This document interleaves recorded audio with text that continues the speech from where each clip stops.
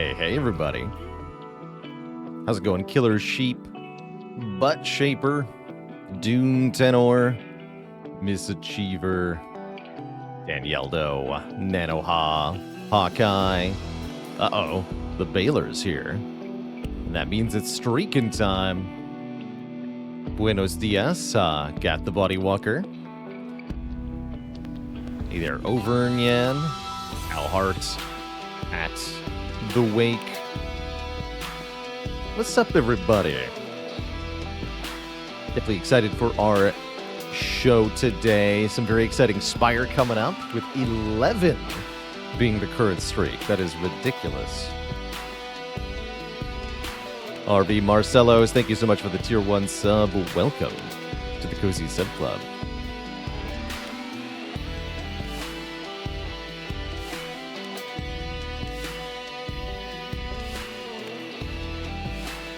Can we place your bets? Sure.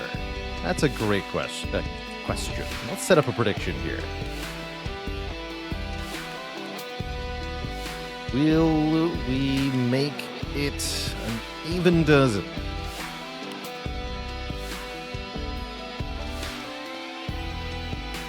Yeah. Nah.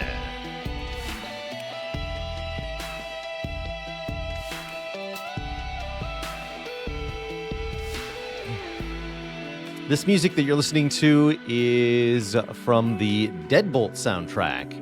It does sound like the Risk of Rain music, doesn't it? And that's for a good reason, because it's made by the same artist, Chris Christodolo, a legend of game jams. So not from Risk of Rain or Risk of Rain 2, but by the same individual, yes.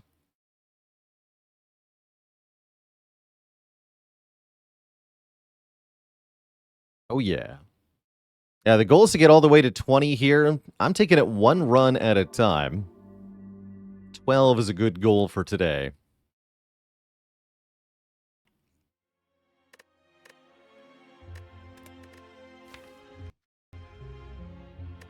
So yesterday we had a very hard-fought run here. Look at 43 cards. What a gigantic deck this ended up being.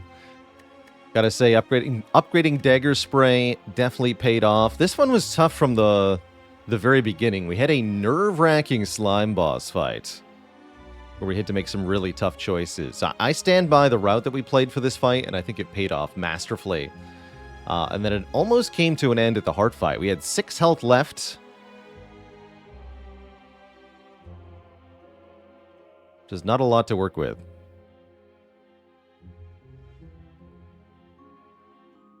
Oh, the prediction. Heck. Hold on. Let me refund that. 1 minute. Oh, yeah. There we go. Sorry. I'm going to refund that. Try to set this up correctly this time. Oh, yeah. I see our problem.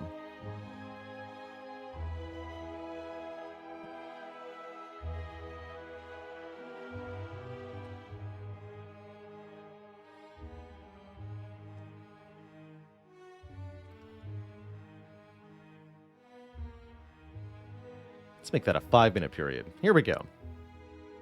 Let's try that again. All right, Twitch chat, get your bets in. Will we be able to make it an even dozen? 12 silent wins in a row on Ascension 20 Heart here. Make thy predictions. I will give you the luxury of looking at the layout of Act 1. The problem with on-time gaming happens to us all. So here are the starting choices. Interesting.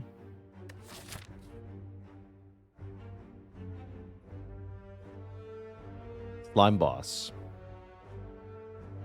Good old Slime Boss.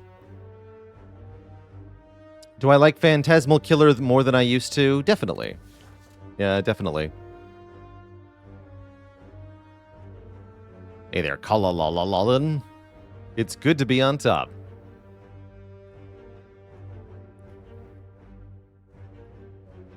How do you actually choose how many points to bet? On PC, there's a button that says predict with custom amount or something like that. On mobile, it might be harder. I think there is a maximum wager. It's 100,000 points or maybe 1 million for those who have that kind of cash. 250k is the max bet. Okay.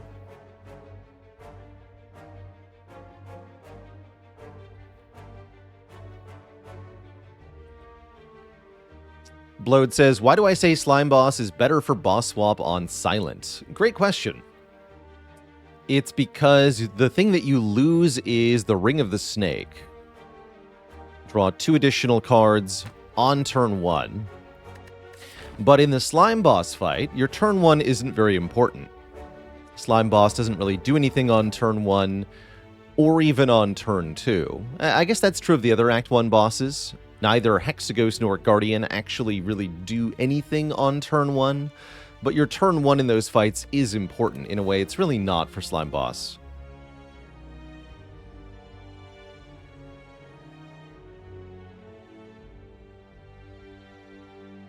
Are you right in saying that Defect generally has the worst class potions? I think that the Capacity Potion is pretty bad, usually, but Focus Potion and Essence of Darkness are very strong potions. Very, very strong potions. Focus Potion is invaluable against elites in Act 1 and Act 2 for a little bit of extra oomph, or bosses too, and can be a very good end-game solution. And the Essence of Darkness is basically a free kill on anything up to the Act 2 boss. Like, genuinely, Defect starting deck plus 1 Essence of Darkness potion kills any Act 1 boss. Korose, thanks for the Prime sub and the 22 months of support.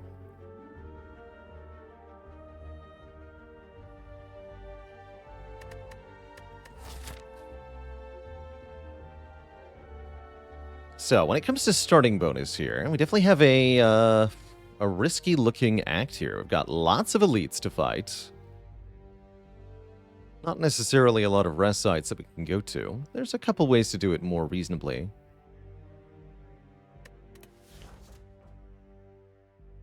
Don't have a lot of good starting options here. I don't hate choose a card, actually. I think that's a surprisingly decent starting choice. Just pick one of 3. It gets us an advantage for the first 3 combats, and then possibly more thereafter. I'm also eyeing Choose a Curse for a rare colorless card. Normally, I do not like Obtain a Curse. But when we can purge it after 1 floor, it's not so bad. I suppose boss swapping is an option. Although we do have at least 1 Forced Elite. It's only 1, though. Ever like max health here? Not really. Max health is useful, but you'd much rather take things that improve your combat performance in some way, and health is not doing that directly.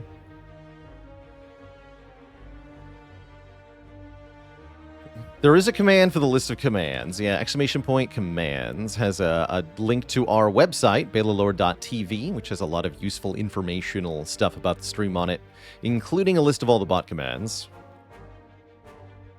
So BaylorBot has you covered there, Doom Tenor.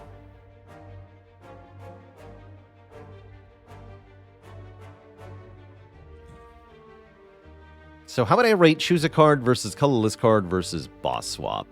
That is the question. Colorless card we're looking for, of course, Apotheosis would be really nice.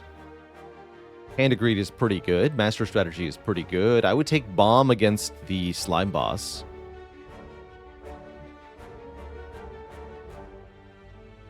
Sadistic Nature's not horrible, but it's definitely in the bottom half of things I want. When would I seriously consider Mayhem? I don't know if I can seriously consider Mayhem. It's a fundamental problem with playing a random card.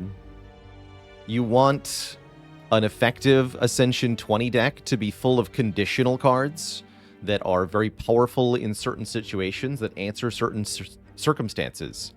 That combine into a functioning toolkit to be able to tackle everything the game has. And playing a random card is fundamentally incompatible with that.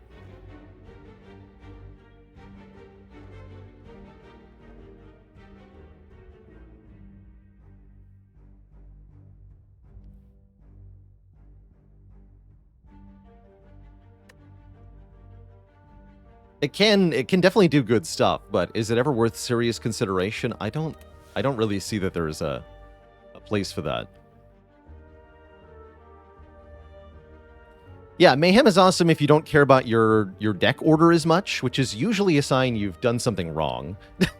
For example, adding the Mayhem.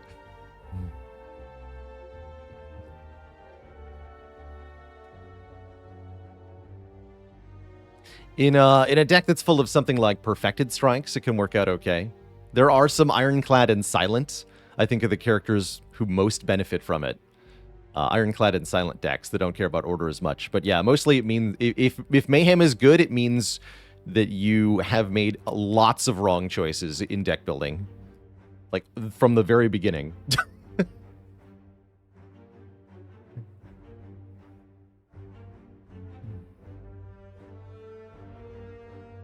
Do I feel that way about Prismatic Shard 2? Creating too much variance for those impactful cards? Oftentimes, yes. Prismatic can be useful for splashing stances, though. Which is quite nice. I think I want the colorless card here. I really like the opportunity to maybe get an Apotheosis or even just good card draw.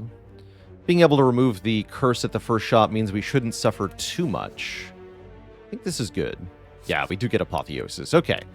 That makes me feel very, very good about this run. To be able to have this on floor 1. Hell yeah.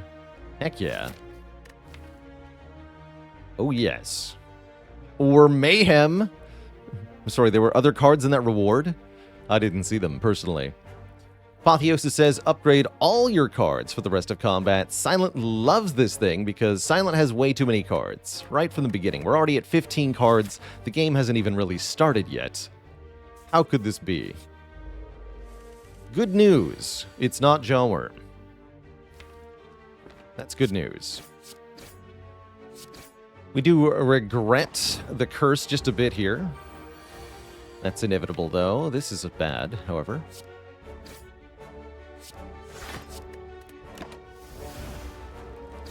Really hoping to draw Apotheosis on that turn. 22 is just 3 strikes from here, though. We're good. Might even be able to discard the curse. Can't, but I can just kill. So we only took 4 damage to that curse, and now we get rid of it already here. This is a great start. Josh with 11 months, thank you for the good luck wishes. Do we take a Flechettes, a Sneaky Strike, or a Sucker Punch? Interesting. Hey there, Agent J, longtime viewer, asking a couple questions. Have I done any daily challenge runs? Yes, I used to do them fairly often. But I eventually came to stop. When I first started playing, I really liked the daily runs because the custom mode modifiers really mix up the game and make it rather unique. But after you've played a lot of this game, some of the custom mode modifiers become rather repetitive. Once you've played one Curse Key, Darkstone, Periapt, Duvu Doll run, you've kind of played them all. And I also found that when aiming for the scoreboard on dailies, trying to min-max that can be a little bit unfun in terms of the gameplay. The scoreboards are also plagued with fake scores, so it's a little dissatisfying to see. If you're trying to aim for the high scoreboard, it's a bit dissatisfying to see that a legitimate attempt can only get so far. That said, we do have I still, I think, have a screenshot kicking around here somewhere of our name on number 1 score place on the daily leaderboard. That was pretty cool to achieve a couple of times. But I haven't done any in a long time. I much prefer the unmodded or unmodified game. As the question of how did I find out about Slay the Spire, I found out from watching other Twitch streams. A variety channel by the name of Dark Twinge, who I've given a shout out to a couple of times, is where I personally found Slay the Spire first. That happened 1 or 2 months after the early access release of Slay the Spire. So I bought Spire shortly after that myself. So I've been playing Spire since, on and off, that is, since the very early days.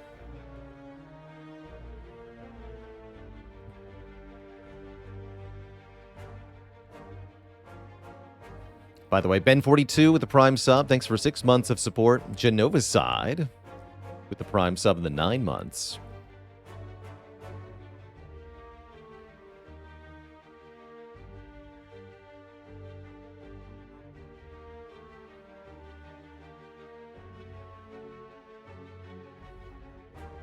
And a dad joke for the crowd.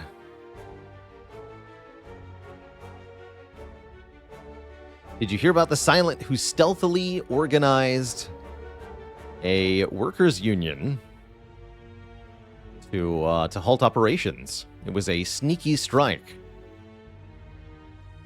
Who is getting sucker punched? It is not a slaver. It is some kind of tentacle, I believe, creating the pun in the name, Sucker Punch. You are punching a tentacle.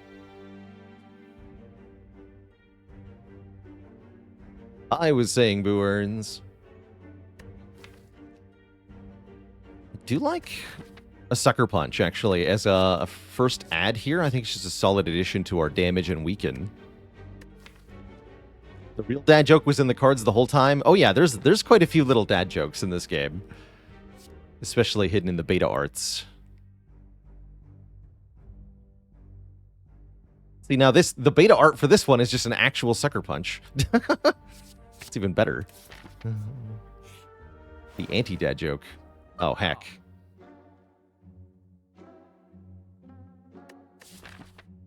Well, I don't think we get to get the Malaise. It's not even a Hexaghost act, right? I'm fighting Slime Boss. So I should just lose the curse here.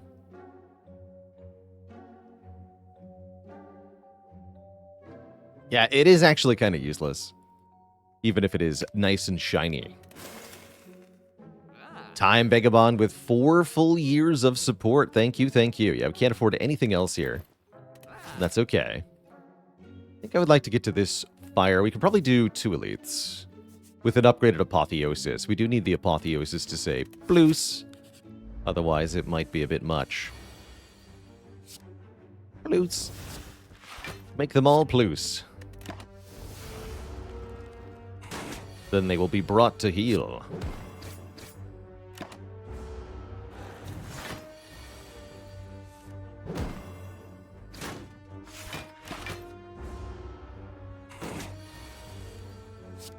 Alright, nice and easy. Get 20 bucks.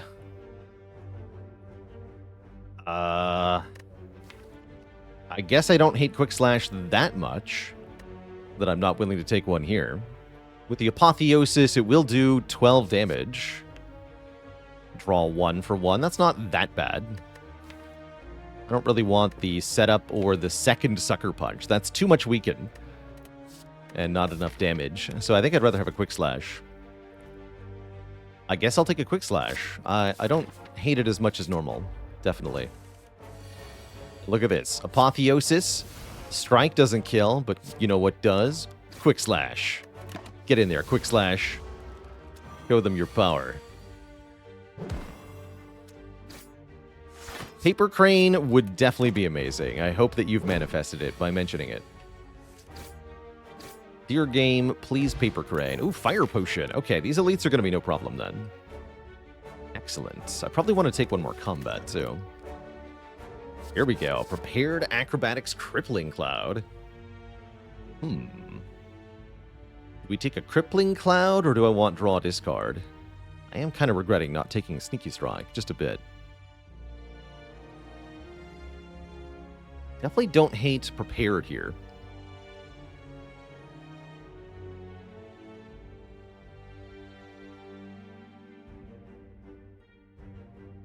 Would Quick Slash be significantly better if it were called Quick Strike?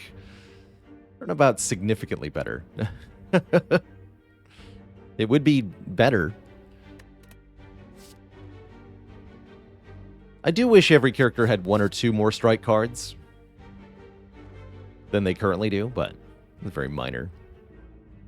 Crippling Cloud with the upgrade does do pretty dang good damage. It's nice to have an AoE option. I'll take it. And we're going to go for another combat here. It's an easy one. A relatively easy one, that is. Not from the easy pool, just a combat that's easy. Or is it?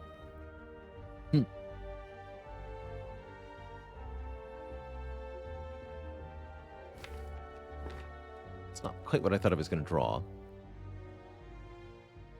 Ow. I don't have enough damage to kill you without using the fire potion. I definitely don't want to use my fire potion here. So I guess we're going to take 8 plus 4, take 12 here. That's a bit uncomfortable. Bummer. Bit of a bummer.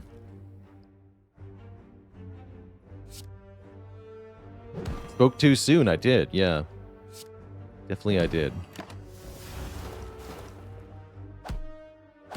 BS Turtle, thanks for the Prime sub. Welcome to the Cozy Sub Club.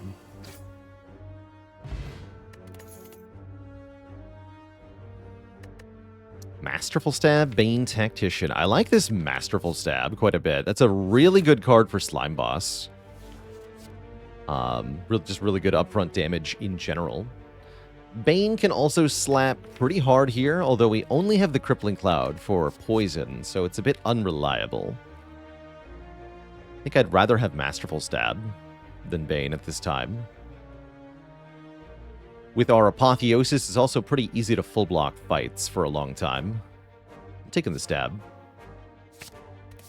And we are upgrading our Apotheosis, so it's only 1 cost. Very important upgrade here. Saving that 1 energy.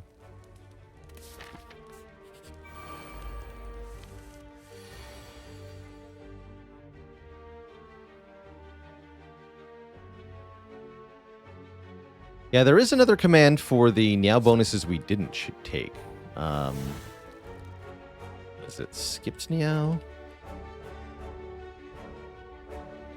Maybe just skipped? No, that's just for boss relics. Niao choice, maybe. Niao skipped. Oh, there it is. Okay. Niao skipped. I knew there was a command for it. Thank you. Oh, this one. Full block.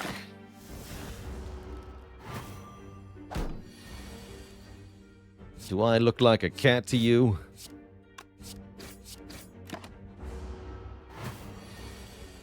Kitty.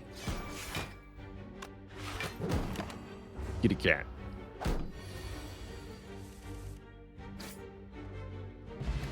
Okay. So I never really had a good opportunity for that potion. That's fine. Did we add a dagger spray? I don't really want to, but it does seem useful. It does seem useful. Bane also returns. We don't want to add too many garbage attacks to the deck. Got to be careful about that, but I think we're still within tolerance at the moment. We should probably take Dagger Spray. I'd rather have all-out attack or die, but it'll do. Yeah, it'll do. Okay, on to our first elite, who is not the Sleepy Lagavulin, unfortunately. At least we can spend all our energy on turn 1 into attacks. That's good enough for now. This is not perfect, but I'm hoping with the Fire Potion we're good. Just XW, thanks for 11 months of support. Who doesn't like waffles? I mean, really. Kind of freak be a waffle recusant. I should have done a bit more math. I think we could have played that Defend Plus, actually, if I'm committing to the Fire Potion. I think that was a bit hasty, actually. Okay, noted.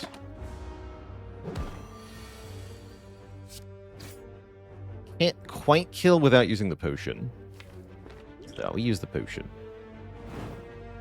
But I think I could have saved a bit more health there. Haha, chat member did manifest it. Good job, chat member. Thank you for the paper crane. Easy. You love to see it. All right, we have Paper Crane and Apotheosis. Forget the missing health that we could have saved. Focus on where we are now. We still have lots of health. We have very good stuff. And I'm thinking about an Acrobatics to help with all the junk we've added.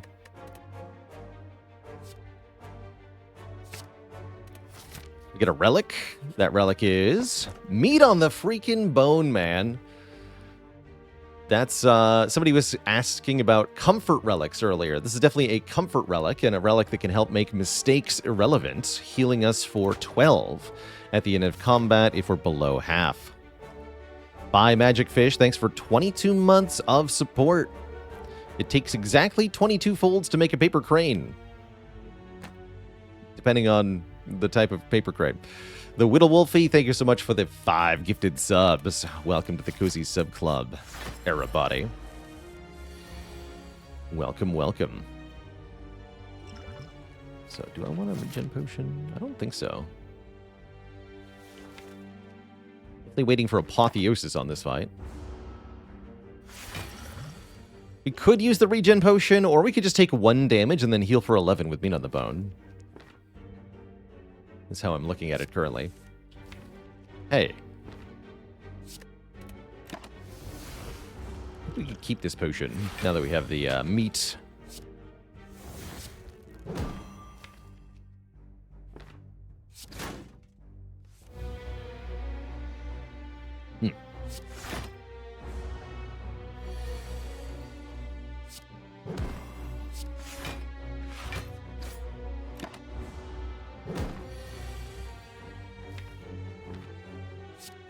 Yeah, taking 1 feels weird. I agree. It would be pretty hard to find an opportunity to take exactly 1 damage in this fight. So probably we can't make that happen. Oh, hey. Queequeg, thanks for the 9 months of support. Appreciate you. I think we Crippling Cloud here. I think so.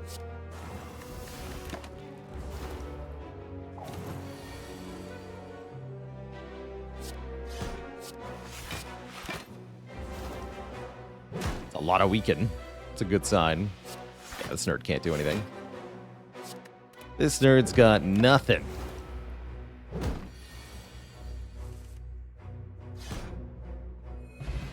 You'll love to see it. Pen Nib, another good relic. Every 10th attack we play deals double damage. We can manipulate that. And we have block options that we like. Leg sweep versus backflip. We've already defeated Gremlin Knob. There are no more elites this act, so we can safely choose a block card here. One might say we already have so much weaken that we do not need any more, but having the additional layer of security is quite nice.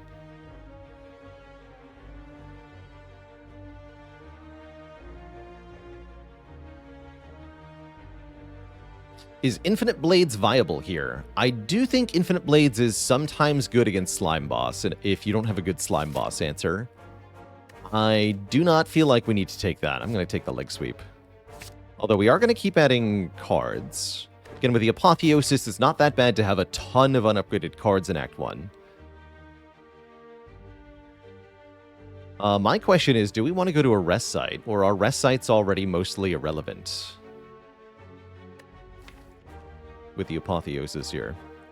I guess upgrading Acrobatics could matter. Upgrading a couple of the things might matter. We could recall. Honestly, I could even see us resting before Slime Boss to make sure we never die to it.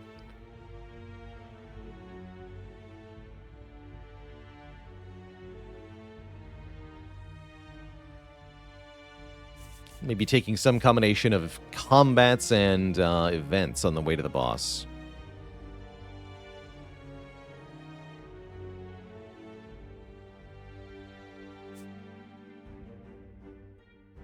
Yeah, then we can choose, rather than going this way. We don't get a choice. Let's go to this event first.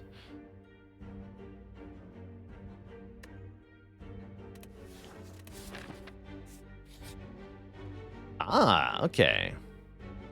We get a relic for some health. We can definitely trade a lot of health here because we have Meat on the Bone and fights that we could use to heal. And a regen potion. Unfortunately, I get the kunai on the first click. GG, I guess. Now, where's Blade Dance?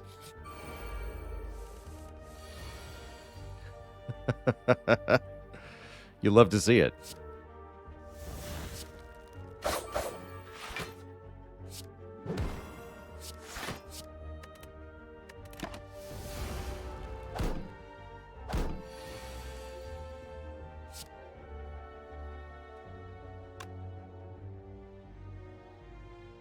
Half health is... I need to take 7. That sounds annoying. Whatever. Give me my money. I like dash with kunai. Not really necessary. It is good against slime boss. Apotheosis from Niao? Yeah, from Niao. And then we had to remove a curse to get it. But it was well worth it.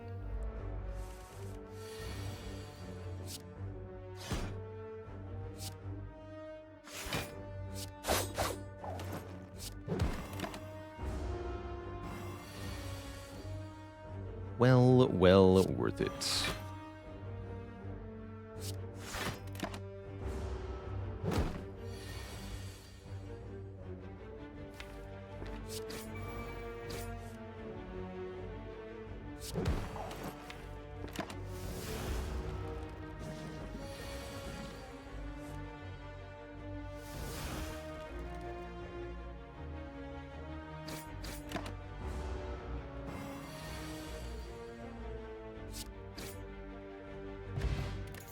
Shiv Potion's pretty good. Backflip is going to be really good.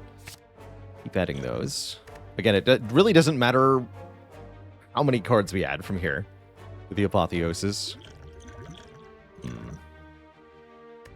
Cutting Potion's really good for getting through the slime boss fight, and I have a meat on the bone, so I'm wondering if we lose the regen potion. I think we will. And take another fight. Let's do it.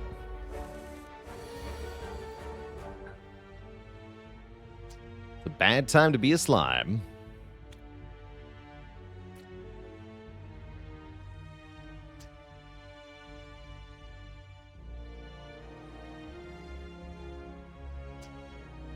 Although, what is the actual play here?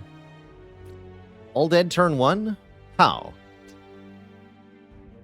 Literally how? Without using a potion.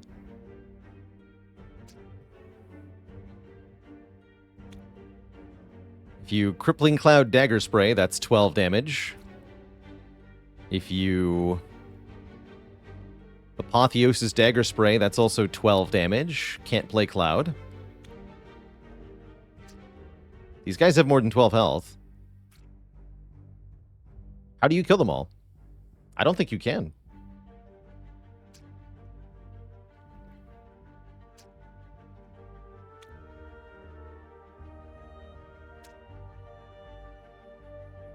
Dagger Spray Dash would take 2. That's not too bad. Is there a way to make us take 7? Kill one of them and defend. That would do it.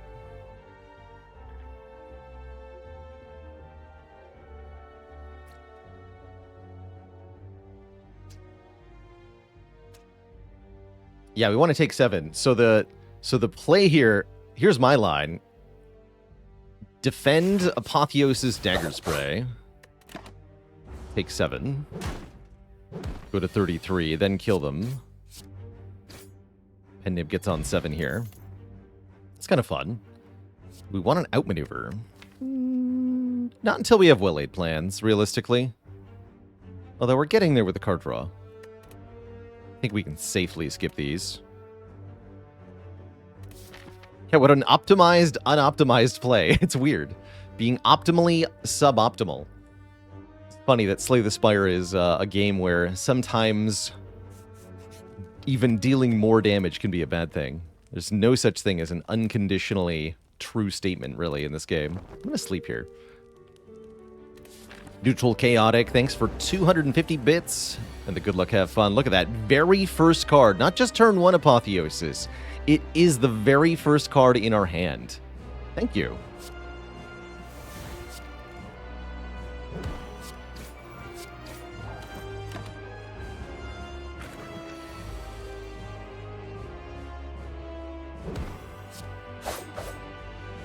Calipers would be good here.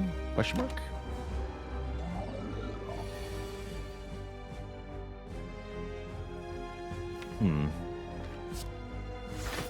Unfortunately, we failed to split satisfactorily by turn 3, so we get Slime Crushed. Bummer. Oh wait, it did no damage. Easy game.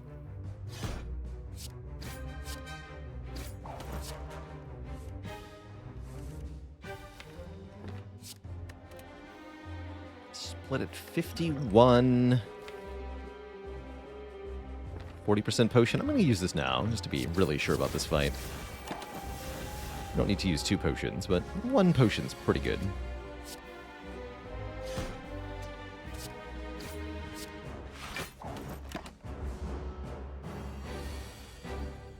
Good fight. Limbo Jimbo. Cool. Well, we had an overabundance of preparation for that fight, and I'm all for it. Did not need the rest, but we do now have more health in Act 2 for doing so. We're offered Nightmare, After Image, or Burst here. This is some tempting targets. I think with the direction we're headed with a kunai, I would love an After Image. Burst has some potential, too.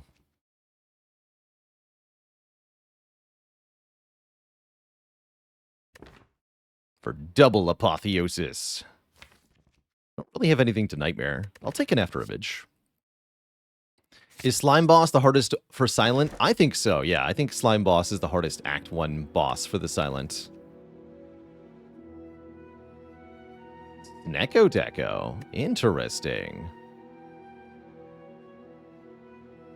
The deck does not have a lot of low-cost cards. We have Neutralize and Masterful Stab, but also 2-cost Crippling Cloud, 2-cost Leg Sweep, 2-cost Dash. I'm really eyeing the eye here. Nightmare Come Back.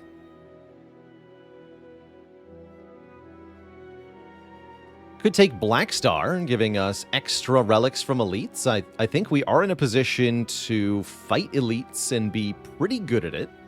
Between the Pen Nib and the Paper Crane and the healing. 3 energy would be tough.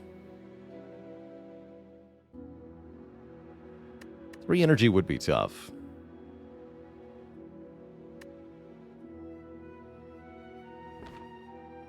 Velvet Choker with kunai is not really appreciated.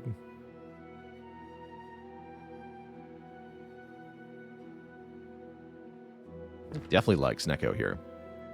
I think that's a pretty strong Snecko. It means we draw to Apotheosis much faster, drawing 2 more cards per turn.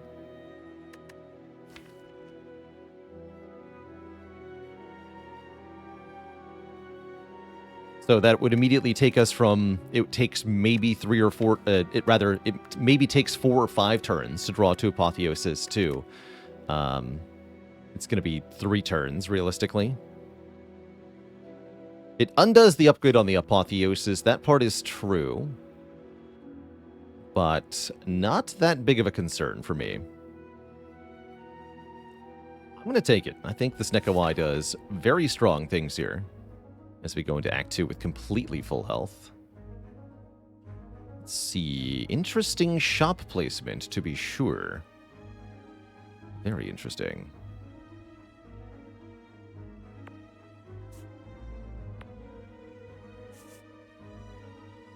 Very interesting.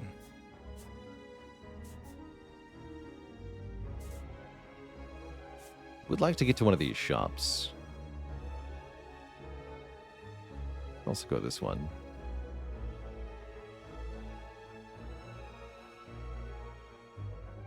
Go to this elite. I'd rather have the fire that I don't have to go to, though. Yes, we did actually manifest Paper Crane in the wake. It was marvelously done by Twitch chat. Big appreciation from me. I think we just won a lot of fights, right? We're looking at lots of cards here. Want lots of card rewards.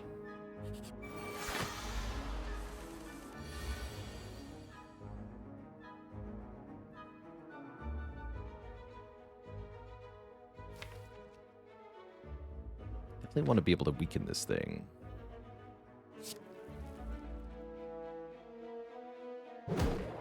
Right. Not what you would call a good turn one. That's okay. Snecko's going to have really weak turns and really strong turns, sometimes mixed into one another.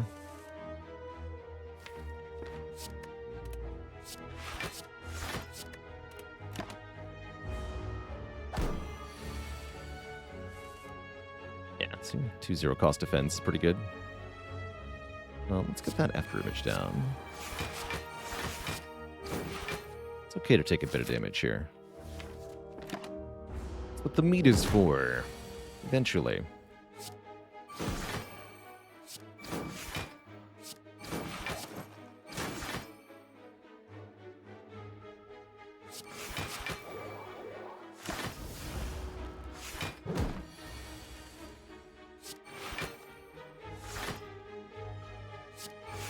So yes, our turn one was bad, but look at this turn.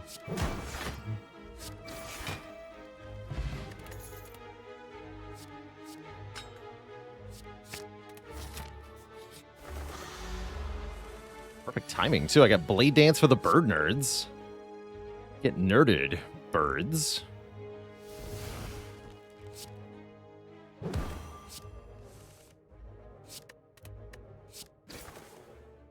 Play Crippling Cloud, not Blade Dance.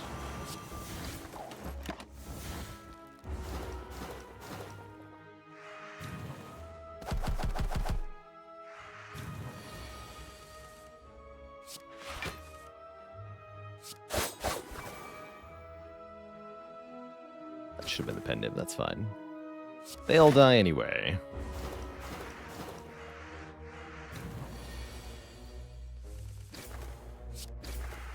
Sweet. Second Liquid Memories. Cloak and Dagger with Kunai. Let's take that one too. The DMD, thanks for the Prime sub and the 15 months of support. Thank you, thank you. Alright, here's an example of a turn that's pretty gnarly. I think worth using the Liquid Memories on, even.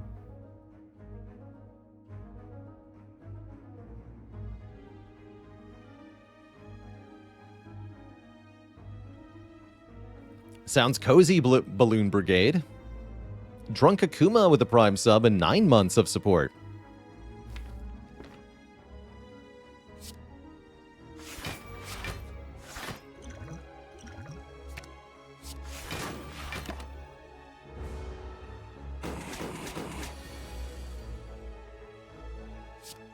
Eight by 3. How about 4 by 3?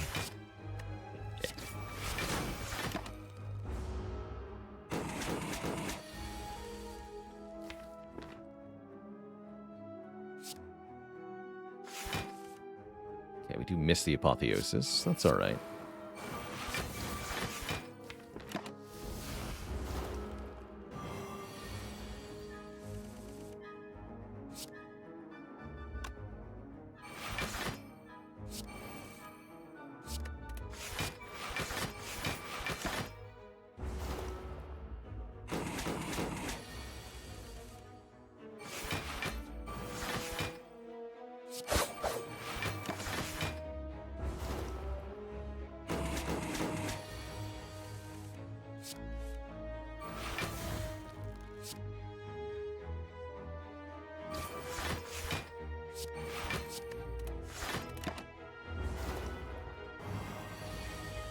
And a dad joke for the crowd, courtesy of Thaddeus. What do you call a pool of water in the desert that also upgrades all your cards? An Apotheosis. No refunds. Don't think I want any of these cards. We probably don't need Leg Sweep number 2. We have so much weaken. No Eviscerate here? No. We have what? 1 Acrobatics? Yeah, that's not a discard engine. That's not a discard engine at all, unfortunately. We would need way more discard for that to be any good. Okay, here we can directly point to Apotheosis being one of the 2 additional cards we drew on turn 1. So I can say directly we drew Apotheosis because of Snecko Eye. It's kind of cool. Oh yeah, Snecko Eviscerate though. Hold on. Yeah, even so, I don't like it that much. Really don't. 13 blocks, so that's actually a full block, right? Oh yeah, that's totally a full block.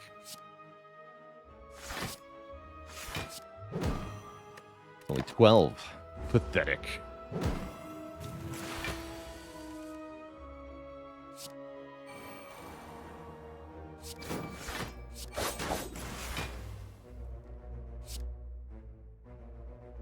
Take 1, huh? Alright. Maybe I will.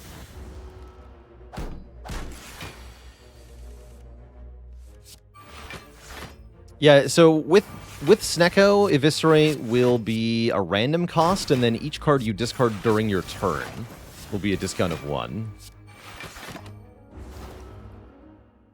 So it is a pretty powerful interaction, that is true.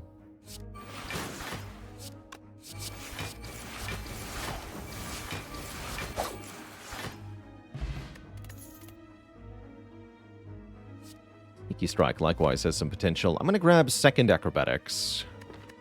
Get some more card draw. Okay, maybe that Eviscerate would have been decent. Ooh. We can transform 2 cards, or we can gain 3 strength on turn 1. And I actually do think that turn 1 strength really helps for Act 2 elite killing. And collector killing. Although the transforms could be really powerful. Getting rid of a couple of strikes here.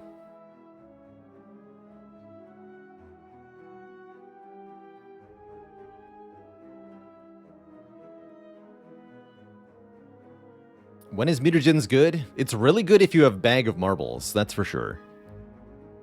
If you've got lots of attacks and you can draw a lot of them on turn 1, then it can do quite a bit. When is the Jaxed good? Not that often. You have to have attacks that can scale with strength, and you have to be able to not mind the health loss. It can be pretty good with bites sometimes. A bites silent with Jax can be very strong. I've seen it do things on Defect and Watcher as well. Or it can work with self-damage on Ironclad. Yeah, for Meat on the Bone, yeah, we could use it with Meat on the Bone. And it would scale our offense really well, actually.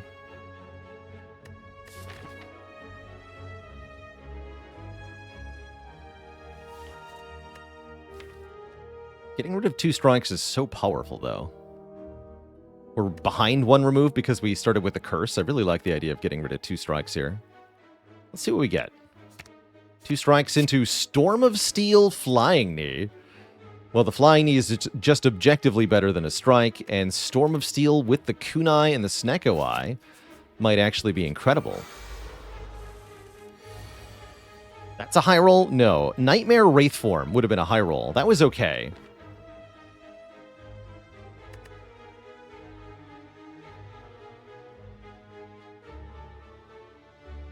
Thinking Crippling Cloud, Blade Dance, Flying Knee here.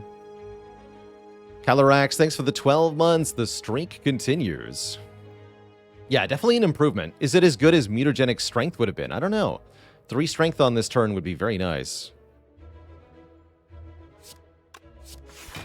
Make some room in hand here. 8. Won't kill you. Let's do it like this then. Die next turn. If we do get attacked, the leader is at least super duper weak here. We do get attacked, but it's only for 6/3, but I can't even block that. Ow. Rude. Okay, we got 1 more defend. I take 6, that's mostly fine. Could play 2 strikes, but I won't deal very much damage with that block. Guess it's still better than nothing. This is fine.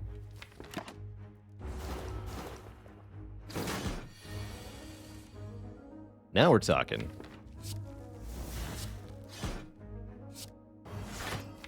Storm of Steel. Even made Shiv pluses. How powerful. Turns like this can be pretty dangerous, though. If we find ourselves just unable to actually kill anything, even for a single turn, things can go bad very quickly here.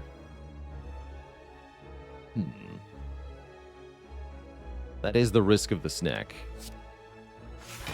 Backflip here. Okay, backflip into leg sweep on, I guess, the sneaky gremlin. That means we do get attack next turn. Spooky. Let's see what we can do here. Might have to bail out, but I hope not.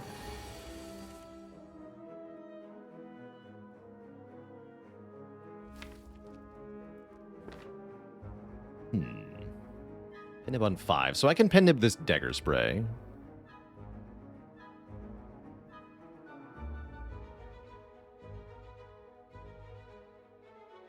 Yeah, all these cards costing 3 is quite bad.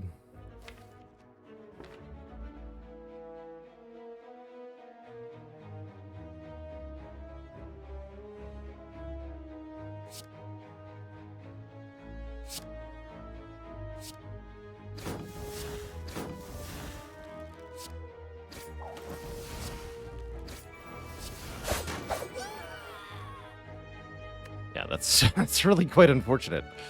I think this calls for Liquid Memories on the backflip.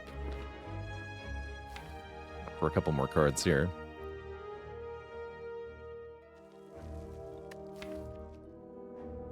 Or we could just take 27 and then heal 12 of it. It's actually not that horrible.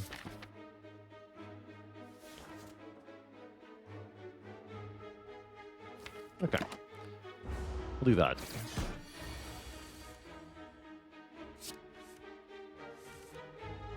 Begin the shivening.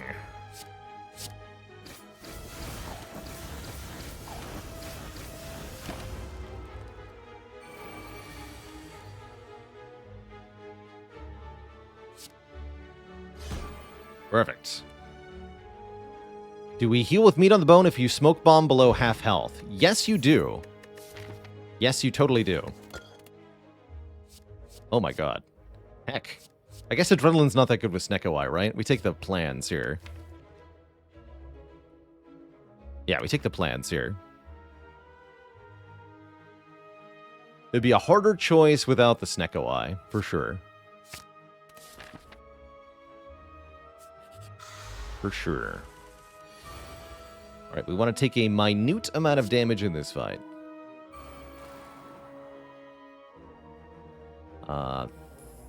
4.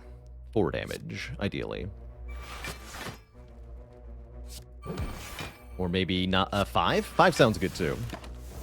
Since that's what I'm getting this turn. Perfect.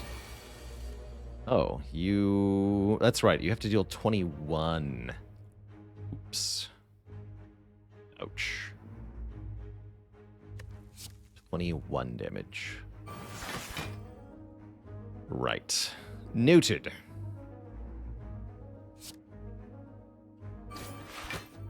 No need to smoke bomb here. We're really not taking that much. It's just 3 more. Thanks to the power of Paper Crane.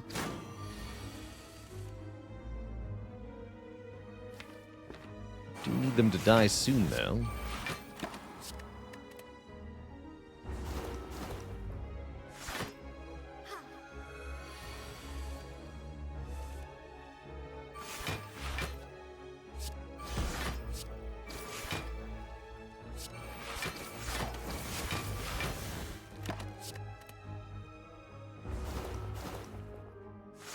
Well, A Plans is such a game changer for Snecko, because we can keep sort of the odds and ends cards that we can't really afford to play normally and actually get them down when they matter, or we can keep 0-cost cards that are useful but not on the current turn, and then use them to make a future bad turn much better.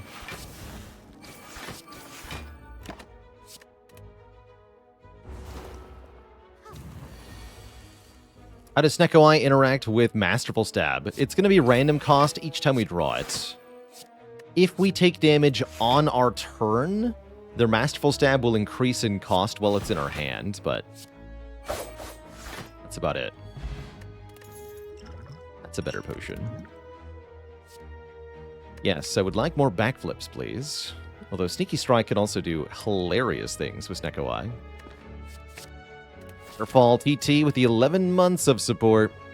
Thanks for the Prime sub. Did you know you can use your Prime sub to support the one and only Lord of Balers? It's true. It is true. Allegedly. Go... Wait, this could be Thwack, right? Yeah, let's go this way then. I'm going to rest here.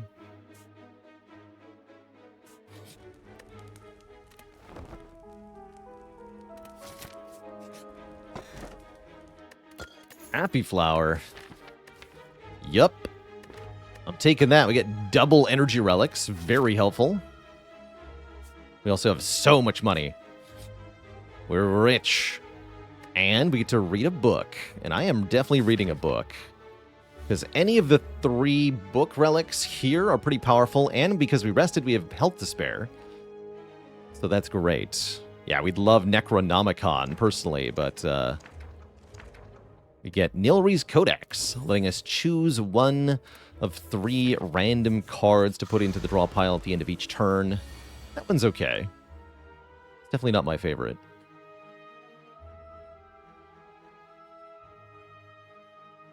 Oh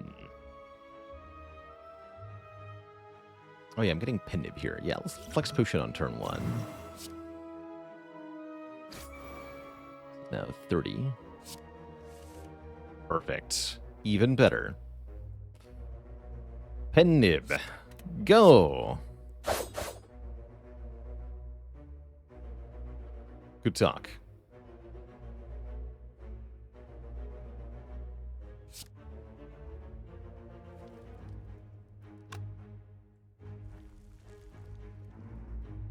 Yeah, dash defend has to be.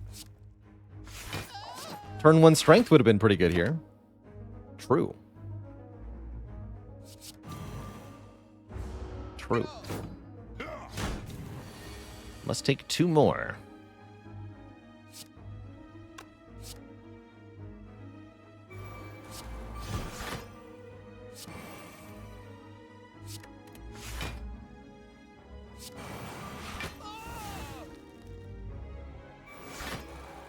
Achieve that next turn, maybe.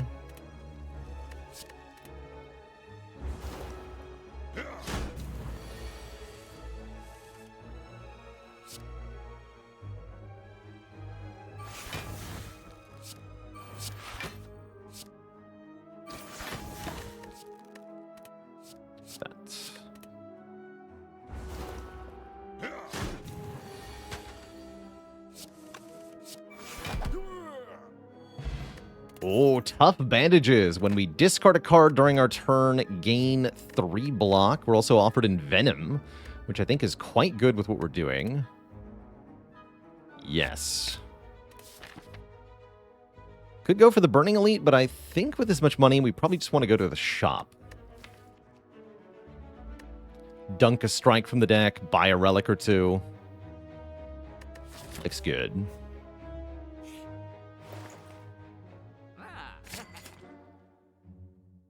Purchase that, definitely. Think about the toolbox, maybe. Think about second well-laid plans, potentially, as well. What did we just buy? We just bought Calculated Gamble. Discard your hand, draw that many cards, gain 3 block per card. It's pretty good. Is Predator good? It's not bad. Definitely not bad. Striker move is good.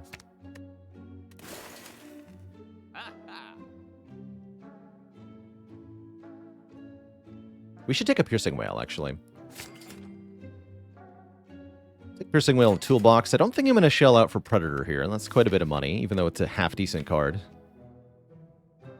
I don't want to play Hand of Greed games on this run, although we could. Apotheosis, you say? Furious.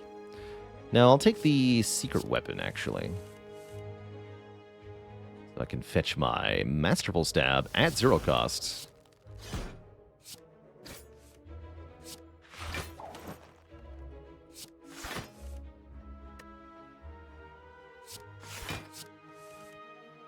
It's fine. Block 37. Calipers would be good here. Yeah, Calipers would be really good here.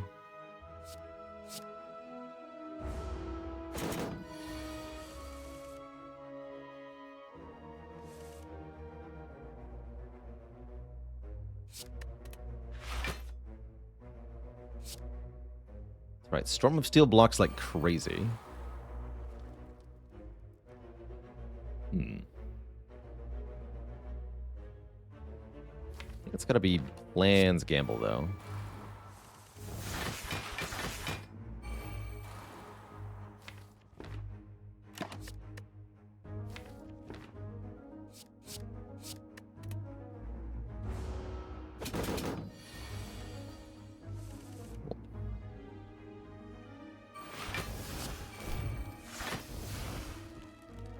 Play the Storm of Steel. How sad, but I can play After Image into Blade Dance. That'll do.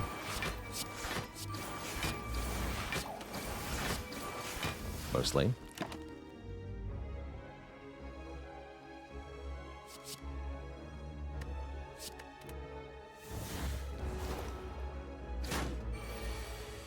I take 3 more.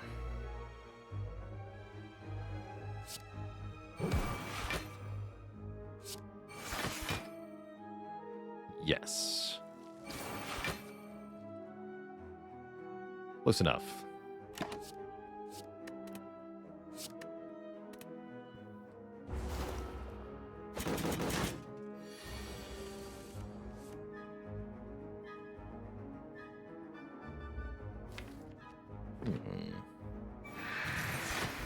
It's a bad hand.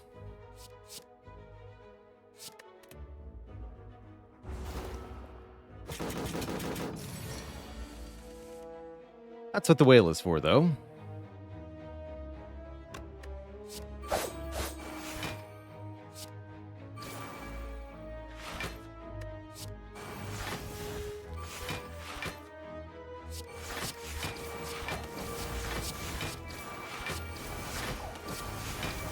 GG.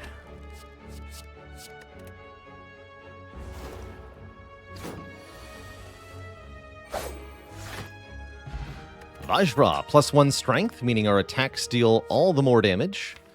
We want another acrobatics? Yes, because I have tough bandages. Yes, I do.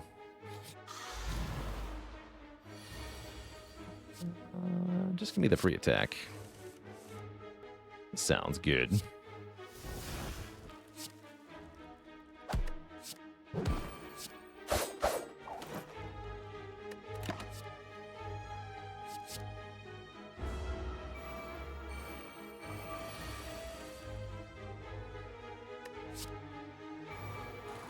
Yeah.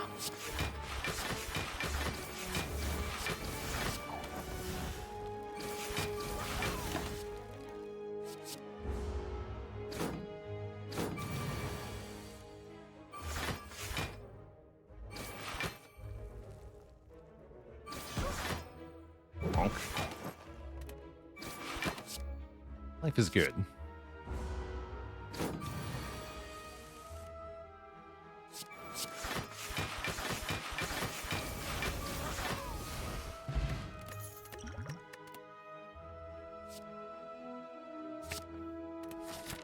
We have 33 cards in the deck, and I love it. It's time to fight the Collector. I'm going to upgrade our well-laid plans to make sure we can retain 2 in that fight. Overall, I think we have pretty good odds in this upcoming battle here. Ice Phoenix, thanks for 28 months of support. Working your way towards 3 full years. Heck yeah. Look at that. Turn 1 Apotheosis.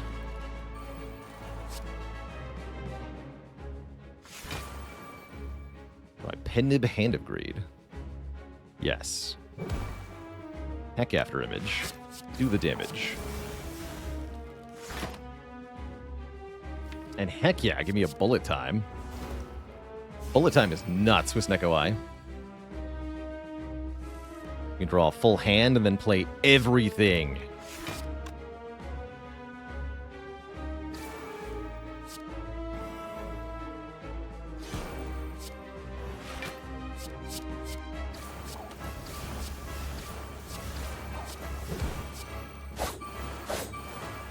Boom. Then I'm already full blocking, so we can do 2 more shiz. Please die.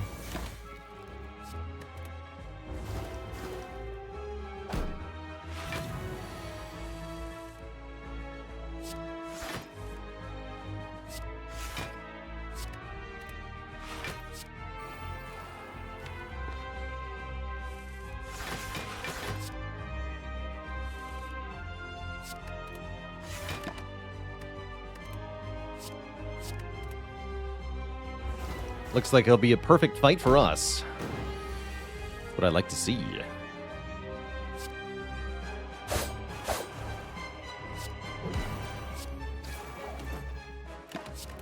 Oops.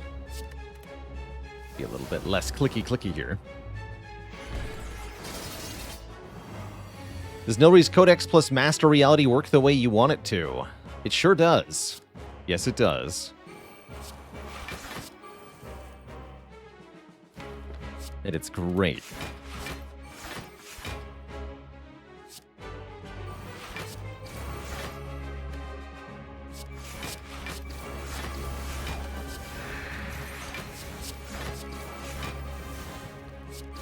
Actually, not quite a kill, huh? Next turn, then. I want my money. And I want it now. GG.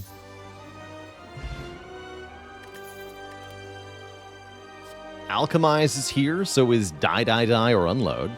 I think a way to make potion sounds pretty lovely. Give me that. And Coffee Dripper seems pretty good with the meat on the bone. I guess we could take Slaver's Collar instead.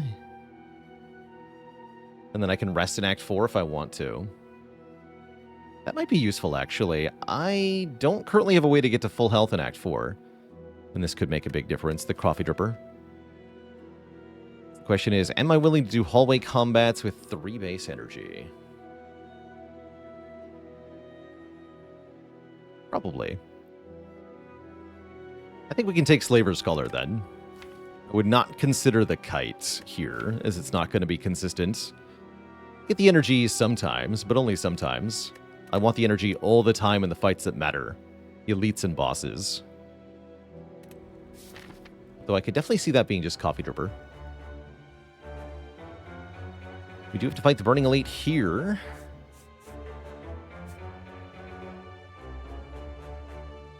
Guess that's fine.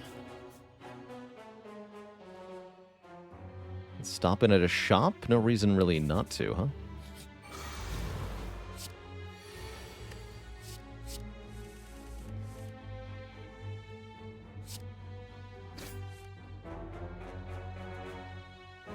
Yeah, forget the well laid plans, I guess.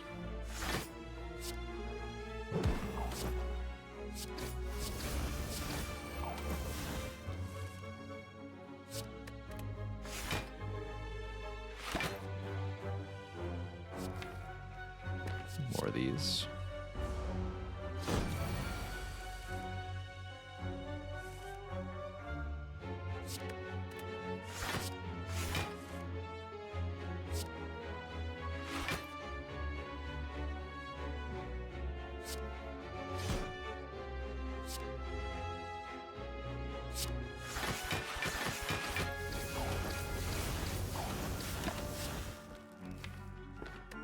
Don't forget to play Alchemize. Maybe I wanted to Nightmare the Alchemize, actually.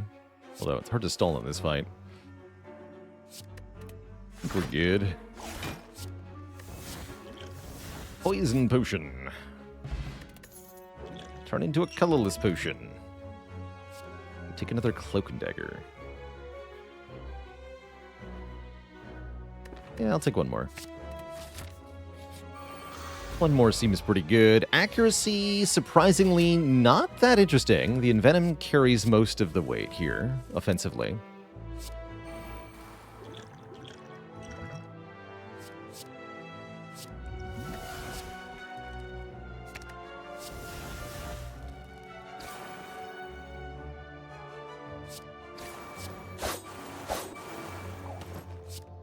The power.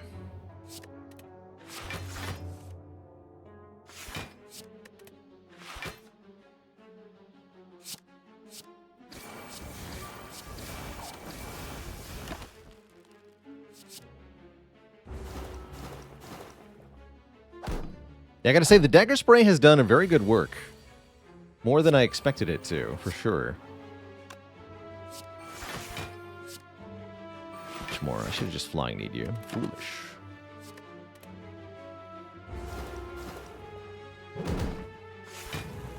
Yeah, it's been quite a bit better than I thought.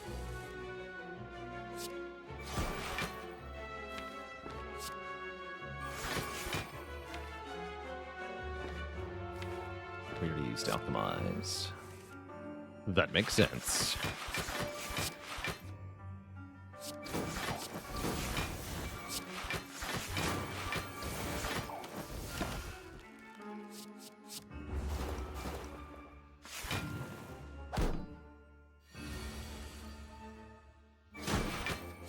Just kill him. Lock potion's pretty good. I think 2 is enough at this time, though, for Cloak and Dagger. I think we're good. Don't want any of that. Do we want events over combats? I think so at this time, yeah. Some pretty good events. We could get more good relics. We avoid the really tough fights where I don't have much energy either. That's what I would like to do. And I guess I could take money for a regret and then go to this shop, actually. That seems completely reasonable. Give me that.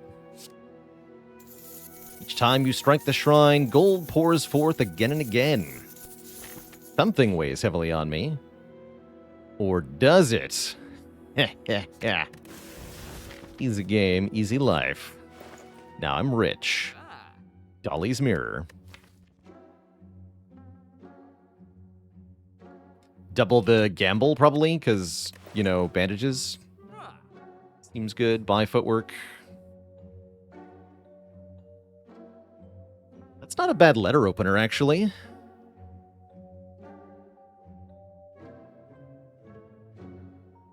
Double Apo doesn't even seem bad.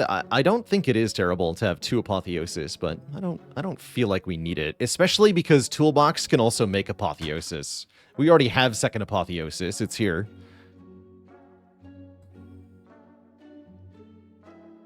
Footwork is not necessary with Kunai, but I really like it for getting started in the Heart fight and the Time Eater fight. It can be really tough to, just using a Kunai, actually start to exceed the enemy damage from turn 1 and turn 2.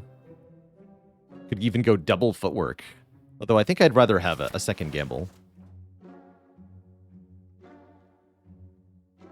Keep losing strikes. Yeah, I'm going to dupe the gamble. Those are too powerful. Could buy Discovery, or we can keep the rest of the money. I do want to go to another shop later, although I don't actually have to go to that one.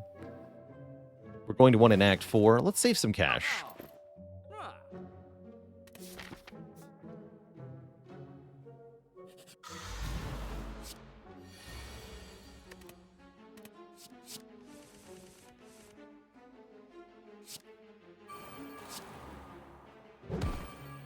What do you have? Not bad, actually.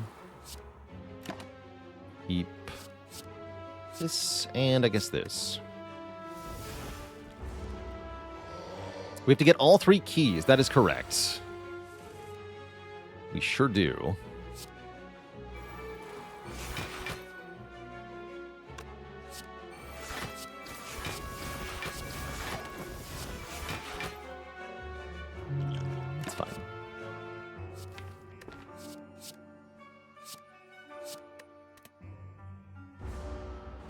boot would be good here.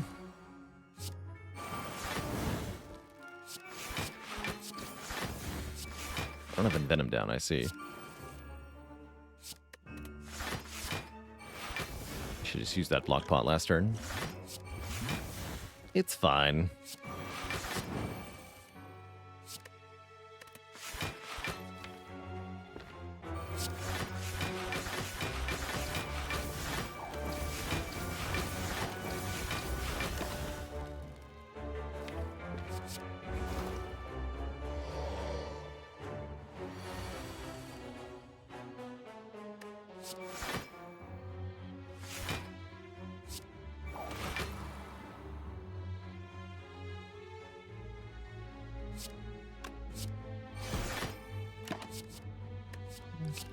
Give me another one.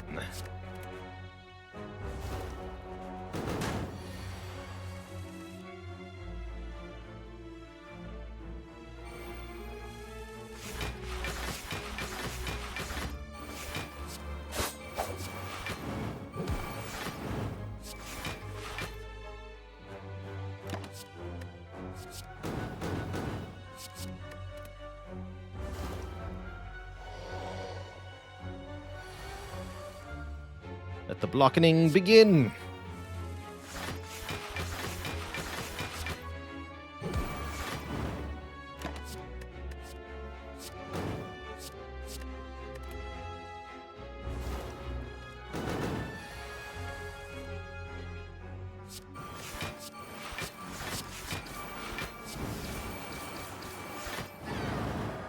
Toasted. Get a Darkstone Puriapt, giving us max health upon acquiring a curse. I do actually like Dash quite a bit. Terror is not horrible either.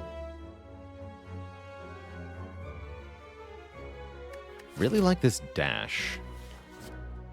More than Terror. Feels weird, but I like it. Time to lose Neutralize, or we can lose one of our defends. That's not a bad thing. Let's lose one defend. It's like a free remove. All right, we have to get 3 keys, right? Well, here's one. Here's 2. And very shortly, we'll have 3.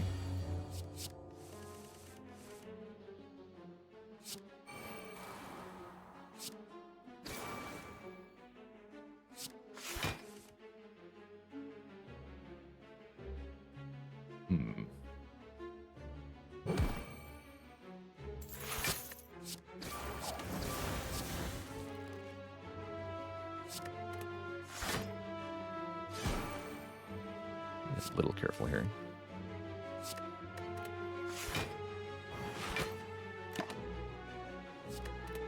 Would be nice to get back to the Hand of Greed and make more money, but I'm not sure we'll get the chance.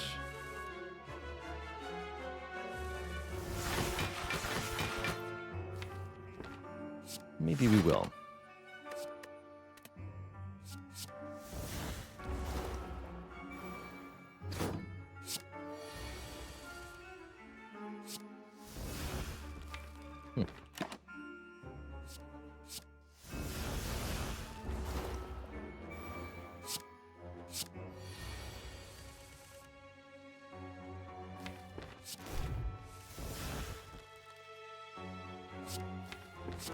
I see.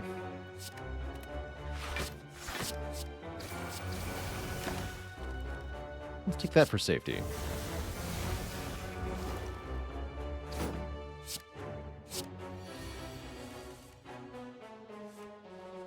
Yeah, I was afraid of that.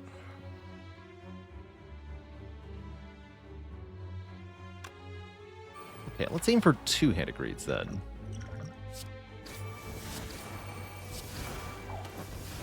Or maybe 1, because I forgot that was pen-nibbed.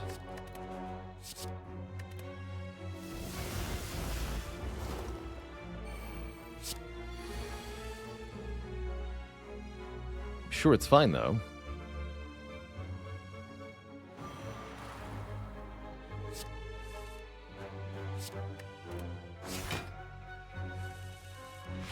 Minus 50 my butt. Minus nothing, you fools.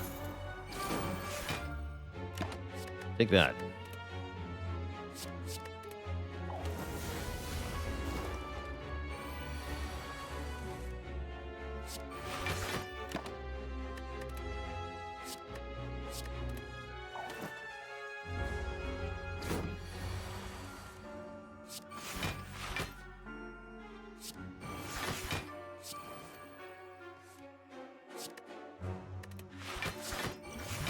Fire potion is nice, maybe.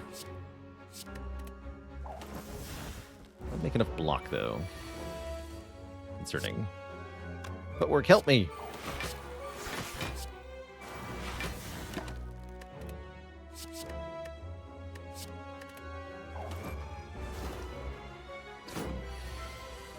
Here we are. 19 spikes, huh? Got it, though. Easy money. Phantasmal Killer. Interesting. I don't like it that much with Snecko Eye. I'm going to say no.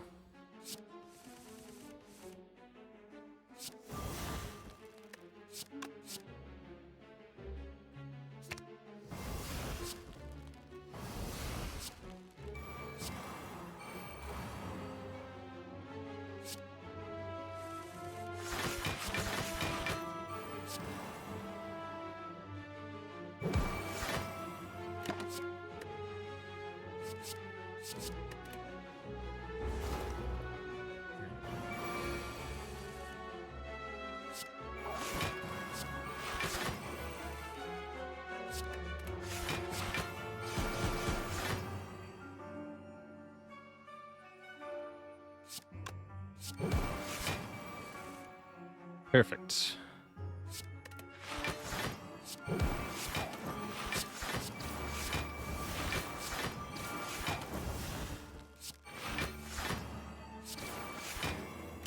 There we go.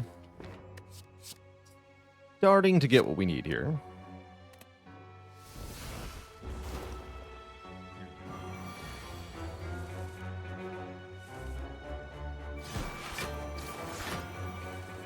Starting to.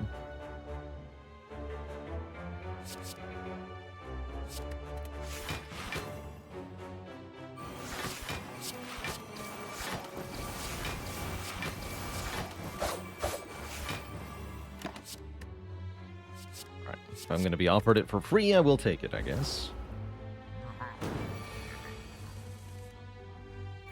Not useless, just kind of bad.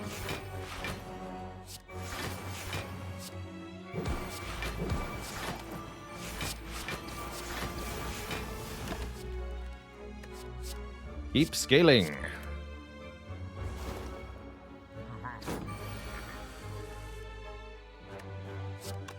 So between our absurd ability to generate block and the hilariously reduced damage of enemies with Paper Crane, our task of blocking is not so difficult here.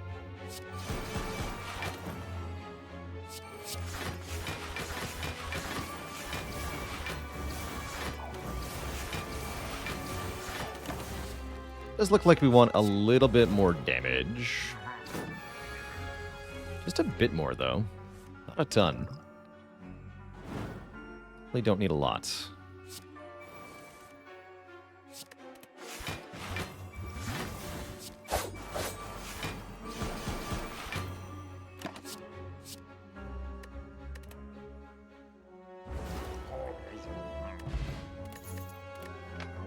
Here's our third key. Okay, Bouncing Flask Plus. That's a bit more damage. I'll take it.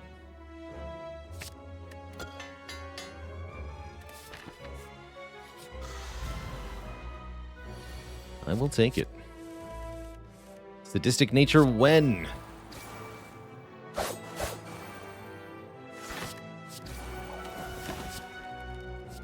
Sadistic Nature when?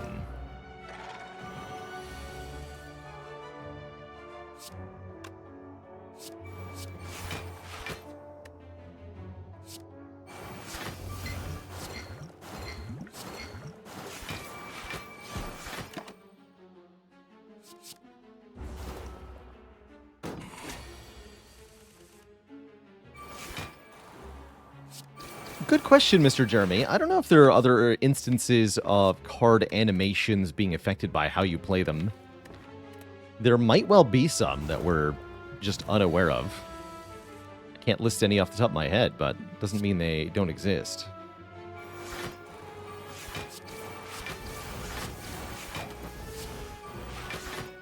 $21, huh? Easy. Easy peasy.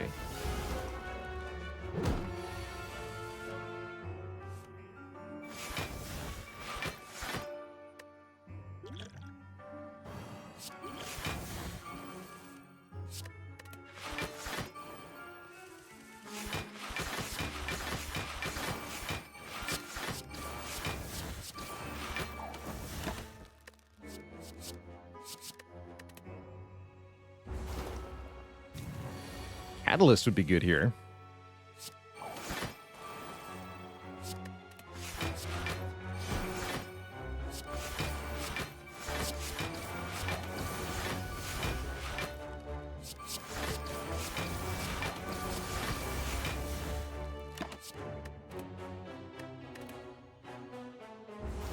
Blur would also be pretty good here. Along with that thing that I think they call... Oh, calipers. Unfortunately, Blur is not here, but Catalyst is actually for real here. So we're going to go ahead and take that for the end game. And you know what? I think a shop sounds great at this time. Look at the shop. Right. Although, actually, what about this way, maybe? We upgrade... Gamble?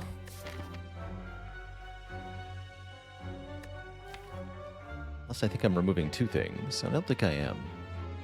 Now, let's do one shop. Let's look at a bit more stuff. Pantograph. That is a nice last-minute addition in lieu of the shop. I'll take it.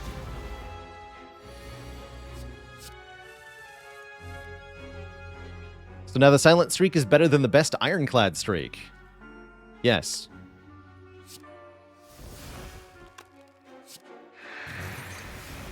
Yup.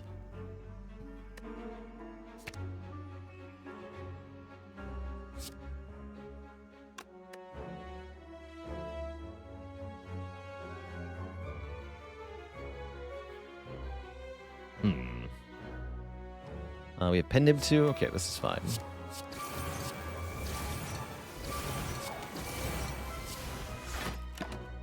No need for potioning. Jankoviak with 21 months. Here's to 21 months. With Baylor. Nizumi Samurai with 19 months. Good luck with your ascension climbing in the board game. Sounds kind of cool. Guess I'm not making a potion? How do we deal with this?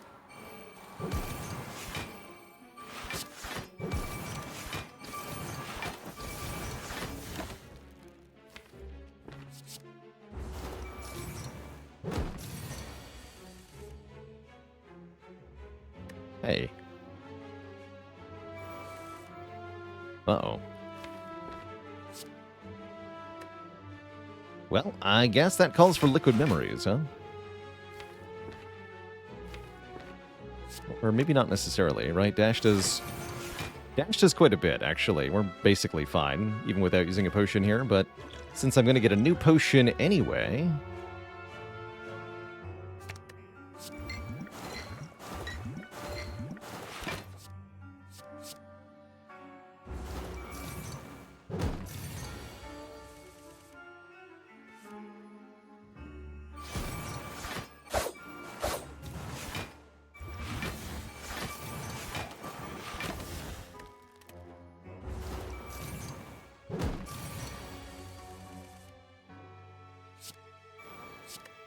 But wait, it's too late. It's too late. Transient dies next turn. Except they're already gone. A poison potion. And a grand no. Take the poison potion. Deck has a catalyst, that means poison potion's pretty good.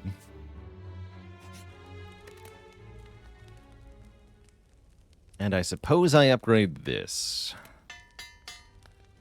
Just so that we can use it to get to the apotheosis and still not lose it. Use it, but don't lose it.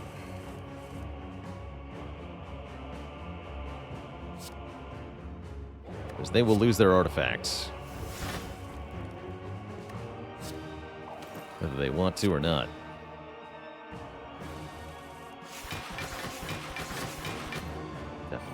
Definitely.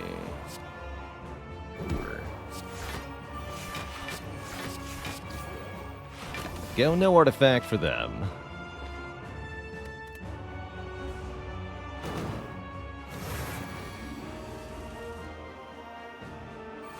Apotheosis was even free. How nice.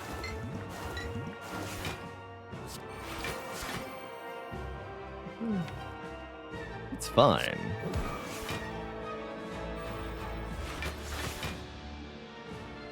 You take this.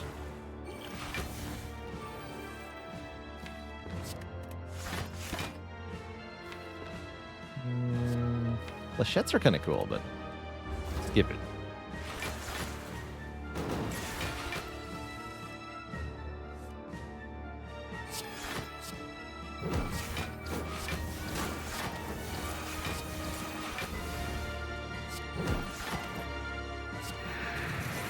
That's more like it.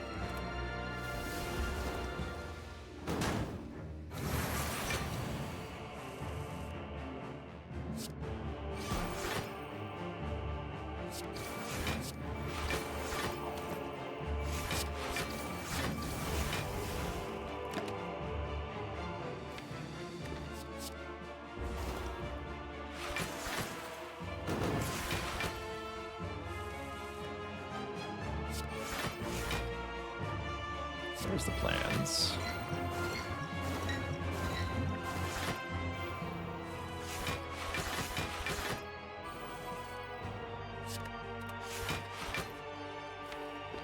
Well. What gots we here? It's an awfully large number of shivs.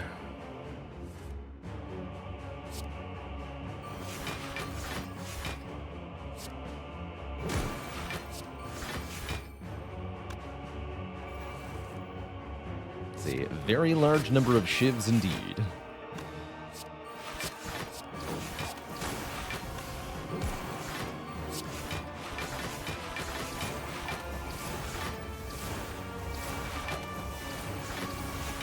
Easy peasy.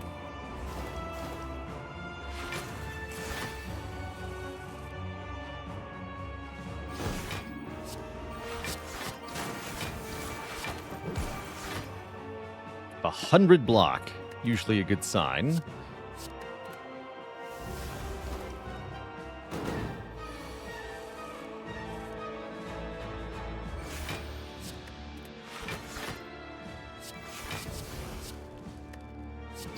Infinite?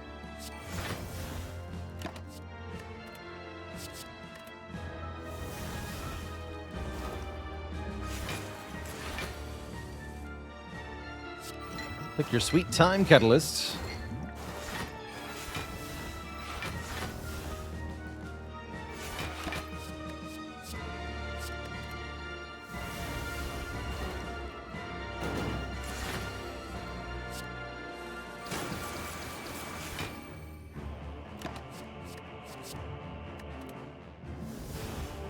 Boom. All right, next up is the Awakened One. No Tim today. Make a dramatic entrance then, thank you. Awakened One should be pretty easy for this deck. Anytime you can scale defensively without actually playing powers a la Kunai, then you're pretty good in this fight. We will play the Will 8 plans, though, that's for sure.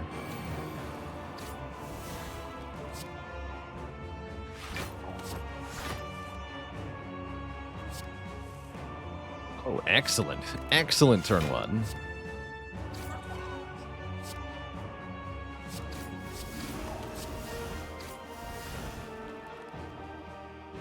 So I would like to hold Calculated Gamble, huh? Guess we'll hold Storm of Steel and Gamble. It's a pretty good turn one. Could have had more decks by playing the Storm of Steel, but whatever.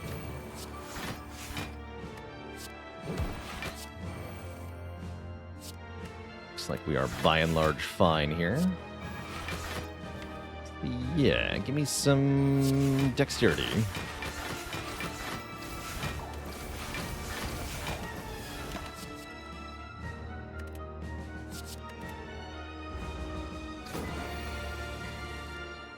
Beautiful.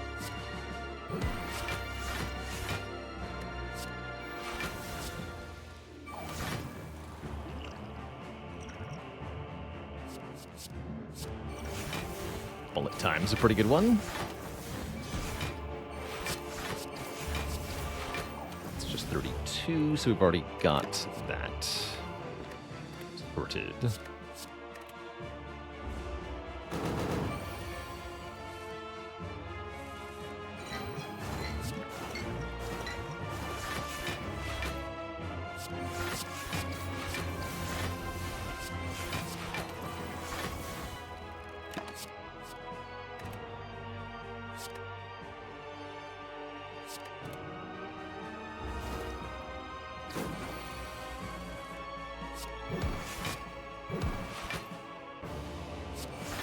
Life should be easier in phase 2, so I'm just going to use the Catalyst now.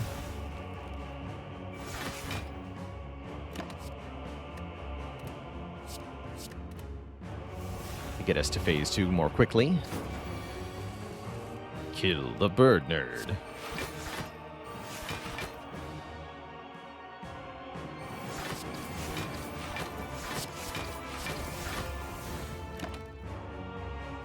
Malaise also pretty dang good here.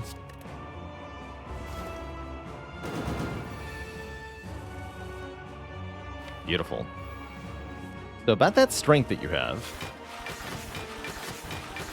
lose it.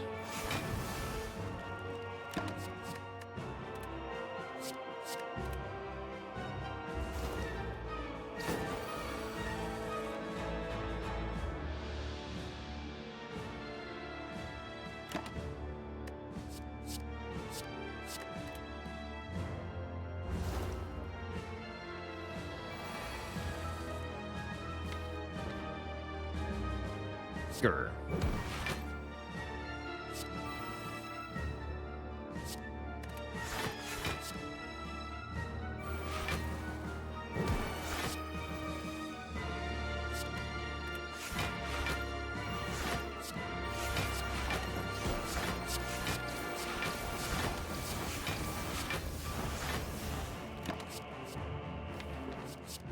For powers.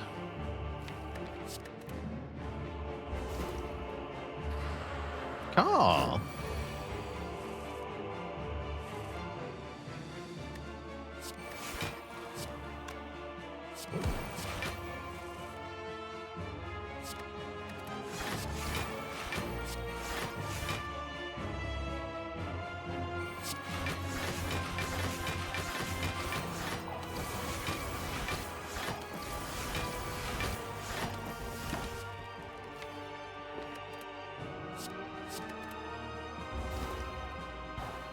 Keeping these two because we want to make even numbers of kunai procs, usually.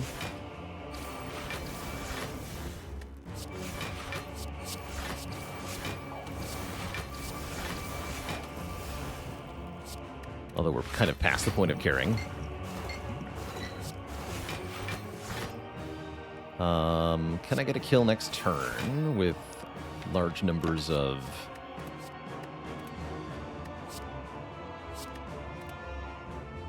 And no. We want 2 and 9, ideally. See how close to that we can arrive.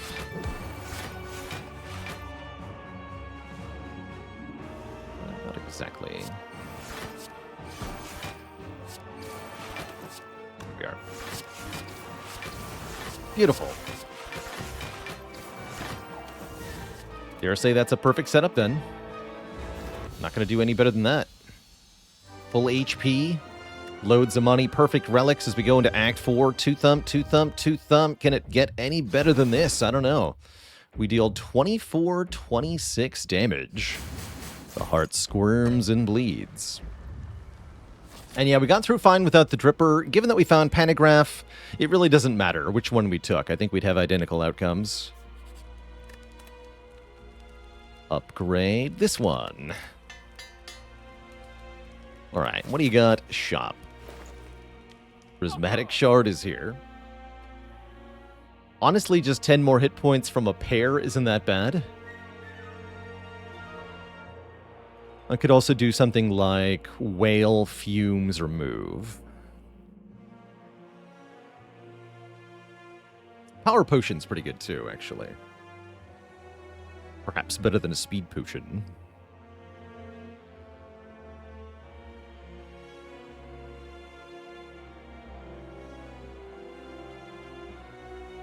Be better than the Cultist Potion, although I do like the Cultist Potion for heart quite a bit.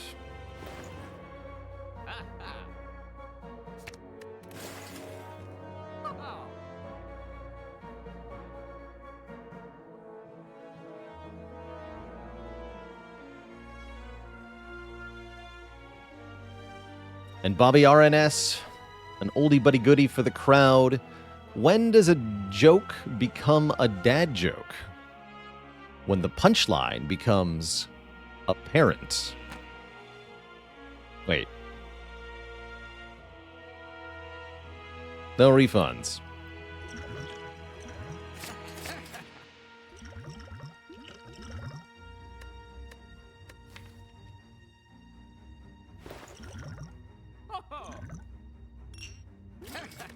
Onward.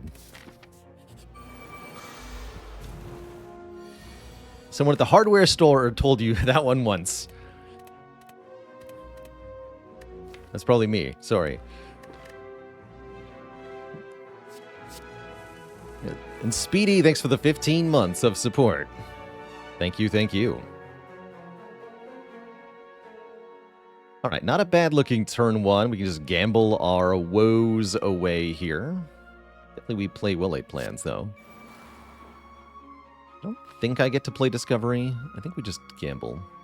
Michael with the 5 months of support.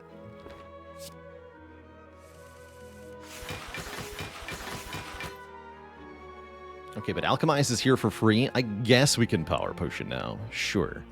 Sure. What do you got? Freaking Wraith Form. I'm going to hold on to that. That's a good potion. Yeah, that's a good potion right there.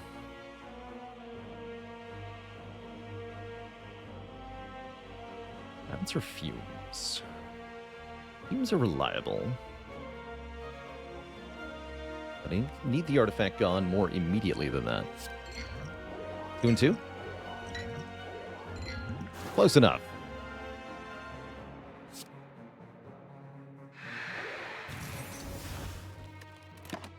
Keep this and this.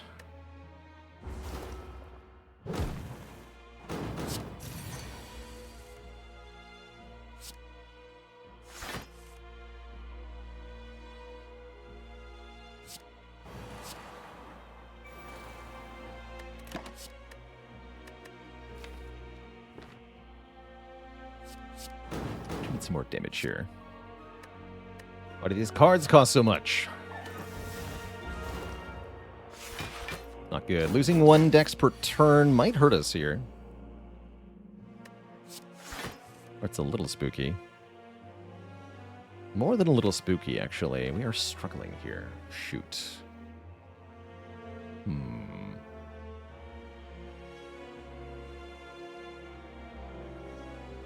Ominous.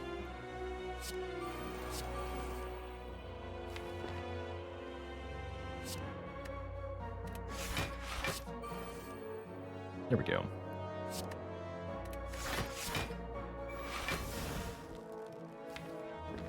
Hold on to Gamble then.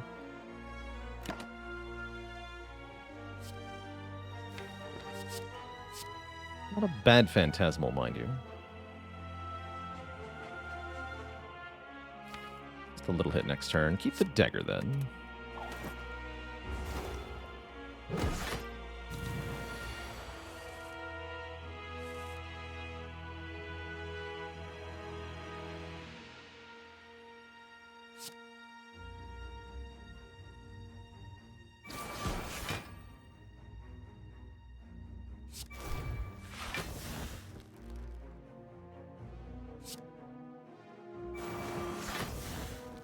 hoping I can keep our Calc Gamble for next turn. We can take a bit of damage here with Pentagraph, after all.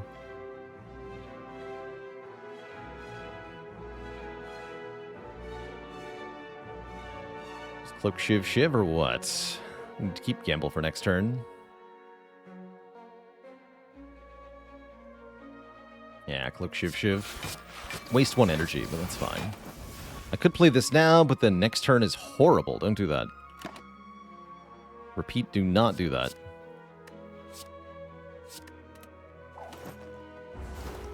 Just take the small hit. Maybe not that horrible.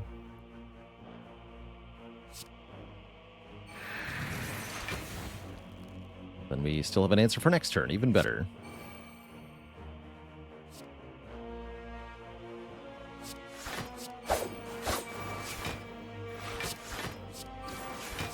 You have to die soon, though.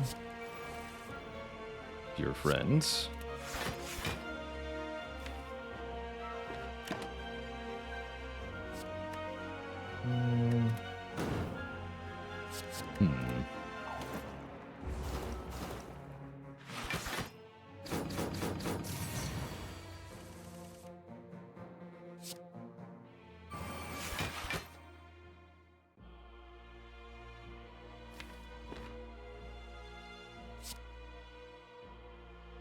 You need to perish.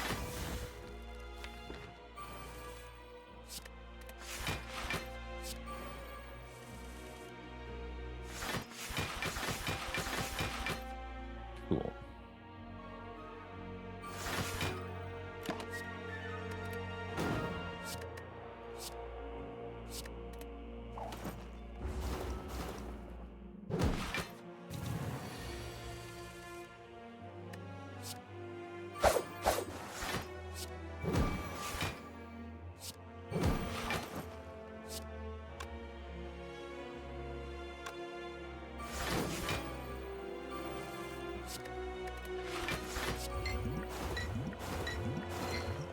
Good enough. Wasn't expecting a lot out of that one. Other big hits of block on this turn, though. No, next turn. Excuse me. Next turn. Good ol' next turn.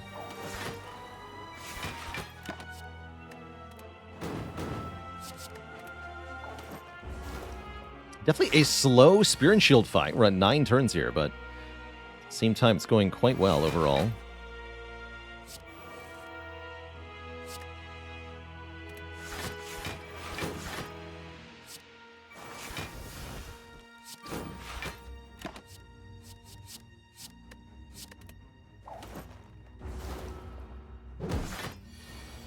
Have full resources and full health going into Heart. That's what matters here.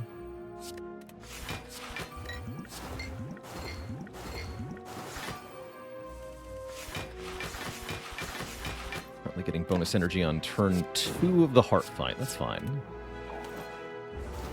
And a Cultist Potion. That potion's pretty nice. Bottled Lightning. Choose a skill. Any skill. Put it in the opening hand at the beginning of the final combat. So we can have guaranteed turn 1 Apotheosis and a 3rd calculated gamble. I'll take it. One might actually argue for bottling a gamble or something, but no, we're going to bottle Apotheosis. For sure, Z's here. We're going to heal to full at the start of the Heart fight. Panic button is a bit tempting, although I think we want Discovery here. Unfortunately, yes, it is 3 cost. What else would it be? I mean, really. That's just how it is.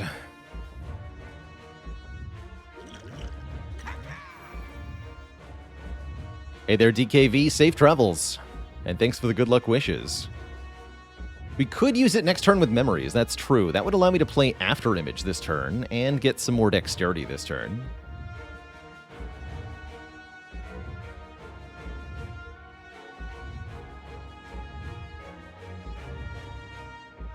It is relatively valuable.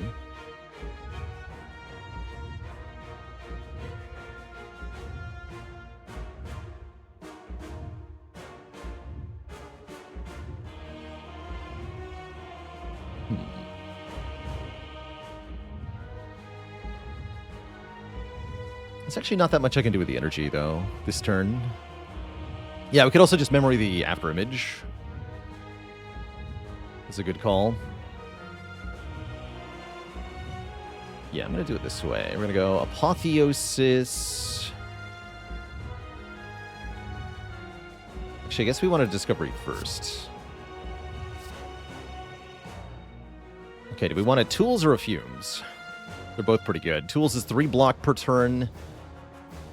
And 1 more card looked at. Fumes is going to be Poison.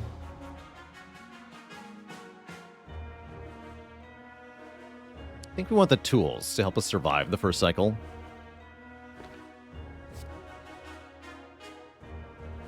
You already have a Fumes, right? Yes, I have a Fumes.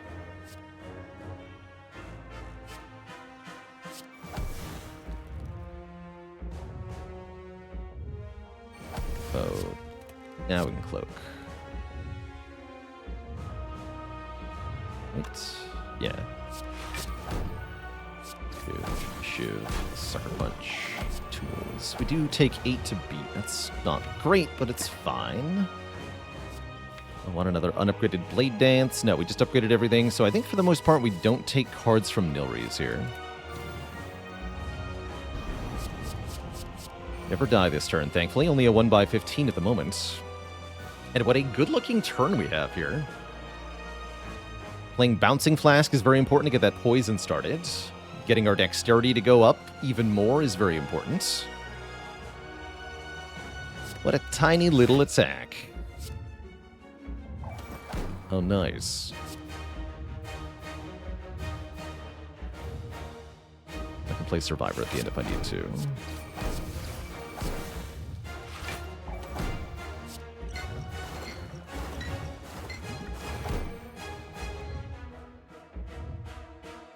Survivor takes nothing.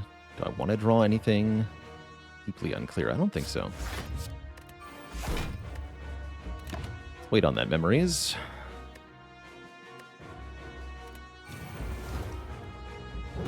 This turn could be bad. We're getting the full 67 currently. Crippling Cloud saves us. Sort of. I could Storm of Steel for a bunch of block, but here's the problem. If I do that, we discard Dazed, Void, and Ascender's Bane. I think we have to let these cards go. I could play Alchemize Crippling Cloud, or I could play Defend Crippling Cloud. Is there any discarded card that'd be really good to get? Not exactly. Not exactly. Looks painful. Could Memories on could Liquid Memories on Calculated Gamble? That would give us a ton of block and advance the draw, but we'd have to come back to these stinky cards again. No Leg Sweep. Leg Sweep's in the draw pile. You cannot Blue Potion a card we haven't drawn yet, so these are the choices. And I think of these, it would be Calculated Gamble if we get anything. Or Acrobatics, potentially.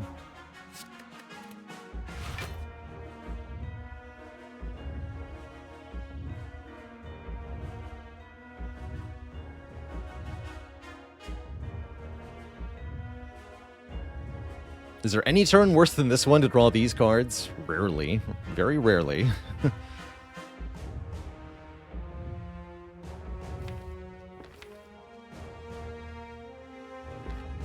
think it's going to be our gamble.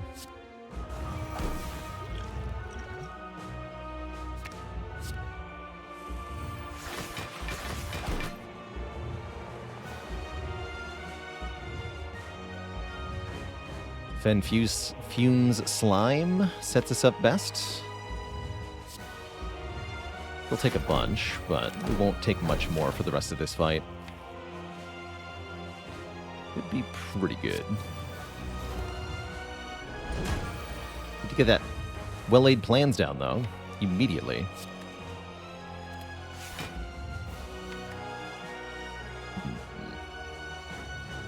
I think I'd rather guaranteed draw it next turn, huh? Just go Leg Sweep, Neutralize, Catalysts. We have 60 poison, that's pretty good.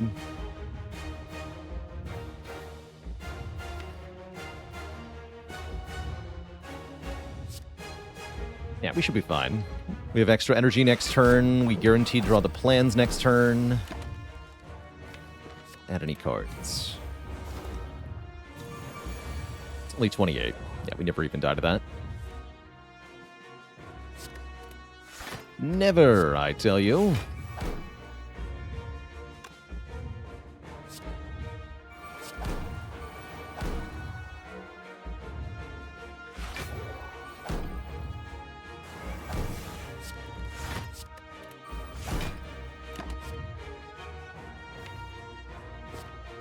I'll take one more Venom here.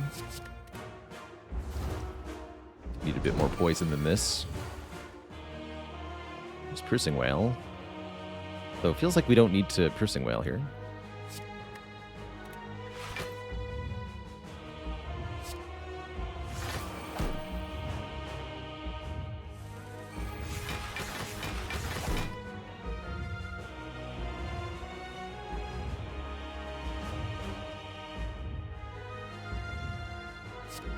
We'll play these.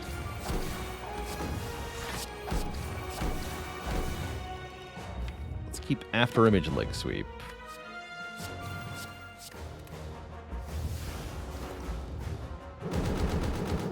Definitely still have lots of time left in this fight. Or we perish, anyway. The heart might not have that much time left, though. Being honest. Heart might be having a bad time shortly.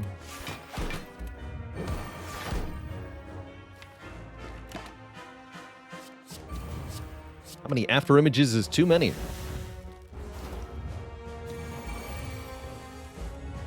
Don't understand the question.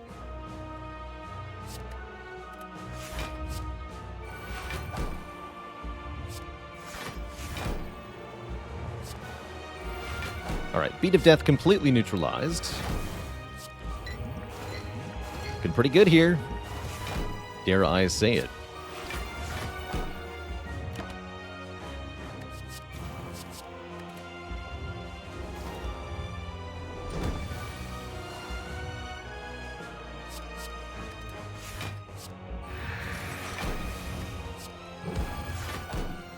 Dare I say it. GG, Mr. Hart. What a fight. What a run. Very strong from start to finish this one. Nice and clean. We'll take it. GG.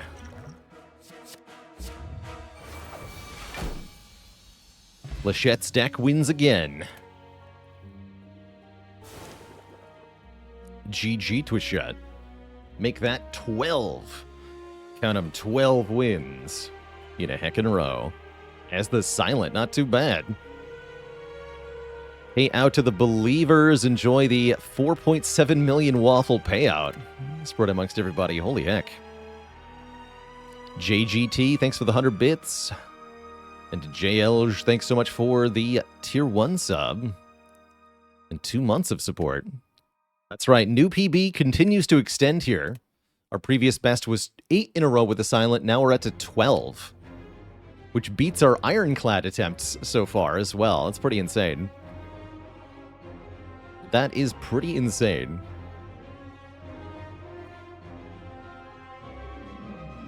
Buffer Bloat, thanks for 24 months of support.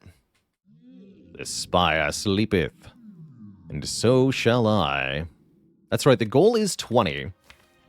For us to declare ourselves a Grand Master of the Silent. Mushkin Mandletort, thanks for the 5 gifted subs. Somebody was asking which run was hardest in the streak. I think it might have been this one.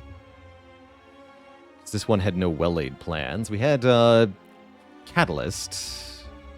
We didn't. We had Wraithform. No, we did have one Catalyst. And Pellets.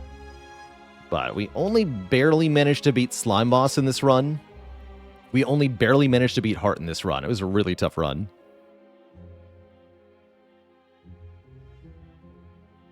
Azuthis with 57 months. 1 month for each month of Baylor's streak of being awesome and cozy. Heck yeah. Heck yeah. Pretty good. And yeah, we're not even halfway to the silent record so far, which is ludicrous to me. But the record is so high, but we're more than halfway towards our goal, which is excellent. Most excellent. I think we're going to keep up the theme of doing a silly run after the first serious run of Spire. I definitely need a break now. I'm hungry after all that thinking. Word to the wise, thanks for the 100 bits. Nate Fizzledog with 5 or 6 years, depends on who you ask. Yeah, we did Ironclad yesterday. Let's do a nonsensical defect run. Hey there, Marilyn. Watched my most recent defect vid and wasn't sure how it was clearing the debuff from bias cognition. There are 2 ways to do it. You can gain artifacts, such as from the card Core Surge or from an ancient potion here. If you have artifact when you play bias cognition, the artifact is consumed and you do not lose focus every turn. That's option 1. Option 2 involves a very specific relic that you get from the shop called the Orange Pellets. You can't spell these things without OP. You have to play a power, attack, and a skill in the same turn, and then you remove all of your debuffs, which will include the -1 focus per turn. So if you have Orange Pellets, then Bias Cognition is very strong. You can just kind of throw as many into the deck as you want. If you have Artifacts, it's a bit harder to time it correctly, but that can also be used. Those are your 2 main ways, though. More subs coming in. Biggleby with the Prime sub in 27 months, and Ray Del Bono with 57. If I lose before 20, do I think it's better to take a break and reset mentally, or is it better to get right back in the saddle? I think at this point, I've exceeded my own personal expectations for our silent attempts, so I would be happy to switch focus after losing this streak. But I'm not sure if I will. We'll see how it goes. But yeah, I'm already very happy with how this streak has gone. Tub Sass, thanks for the 100 bits.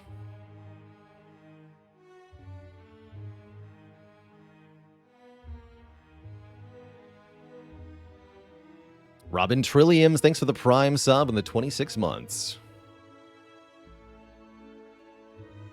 How surprised am I that the silent streak is going better, quicker, and higher? Quicker? I don't know about quicker.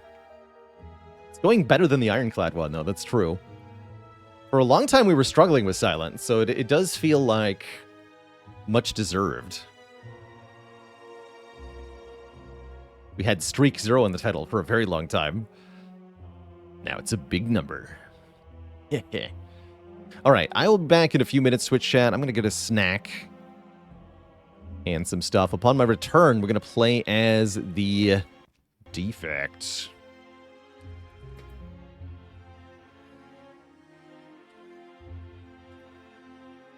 Be right back, everybody.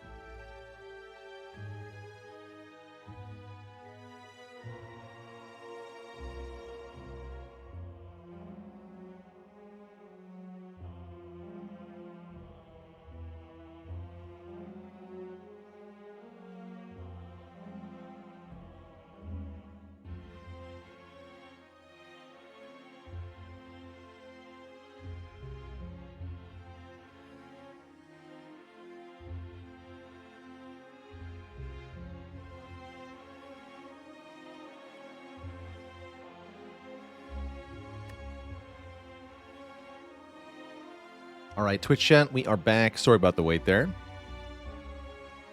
Necrothol asking about the defect record. Yeah, that streak is concluded at this time. I think it ended to a empty cage boss swap. Something like that. How do you prepare your deck for the Collector? Collector is definitely a bit of a scaling check. You're going to need some way to amplify or multiply your output. The whole streak was boss swaps, huh? Interesting. Very interesting. I do feel like swapping on the defect might well be just the best baseline approach. Although I do think there are circumstances that would recommend a different start. I don't exactly hate choosing a rare card here. The single lightning orb, very good at the start of the game, but very quickly, I'd say probably by Act 2, starts to feel like dead weight. Let's do a boss swap. We get a Cursed Key. I wouldn't say that's one of my favorites by any stretch, but it is perfectly adequate, giving us 1 energy per turn in exchange for being cursed. Whenever we open a non-boss chest. We're also cursed with drawing no defense against Jawworm turn 1.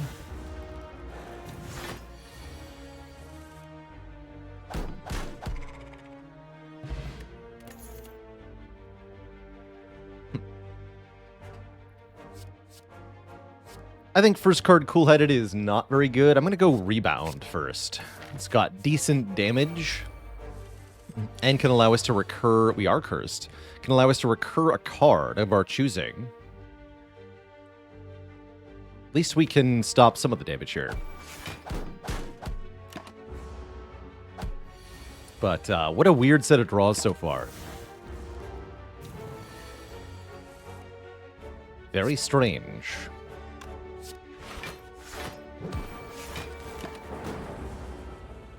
Orbs are for suckers. Who needs them?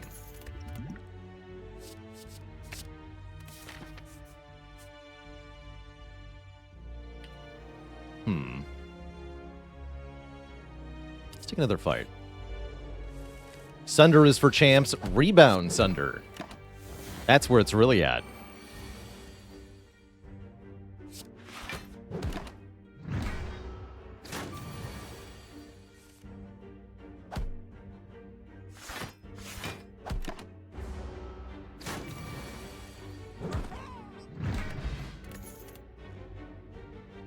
Chill.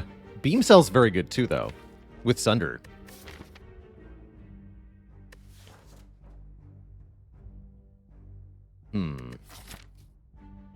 But I like Chill. Frost Orbs are important. Block cards apparently not important. Never have I ever drawn a card that blocks on turn 1. Ow. Again.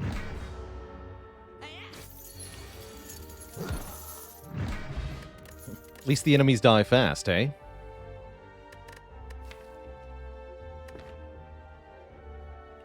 Reprogram is interesting. Don't like it much with the chill, but it could be a thing.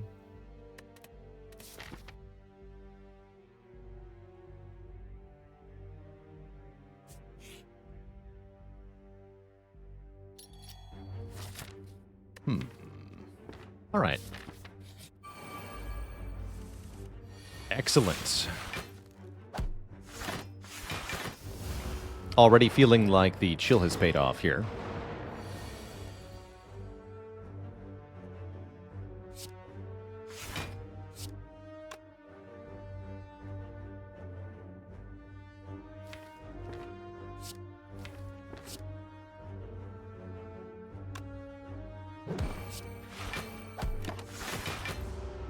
There we go. Saving the fire potion seems pretty good.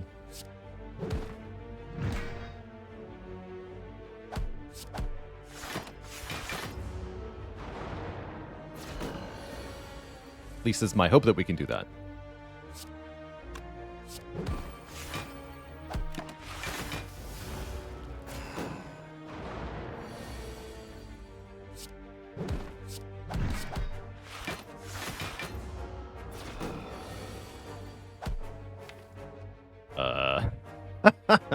Oh no.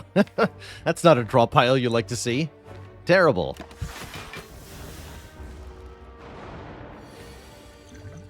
As expected. All right. Taken 4 seems fine.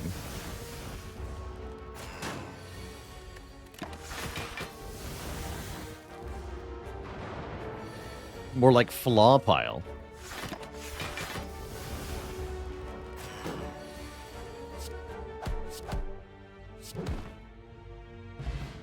Still, that was a pretty free elite fight.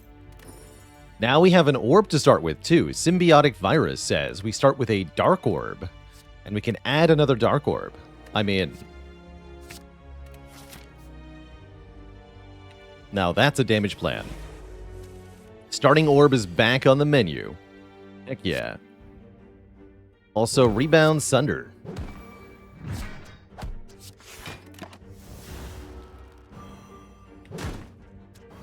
Good job, Sunder. Thanks for playing.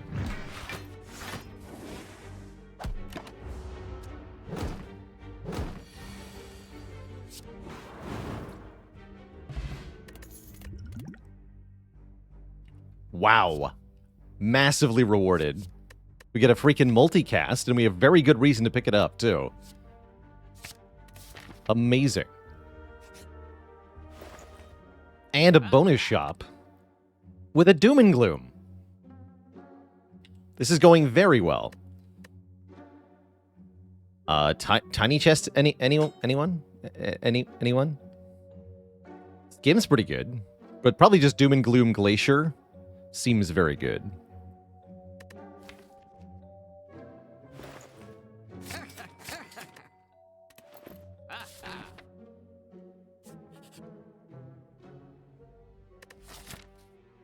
Don't open that. It's cursed. I guess I'll upgrade multicast? That sounds badass. Are Dark Orbs enough for late game damage, or do you need more? I would not say that Dark Orbs are on their own enough. One of the big problems, if we're talking about heart runs, is the heart's damage cap. As one big multicast can kill most bosses, but it cannot kill the heart, because you cannot multicast Dark Orb for 200 times 5 and just win. You have to have separate Dark Orbs or a recurring Dark Orb. Do I pay 50 for this beam cell? I don't think I do. I think I just leave. Insulted by this store.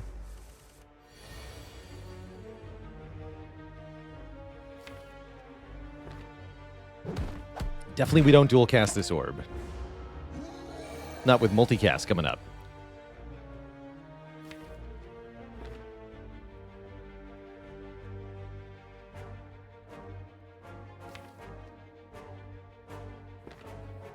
Are we counting on multicast?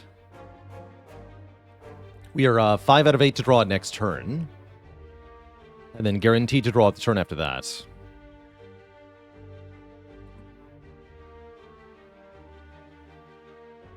Any consideration for that Tempest? No, not really. Although it could be useful for pushing a Dark Orb to the front. I don't think it has much role beyond that.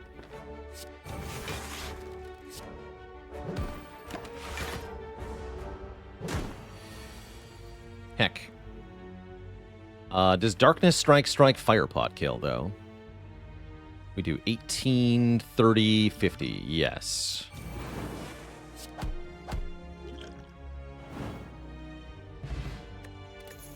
I'll take it.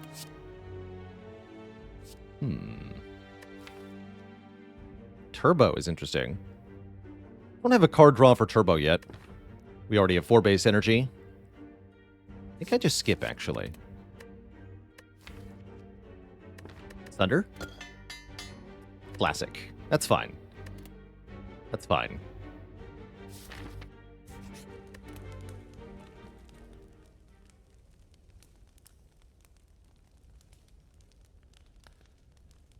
I think you're right about that, Airlal. I think Judgment is the only base game mechanic that can bypass the heart's damage cap. Siege Rabbit with 16 months of support. Thank you, thank you.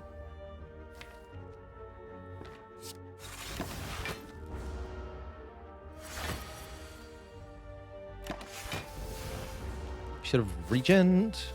Maybe we're keeping that for next, Oh, you're just dead, huh?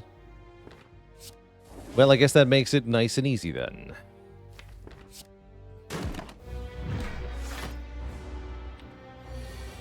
$30 times 5.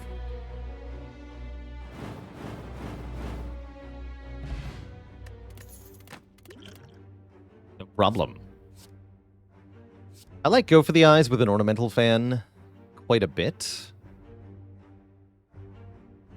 Could even afford to upgrade it, huh? I like it.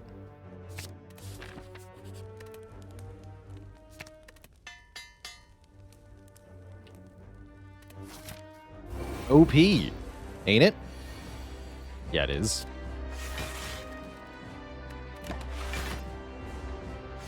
And we can do that a lot, too. Hey.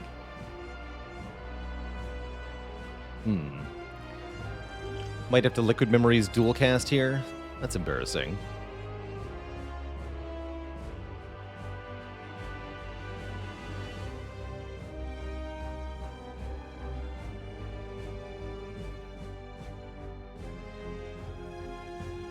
Yeah, 25 plus 24 is 49. Yeah, it's a perfect split. Might as well.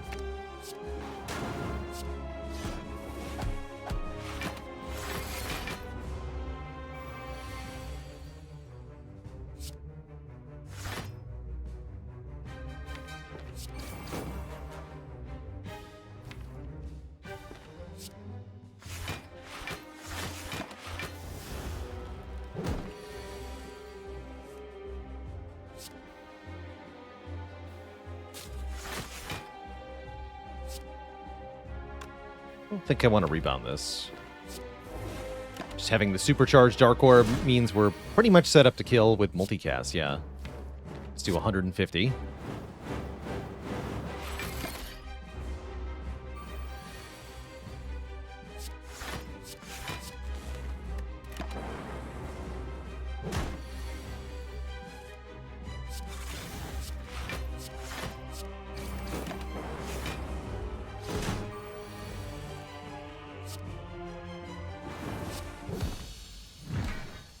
No problem. No problem. Wow, Seek Echo Form Fission. Seek is very strong here. Of course, Echo Form can do amazing things too. But I like the front load offered by Seek quite a bit.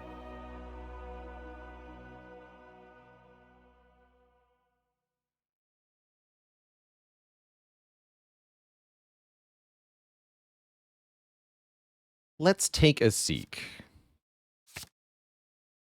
I like Seek for setting up Dark Orbs a bit more efficiently. Oof. Yikes. Well, that's a stinky set of choices, huh? Interesting.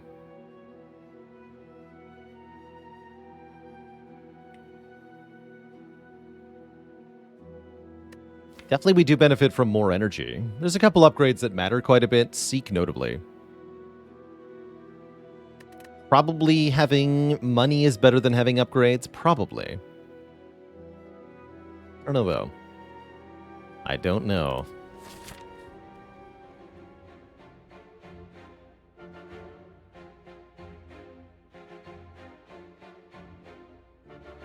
And a dad joke for the crowd. Why did the blacksmith call out of work? He was too hammered.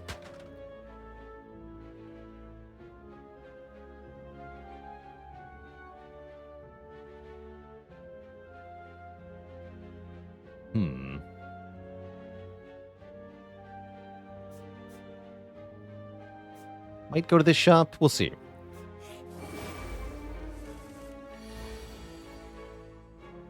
Ow.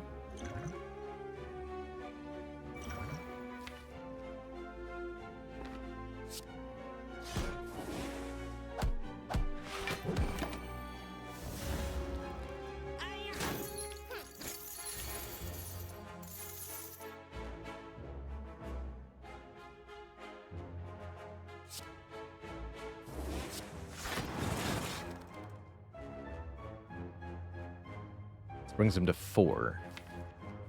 Okay.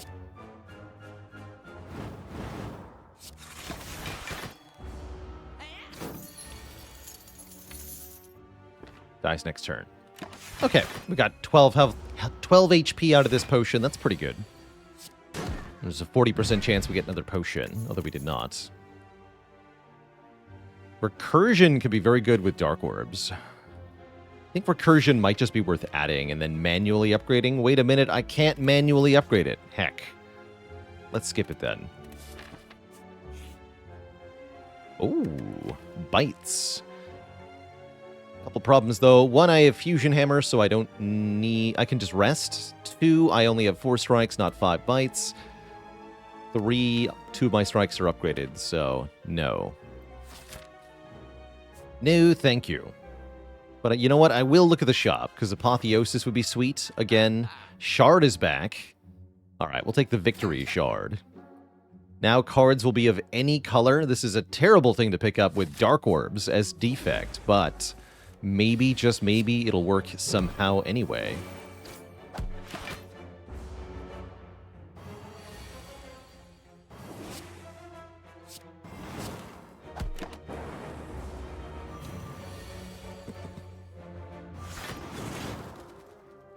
Get Darkness. Scry. Scry is interesting.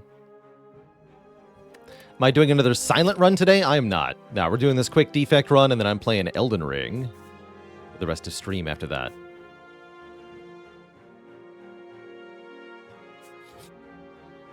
Hello. Grape can be fun with Prismatic Shard. Don't think I want it, though.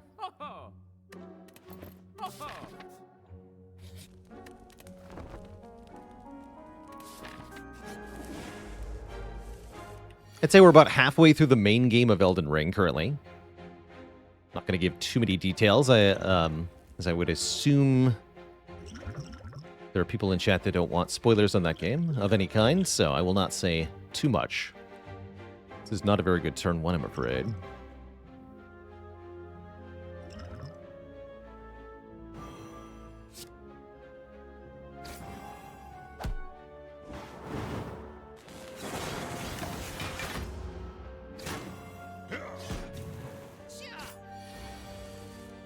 Good.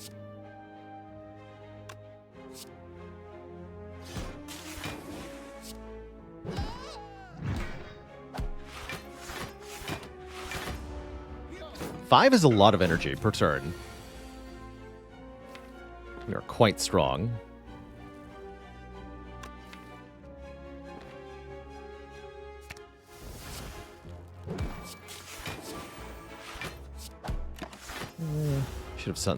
Should have seeked differently there. Whatever.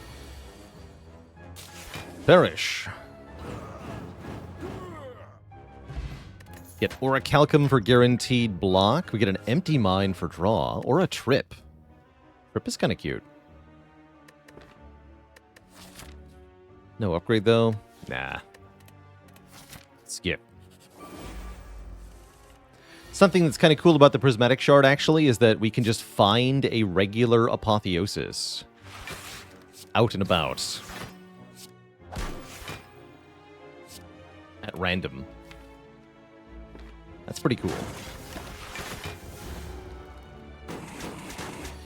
Its colorless cards are part of the card reward options.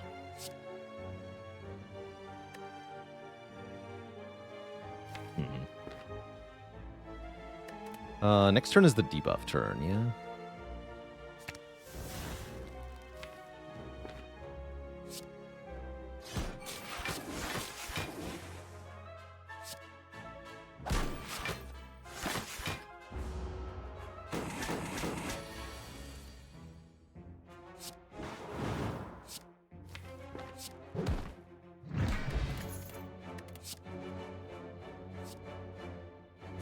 Steam barriers, all right.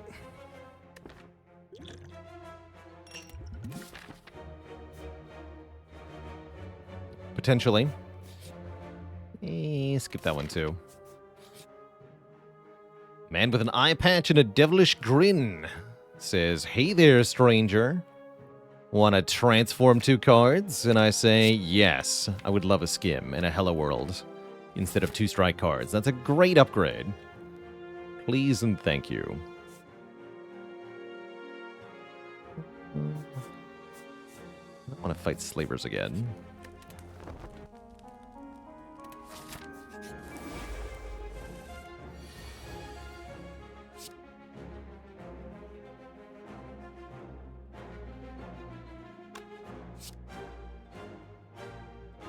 Chill. Zap. Doom and Gloom Glacier. Dark Orb goes in front. Please and thank you.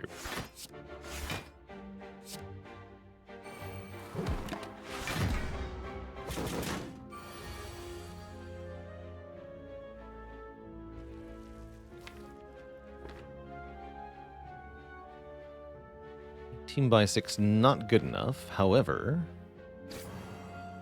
just set up for a future turn.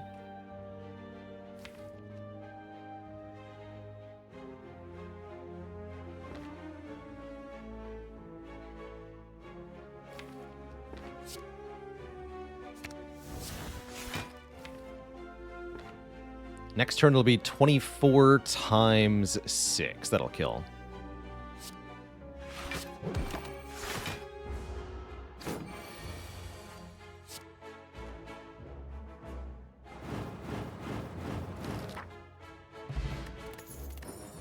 Regal Pillow is pretty good with the Fusion Hammer. Headbutt. It's like Rebound, but different. I'll take a Headbutt. Only that Recursion was upgradable.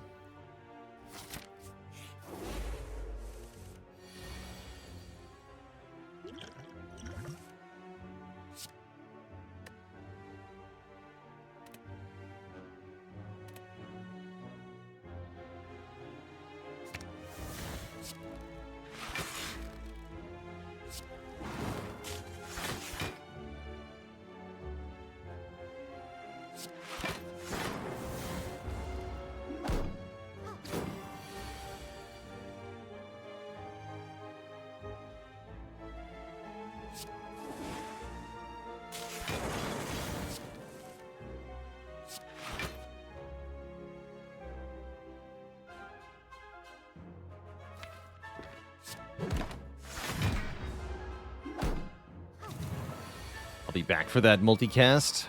I swear it.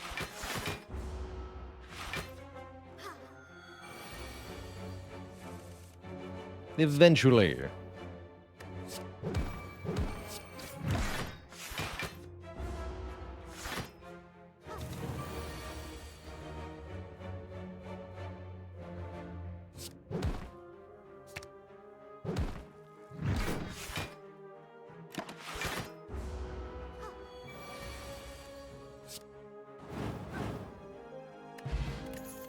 Bad. Ooh, Equilibrium. This lets us retain cards, which is all the more useful with Dark Orbs here. Those same Dark Orbs should be pretty good against the Collector. I think we will employ this Strength Potion, just for a bit of assurance here. Really like the idea of just holding on to Sunder so that we can kill one of the minions next turn. Let's do that. Keep go for the eyes, too. Oh, I like it. We can rebound Sunder.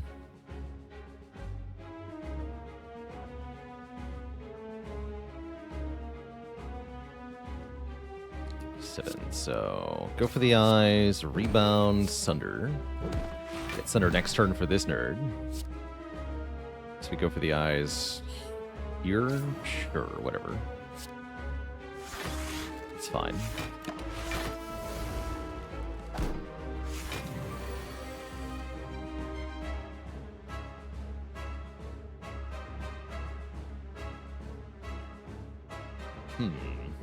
Not quite.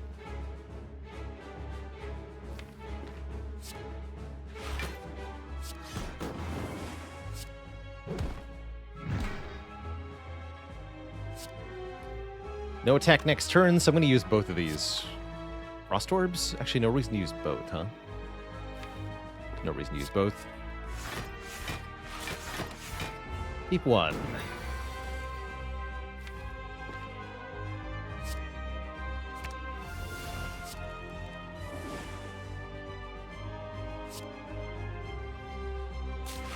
So do I headbutt multicast? It won't be even close to a kill next turn.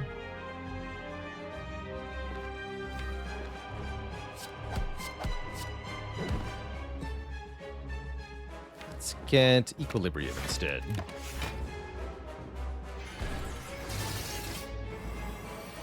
Okay, we are getting a resummon. Spooky. Guess we'll hold on to Sunder then, but this is going to make it difficult for us to use our Dark Orb damage against the boss here. Definitely concerning. Yeah, it's not good. It's definitely not good.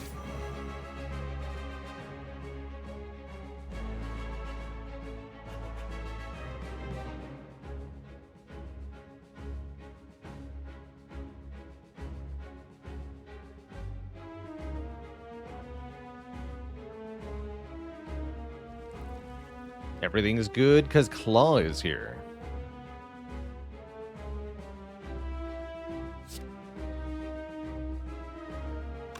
To not lose both of these Dark Orbs. So we'll cast one then. You stay weak.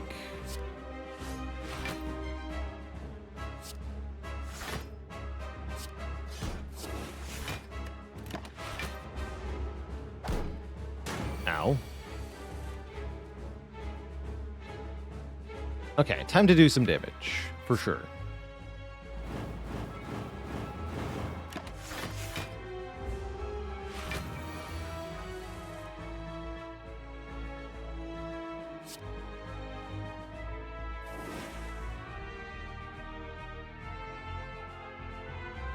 Should have rebounded that actually, and then headbutted multicast. We're still good.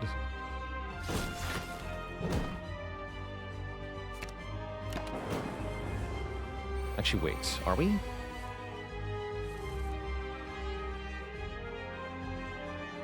Let's go 6 times. 1, 2, 3, 4, 5, 6. No. Will not be enough. Good news is I don't die. Could use the dupe pod to win right now. That isn't a bad idea, actually.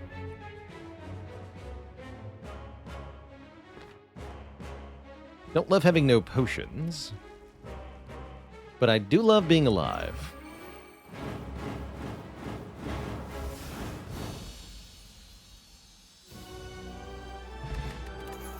At least we did get a potion, even if not a very good potion.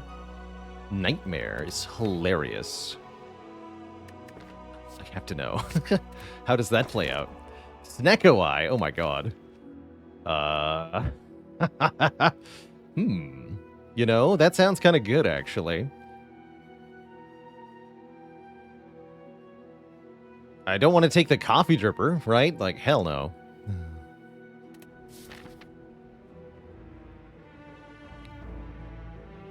Wasn't dual cast plus multicast a kill? Maybe.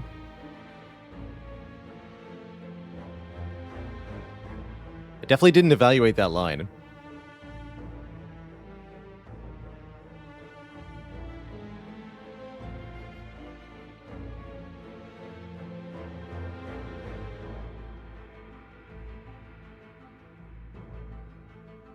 One short. I want to go to that shop. Okay.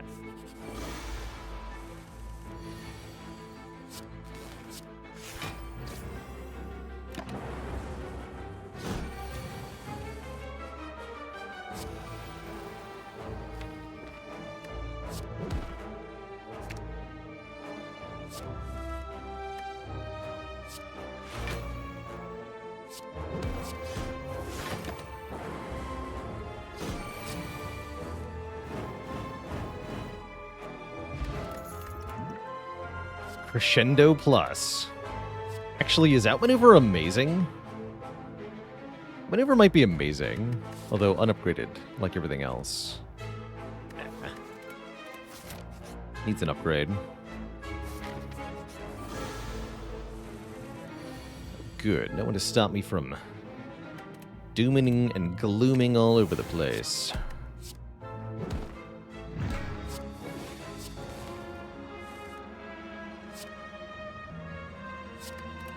Sounds fun.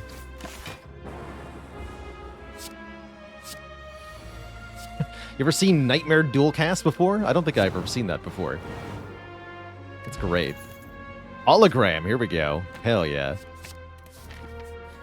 Orendor with the round 50. Thank you so much for the incredible duration of support. Excuse me, you're not allowed to do that.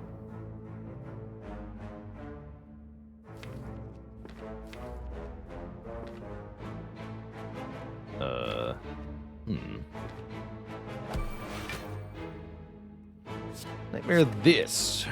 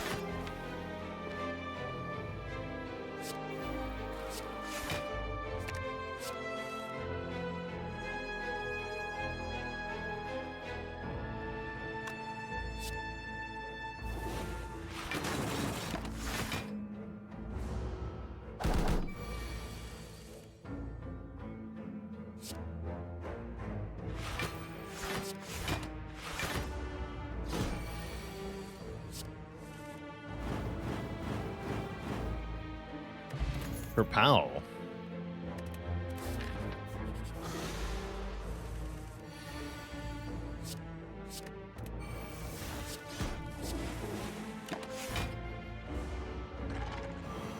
Darkness. Embrace the powers of darkness. Or else.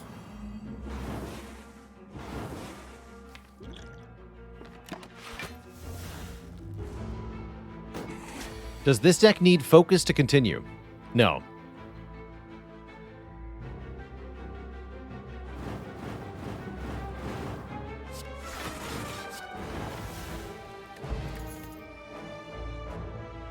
Oh. This might work, though.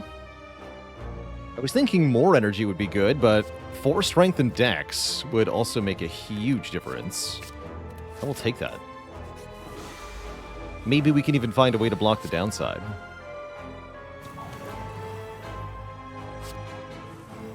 Definitely not what I was thinking of, but I like it.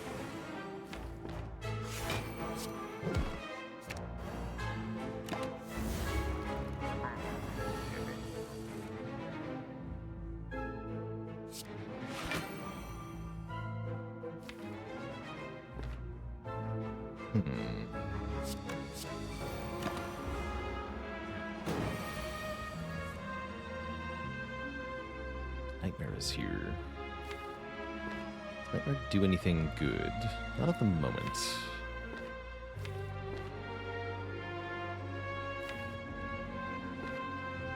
No, not exactly.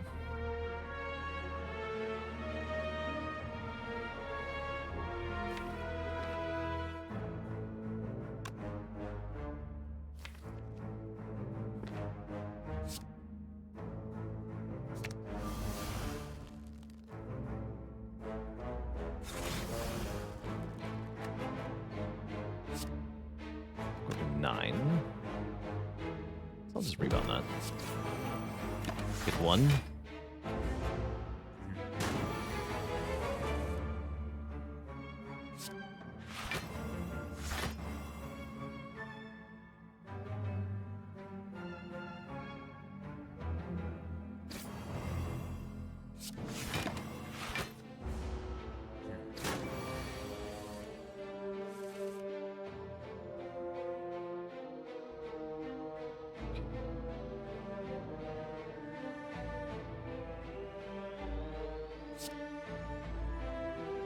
little spooky here.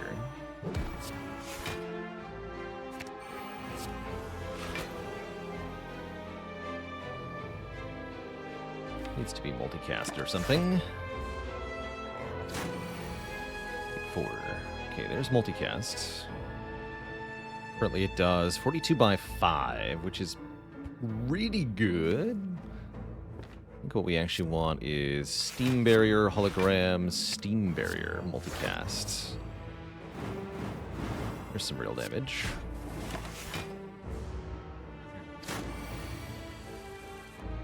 Then I have to do that again.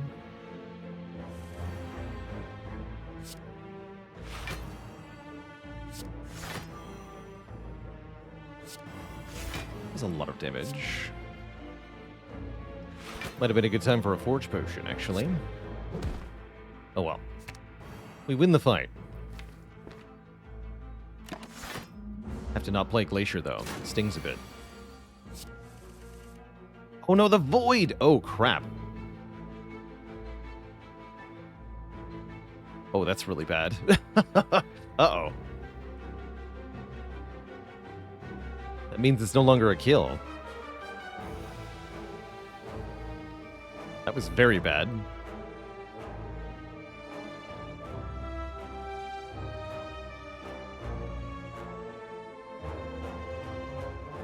Heck.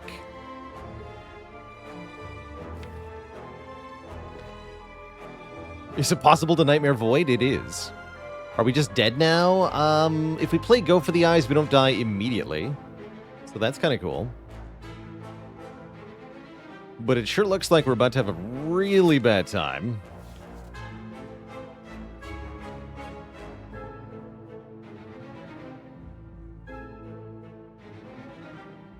The Void came from our Turbo.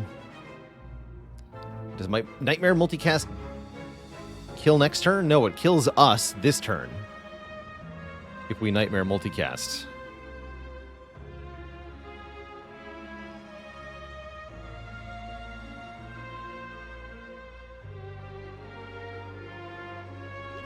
Forge Potion will... Actually, we have a rare example here of cost modification with Upgrade Pot.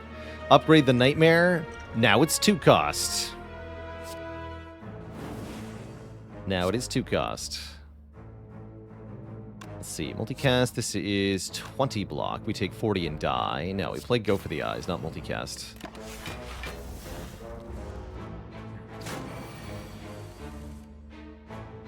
Okay, but how do I not die here?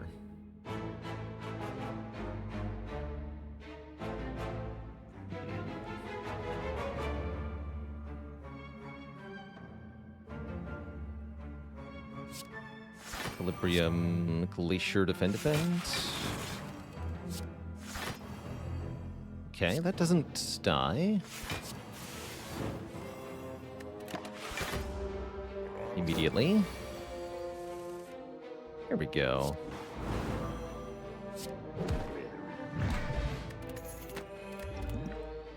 Ooh. Leg Sweep and Acrobatics. I'll take the Leg Sweep. Just have to not die here. Easy. Never died in my entire life.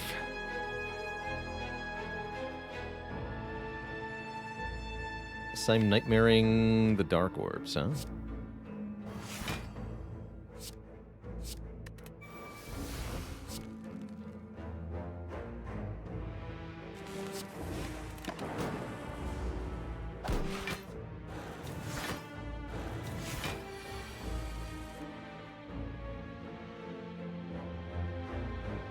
This one's getting hit. It's fine, I think. Oh no, you're getting hit. Heck. That's right. We have multicast in hand, though, so I think they're all just gonna die. 30 times 6, so kill, kill, kill. Yeah, they all die. Cool. Reinforced Body is very good. Doppelganger's cute, but not as cute as Reinforced. Okay, we might have made it to safety here. upgrade a card. I can upgrade Seek here. Upgrading Seek seems pretty good. Let's do that. Punch him and die. That'd be a fun fate for a Spire adventurer.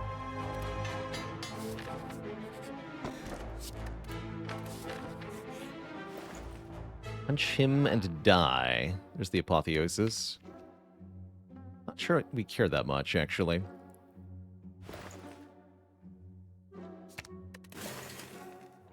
So if I was going to duplicate a card,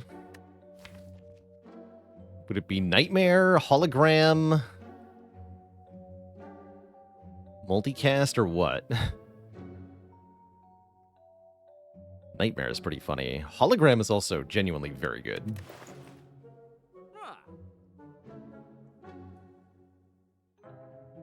I think the sensible play might actually just be Hologram. Let's do that. Boring but effective. Don't go that way. Time for a nap.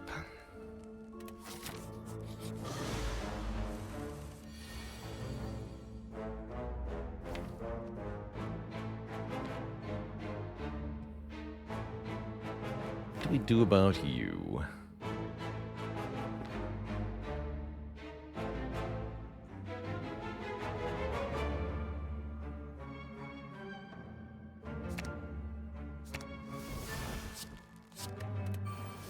Something like that.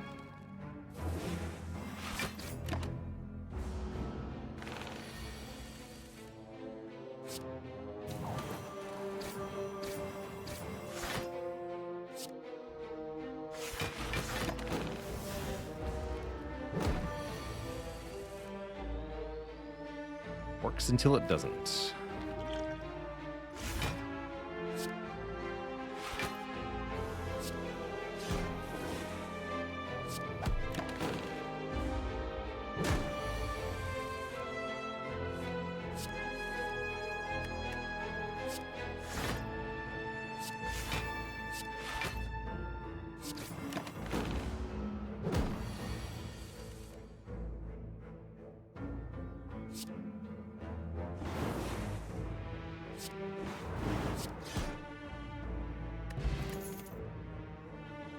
Fury.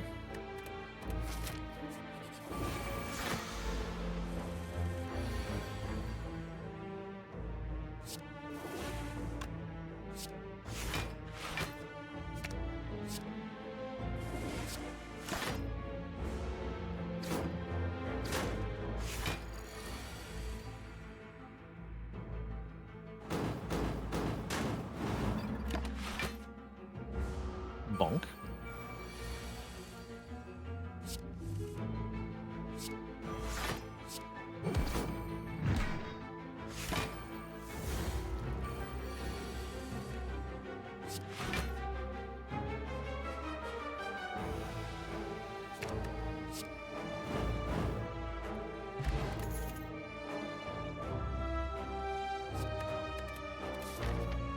This dodge and roll is not horrible.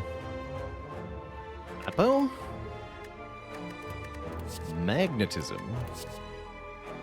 Okay. Fear.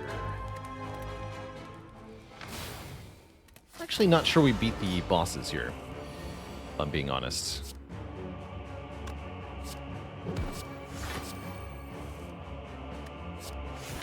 Sure looks like this could hurt.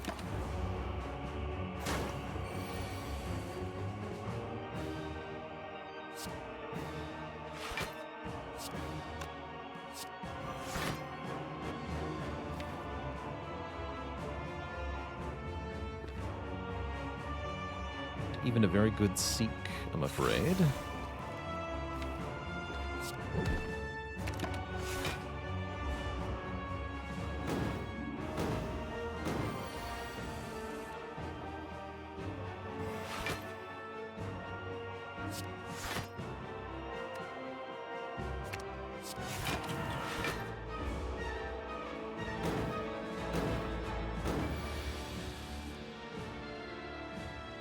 Guess I'm nightmaring Glacier then. Seems fine to me.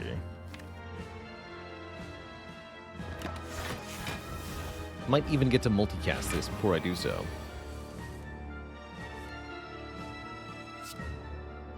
Looks like that's a yes.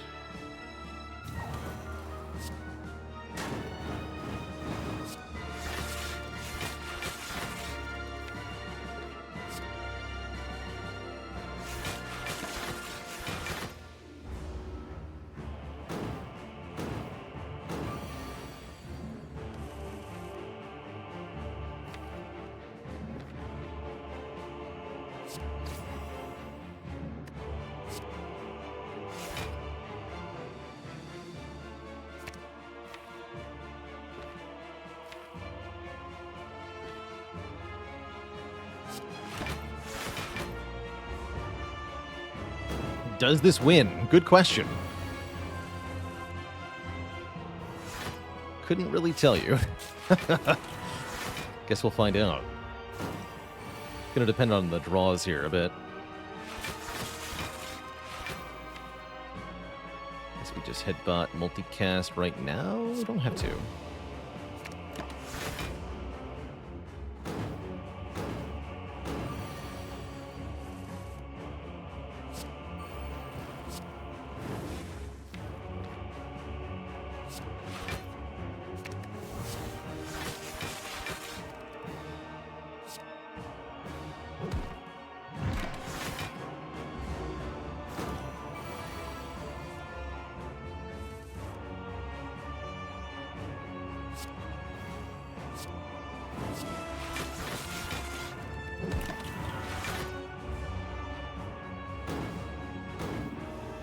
Losing the little bit of health that we have to spare, unfortunately.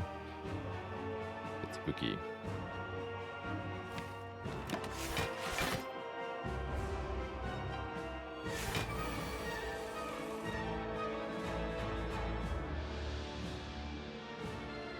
So 42 times 5 won't quite cut it here, huh? We'll have to wait then.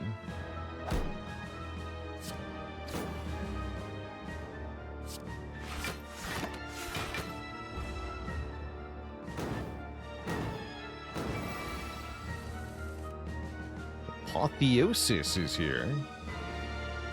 Welcome.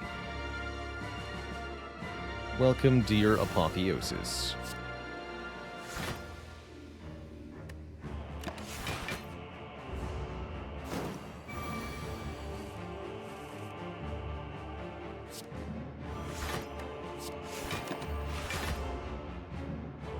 Soon. Very soon.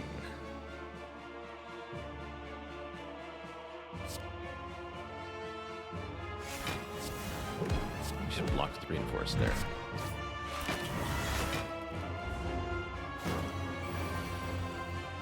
Yeah, we're good. We are most certainly good. We just headbutt, multicast.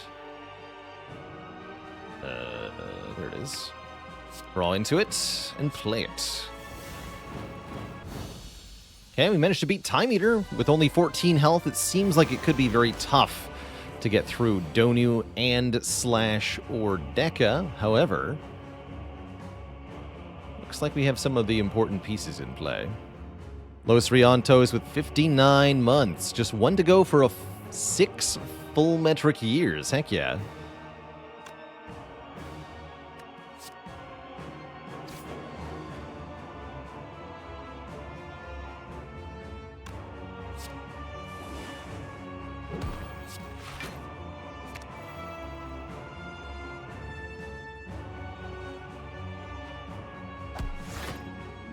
Good enough.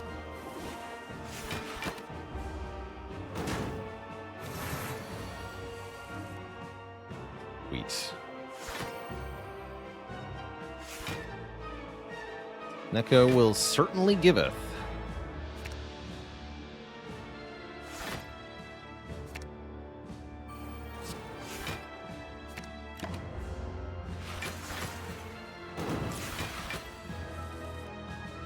Excellent.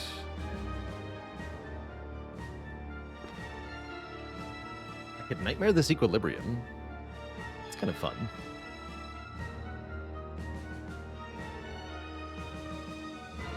Or the leg sweep, actually.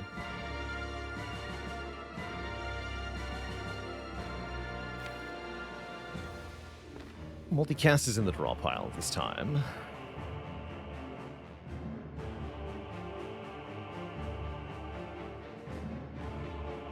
Yes, let us seek Nightmare. And fasting? I don't think I want to play the fasting in this fight if possible. Get magnetism in play then, maybe.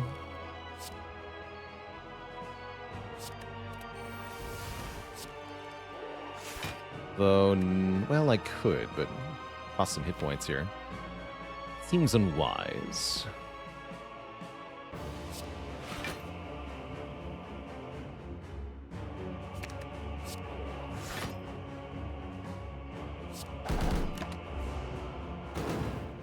Let's stay in the hand, though.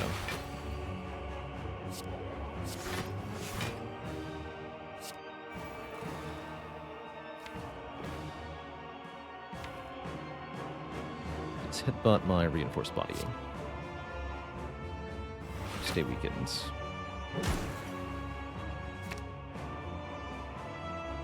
How am I going to survive killing Donu here?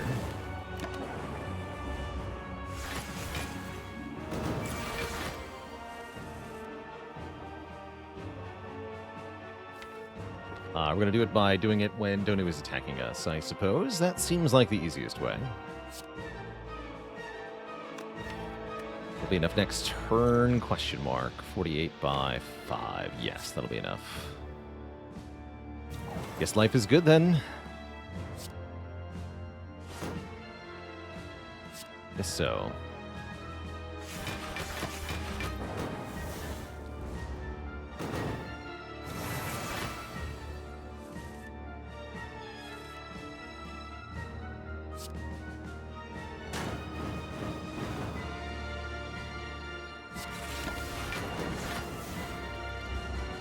Please don't kill me. Thanks, I think.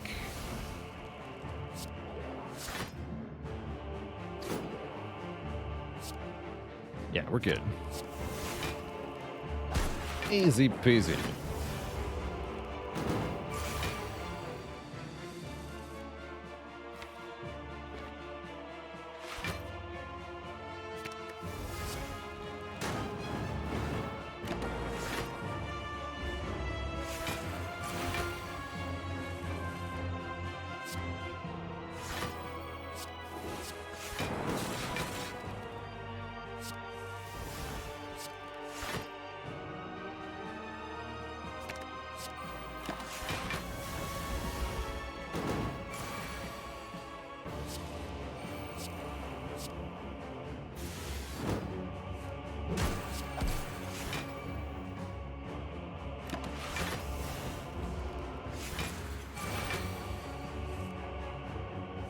It's death for you. Money for me. So we do win. We get to Act 4. Somehow. Kind of impressed by that, actually.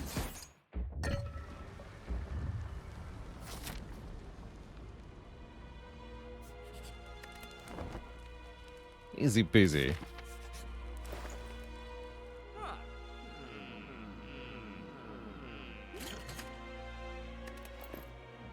How do we beat this fight, though? I don't know. I have no idea about this. Seems tough. Ow. It looks like what turn 1 is going to be. Let's draw now. Did not get better. Good talk, I guess.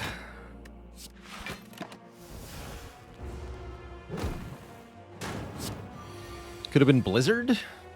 What, with one Glacier? No, it couldn't. That's not a thing.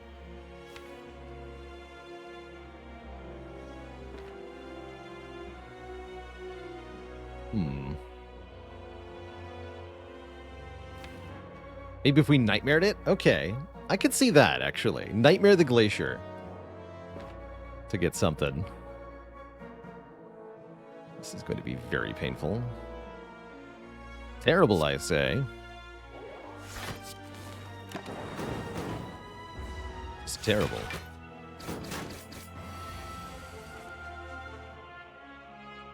I don't think we actually have much in the way of defense in this fight, unfortunately.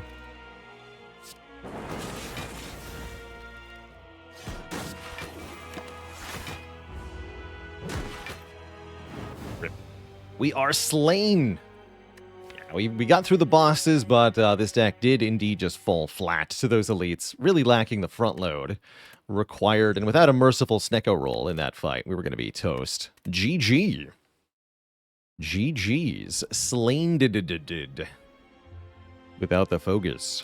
That's alright. That was a fun one. Definitely a weird defect. Definitely a classic defect Act 4. Time though. Alright, Twitch chat, it's going to be a Journey to the Lands Between next. Before that happens, I am going to take a quick break, refill the legs, stretch the water. When I return, we're going to play Elden Ring. BRB, everybody.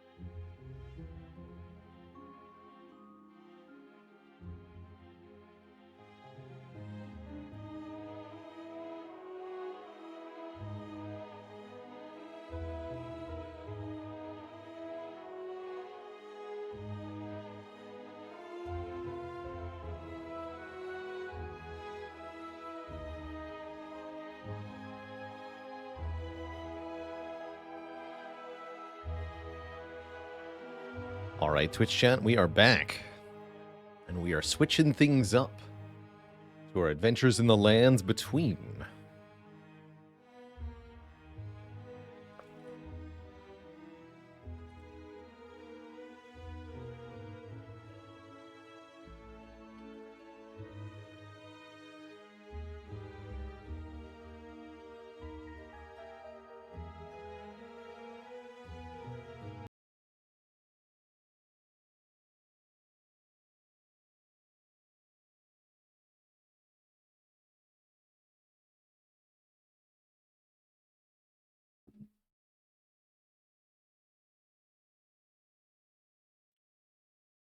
So, last time we played, we were adventuring outside the capital of the lands between, the outskirts of Lanedell.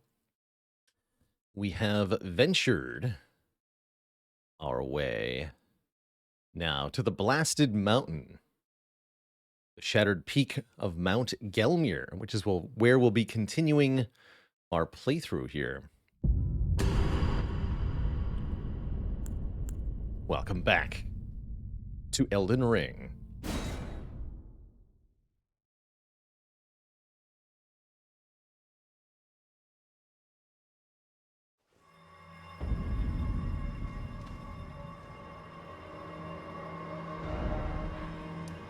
So, here is the mountain, Gelmir. This is what we're going to be exploring through a significant portion of today. We'll probably also go visit the Shaded Castle at some point. Although I think I want to do the mountain first. We did find some new costume pieces in Mount Gelmir here, and now we're sporting a very Teutonic-looking Crusader-type mantle. I really like the look of it with the black leather armor, the sigil on the cape, and the chain coif of the Great Helm. Just really comes together quite beautifully.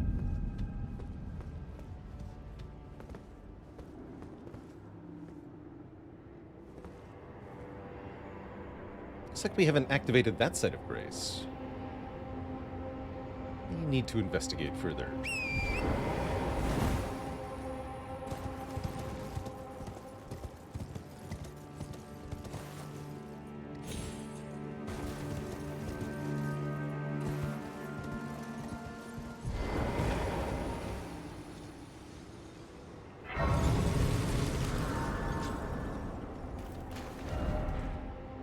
We're in this valley. This might actually go where we want to go, which is up and around.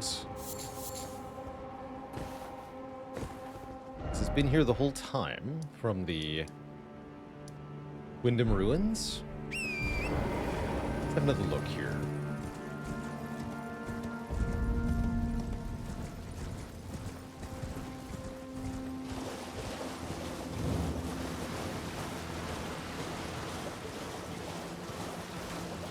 Suppose that was an option the whole time. Well, fair enough. Good to know.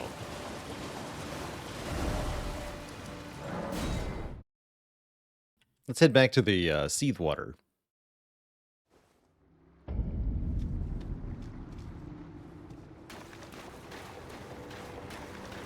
I wouldn't give that one too much credence, the Thromborax. Seems unlikely to me.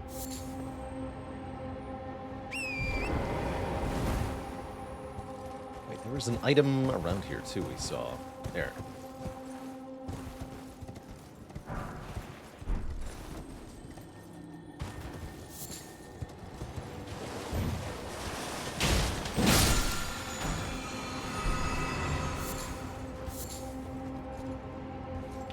Barrage will let us do 4 damage per orb slot. That's kind of cool.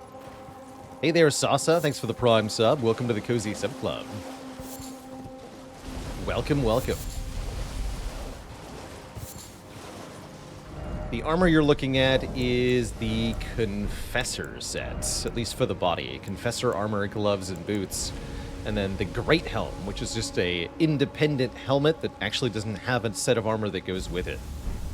Seems to have paired perfectly.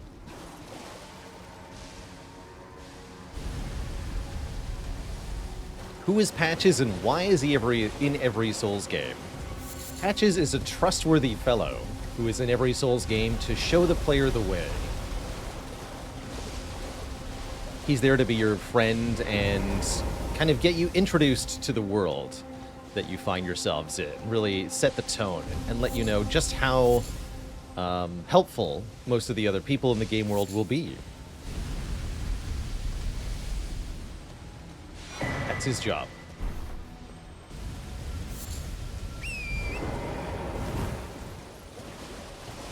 So I'm saying you should trust him completely? Yes. Yes.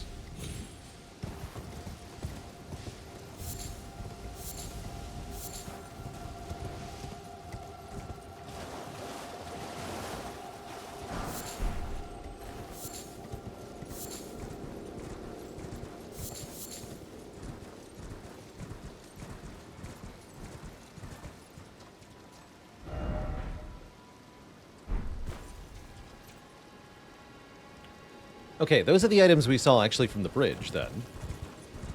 Oh, I see we have problems in the way.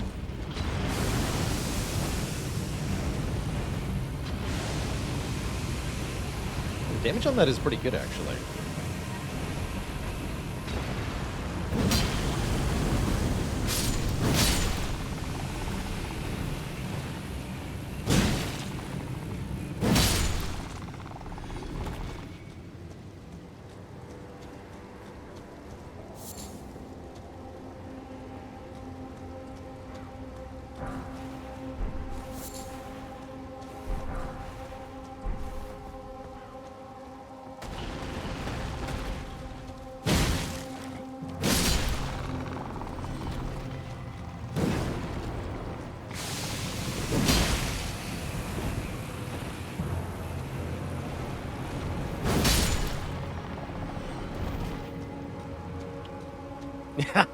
Love the Monty Python references. I'll bite your knees off.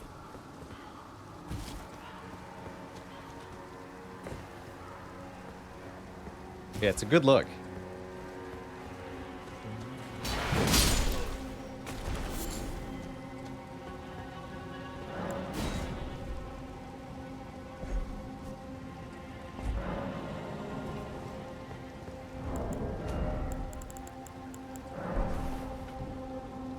All right, then we'll call it a draw.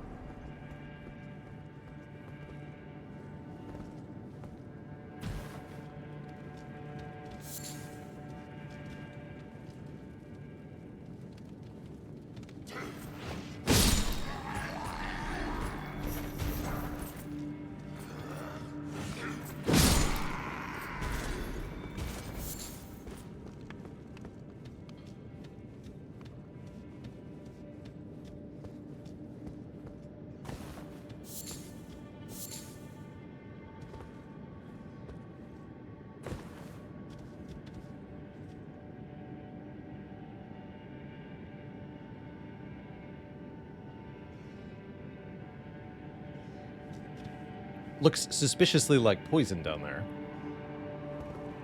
So I'll just put that on the quick bar.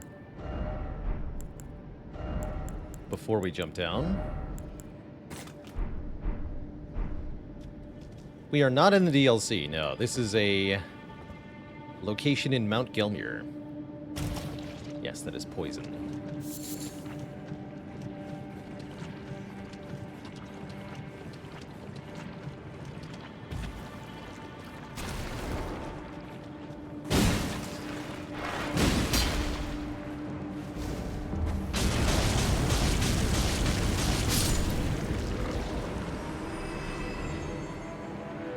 Worth noting, the volcano pots don't do any self-damage.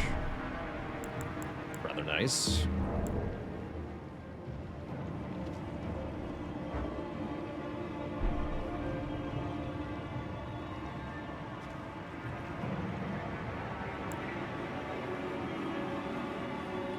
We got the recipe for the volcano potion from... Actually, I know exactly how you missed it.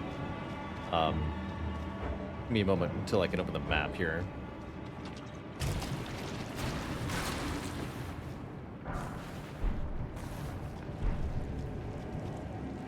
On the way up to the Falling Star Beast, there are 2 paths of ladders. One of the paths leads to a merchant who has the recipe.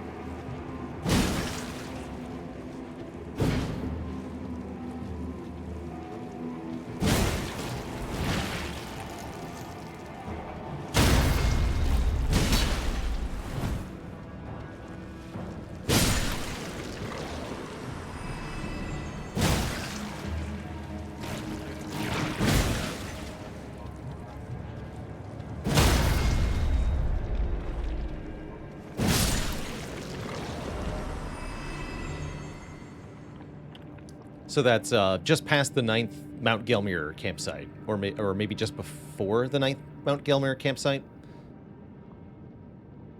Yeah, I think on the way up to it.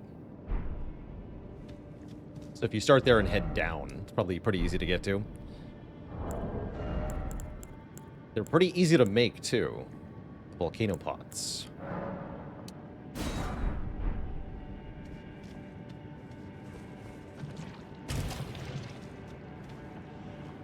Hey there, Taoist. We started as a vagabond, I believe. Here are the current stats with Godric's Great Rune active. We just got lots of stats everywhere now.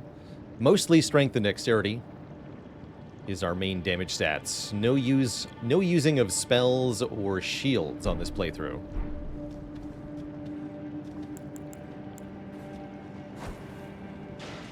Some combination of knight and weapon master, you might say.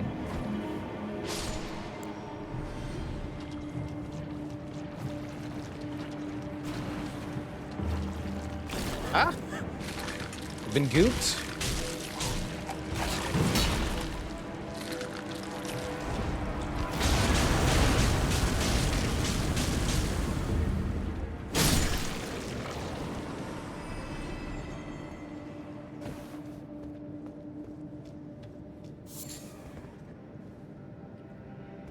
Hey, I'd love to hear it, Chukso. One of the goals that I aim for with the channel is to show people not just how to play games well, but also how to play games and have fun, which is not always something that's self-apparent for every game.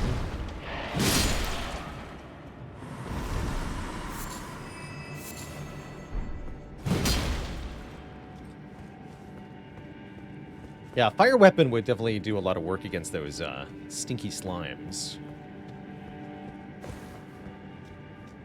Swapping to that as an option. Yeah, here's one right now. Fire mace would work just fine, too.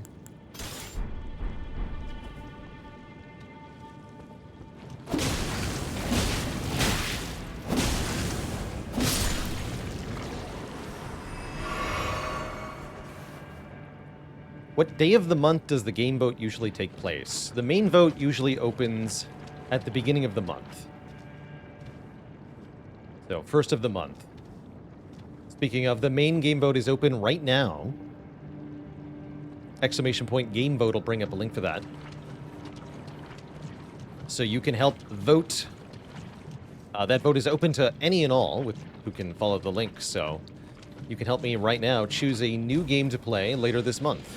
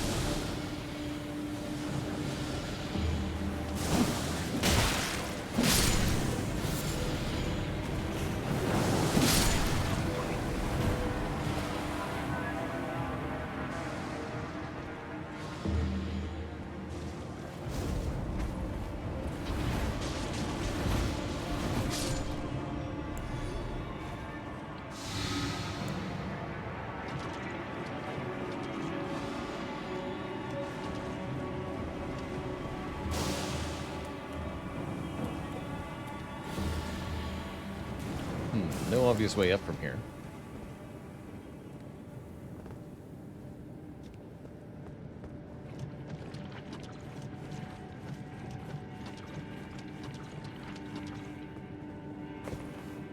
That doesn't look intended.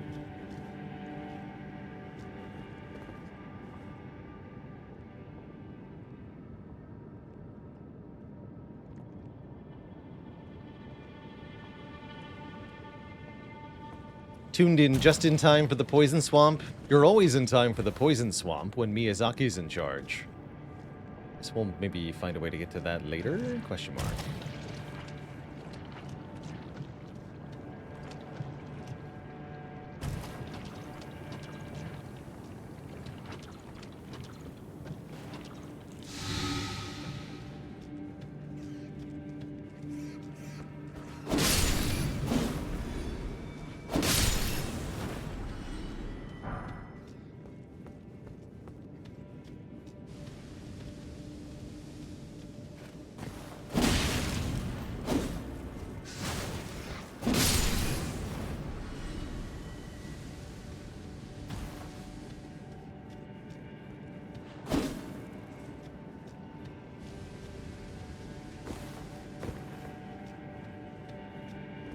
Aha. Be the item in question.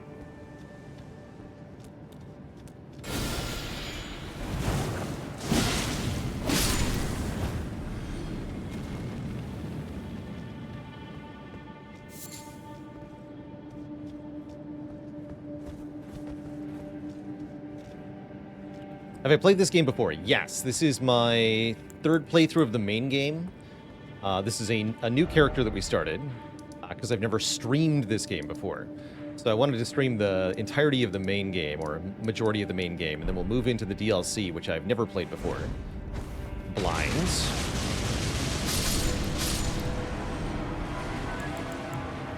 Sucks to be a mushroom guy in a cloud of fire.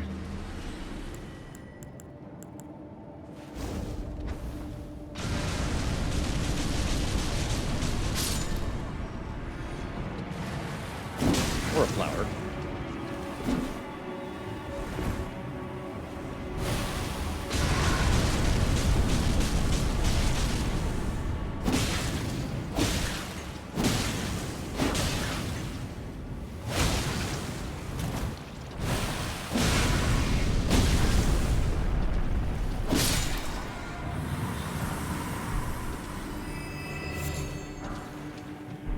Get the mushroom armor set. So now we can be a gross mushroom person. Wonderful.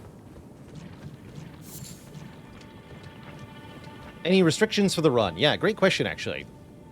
Yes, exclamation point build has a full breakdown of all the restrictions, but I'll verbally go over them here as well, since we're at the start of the stream. So, I'm not allowed to use a few tactics and pieces of equipment. No shields or parrying, no spirit ashes or summoning, no spells, incantations, or sorceries are allowed. These are all things I'm disallowed from doing. In addition to that, my level is limited. We're not rune level 1, but we are limiting the number of level ups and number of weapon upgrades that we have based on the number of great runes and other story items that I collect.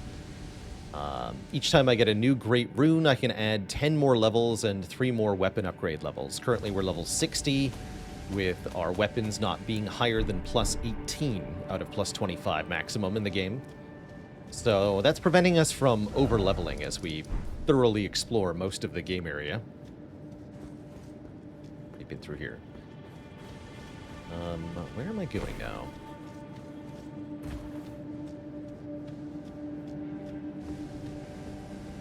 What's my general opinion about Dark Souls 2? It's a good game, but not a great game. I think Dark Souls 2 actually has arguably the best game engine out of all of the Dark Soulses. And some would disagree staunchly. Dark Souls 2 is the only game in the series that has properly, fully implemented dual wielding. It's the only game where you can have a properly mirrored moveset on the left and right hand. They abandoned this for Dark Souls 3 and onwards when they added weapon arts instead, which ended up occupying the L2 slot on the controller, so you're not able to do heavy attacks with your offhand weapon. But Dark Souls 2 had amazing dual wielding, where you can do essentially the full moveset of each weapon in each hand, allowing you to even effectively dual wield weapons that are of different categories, or do a southpaw if you want, having the shield in the right hand and the sword in the left hand. I think just works in Dark Souls 2, where it doesn't work in any of the other Dark Souls games. Not that this is relevant for the average player, but I think it's worth noting about Dark Souls 2, and something that makes it cool. The stat adaptability, there we go. The adaptability stat being tied to the amount of dodge roll that you have was definitely a controversial choice, and part of, I think, why the dodge rolls in Elden Ring are so similar. Even if you've got a light roll versus a medium roll, it's the same iframes. I think they realized that the variability on iframes was too strong in the player's direction. There's some other pretty revolutionary things they did with Dark Souls 2. Some worked out, some didn't. Soul Memory definitely in the camp of didn't. It was a well-intentioned but ultimately pretty bad choice. I really like the bonfire seeding system, allowing you to selectively advance parts of your game into New Game Plus, so that you could get New Game Plus content in New Game, and you could fight bosses more than once for farming or for other reasons. Thought that was very cool.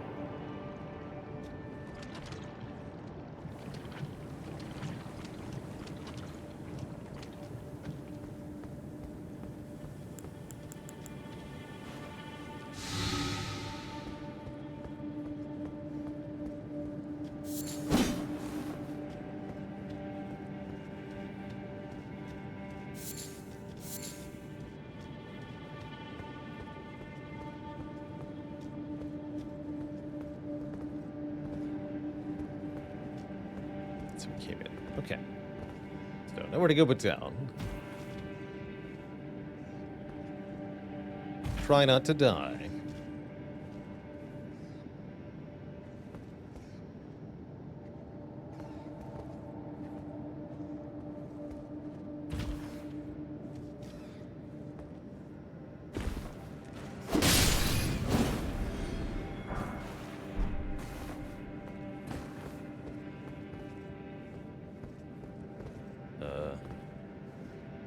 Good luck to us.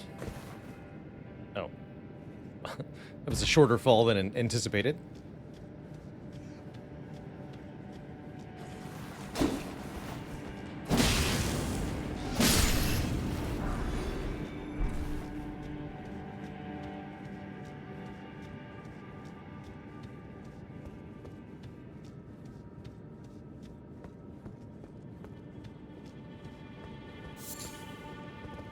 I don't recall what I'm about to walk into. Should be interesting. Let's see what we got here. One volcano pot. Let's make a few more of those.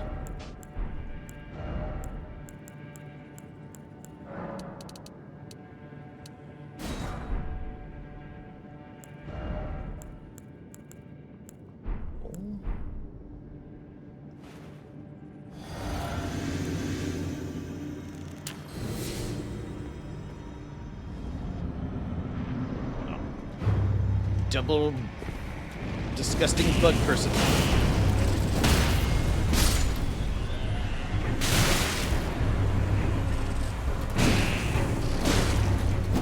Just be OP.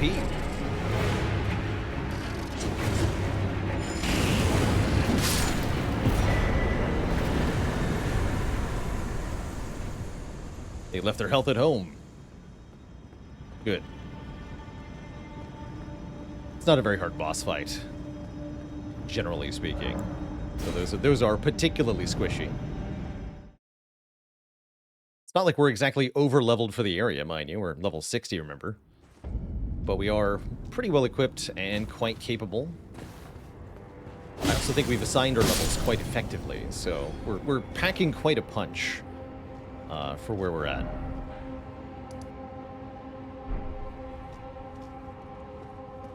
Which is kind of what I anticipated, by the way.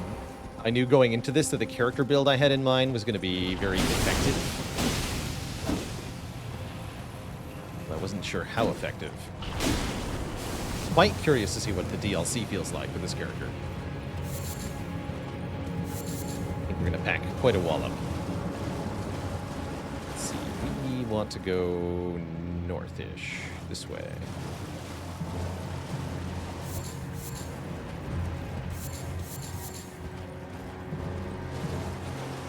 Raining men. Except they're dead. But also not dead. Bad. Bad time.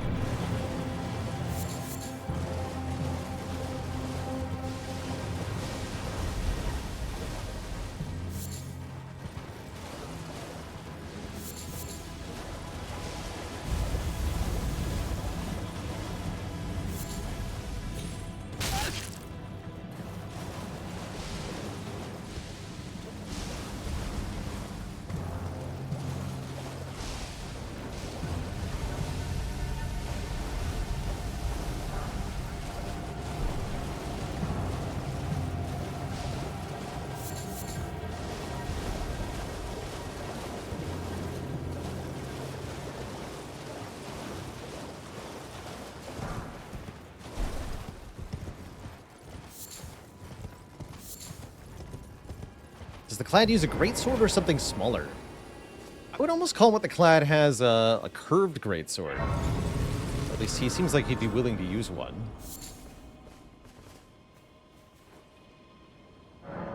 Don't think I would call it a colossal sword. It's a relatively reasonably sized weapon.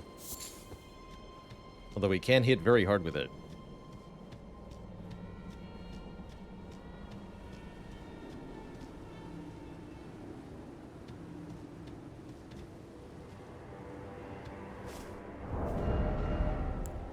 Speaking of the Flamberge, I think Flamberge will look sick with this outfit. Oh, look, see here. Yeah, that's a style I can get behind.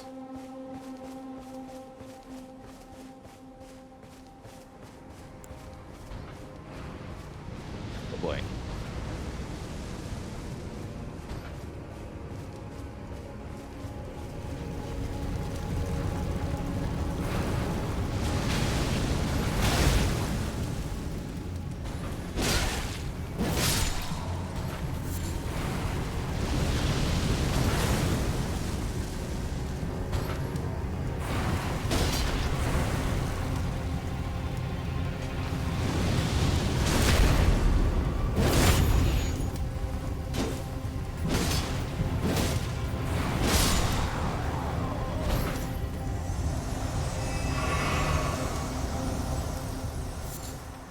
Me, actually.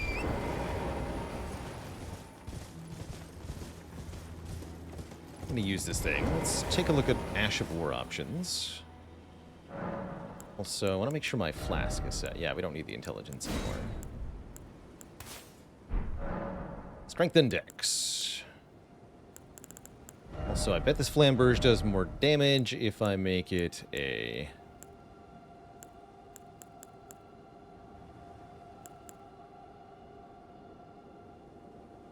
quality Flamberge. Do repeating thrust? Interesting. Does that not seem amazing? Hold on.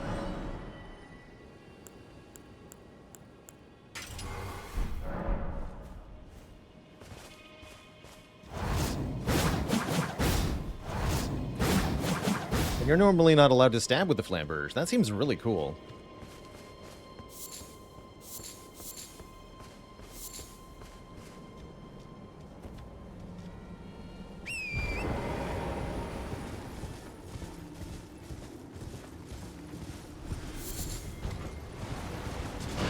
Again, though.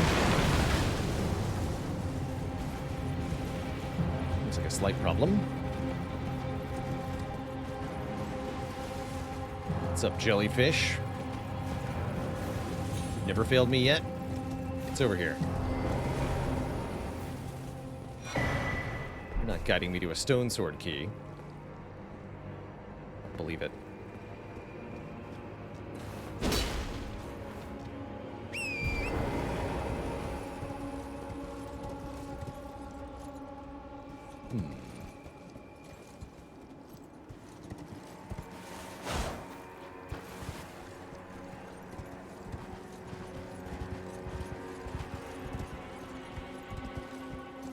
Mysterious.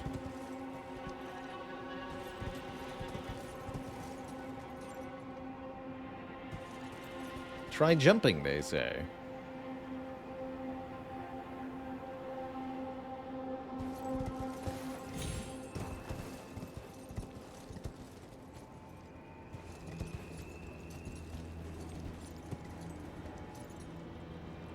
Wait.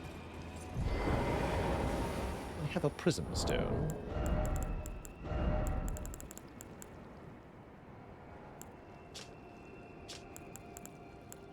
Yes.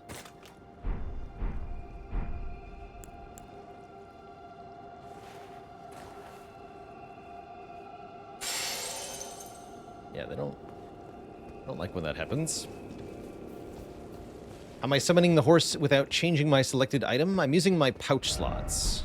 So when you open this menu, pouch here, it's actually just below my face and the death counter. These 4 item slots here are accessed via the quick slots.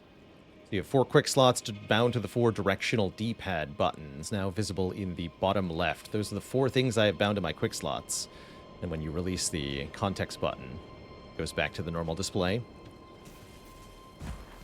I like binding the flasks, the Wondrous Physic, and the horse all to that, so I don't have to cycle through my active items for any of that nonsense, and I can focus on using consumables with the active item slots.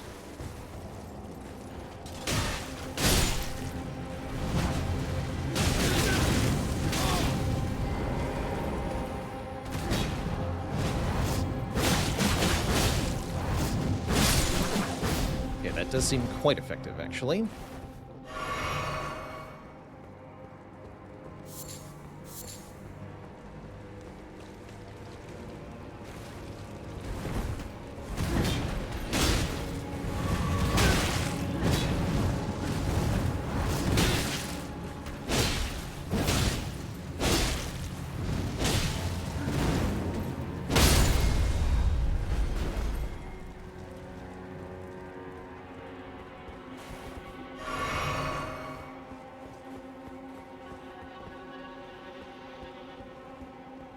Something you'll, regarding actually cycling through items here, something you might not know is that if you hold down on the D-pad, then you'll automatically swap to whatever the first equipped item is in your quick slots. So normally to get from Volcano Pot to Kukri, I have to press down 3 times. But if I'm on Volcano Pot and I just hold down, then it cycles once to the boiled crab, and then auto cycles to the kukri there. And actually, it's more apparent if I add some more stuff here.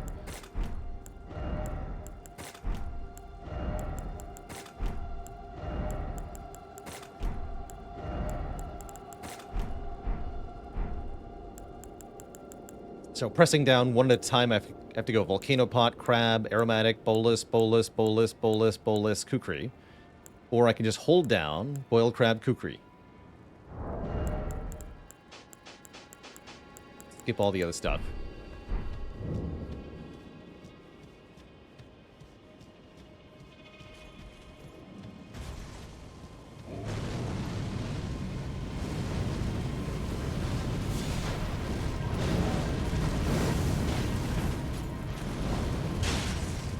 Hey there, big guy.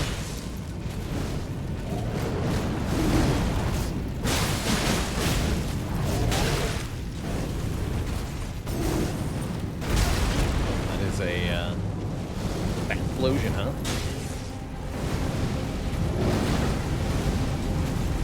Are you Smo? I guess you are, huh?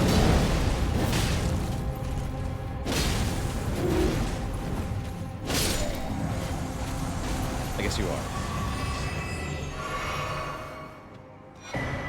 Get Prelate's Inferno Crozier, which is a honkin' huge red hammer.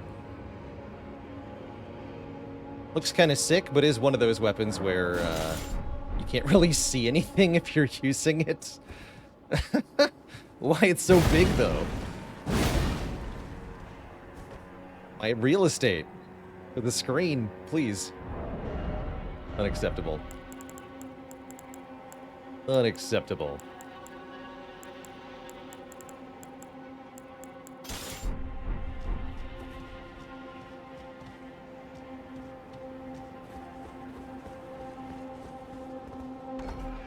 Power stance, another one. You really can't see anything. It's like the chicken wings from Dark Souls 2. Giant's Flame Fire Pot. What the heck is that? Throw at enemies to inflict heavy fire damage. Oh, this is the one that scales with faith. Whereas the Red Main Fire Pot scales with strength and dex. We're going to want Red Main Fire Pots mainly.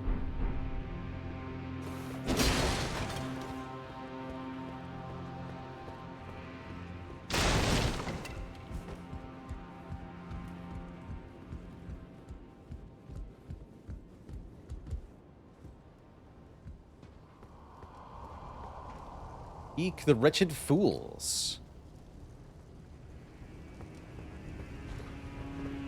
Huh? They'll never find me.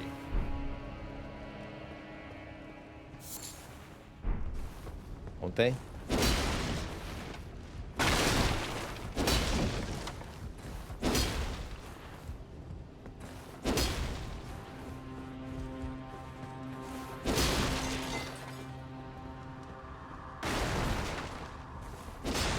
An empty chest? Is that what I'm looking at here? Yeah. Seems like the loot here has been taken.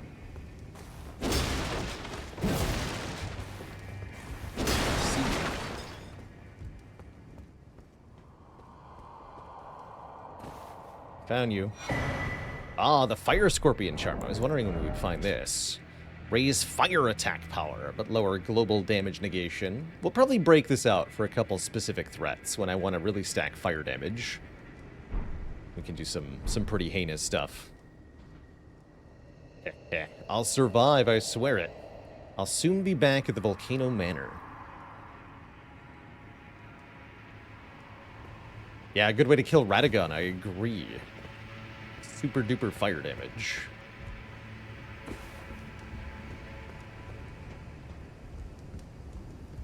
It's something like 12% more damage dealt. Maybe only 10% more. Doesn't sound like a lot, but it is.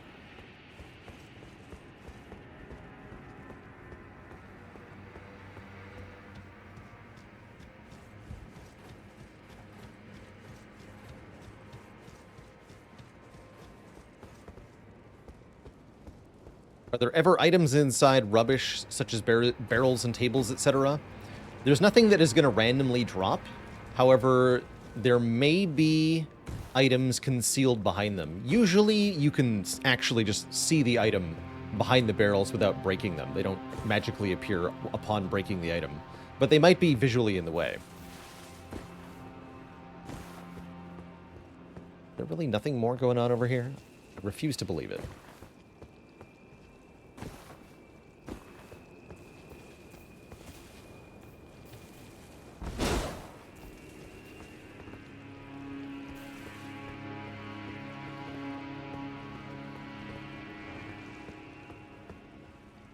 Oh, that's true, yes. Dark Souls 1 had lizards in a couple of boxes somewhere. The glowing skulls on the ground do drop golden runes. Just the 200 ones, so it's not very much. But it's nice to collect those early game. So that's all that's around here.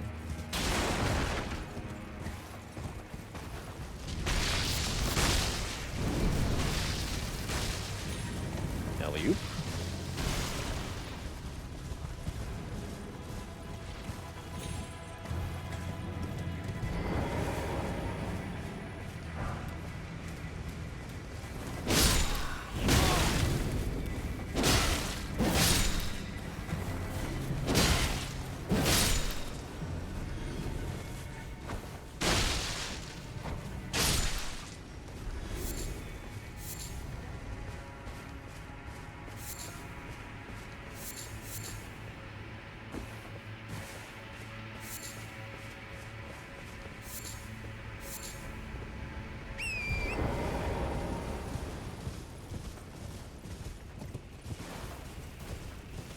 Amazing Ripnator.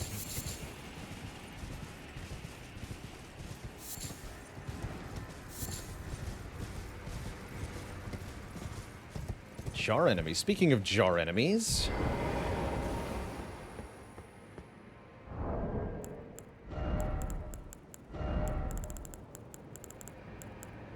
or perhaps jar friends.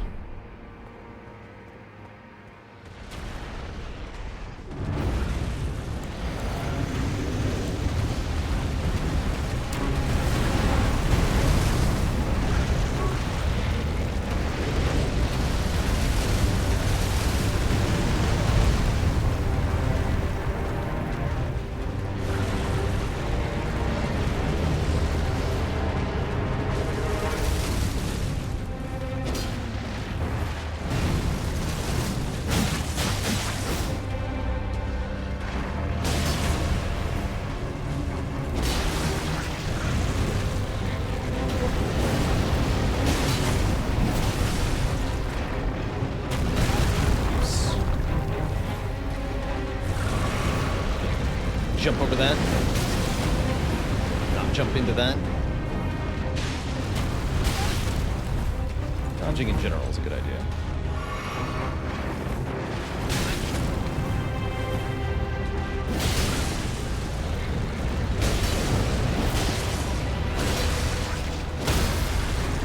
That's more like it.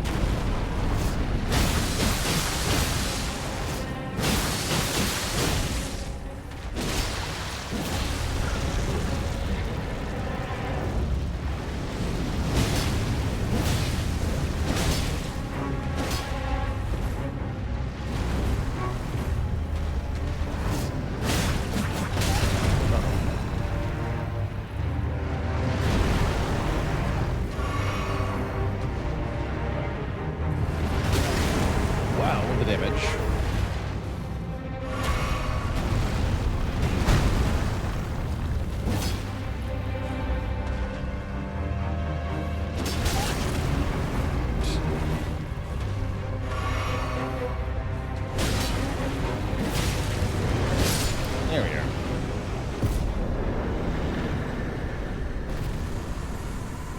A clean fight, but I'll take it. I'll happily take it.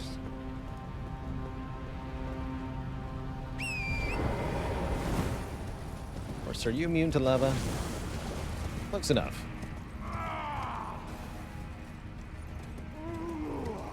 Ooh. Oh, mountain of fire! Bake me in your flames! Ah. Ah.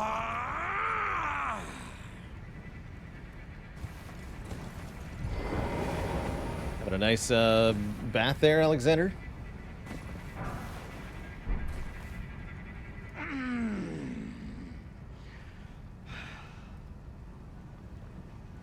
Ah, good sir. What business might you have in such a place as this? Fighting dragons. I hardly think you're here to temper yourself with flame, considering that fleshly form of yours. Don't make assumptions. Your timing, though, is impeccable as ever. I've been making just the thing for you on my journey here. Take it. I'm sure it'll suit you to a T.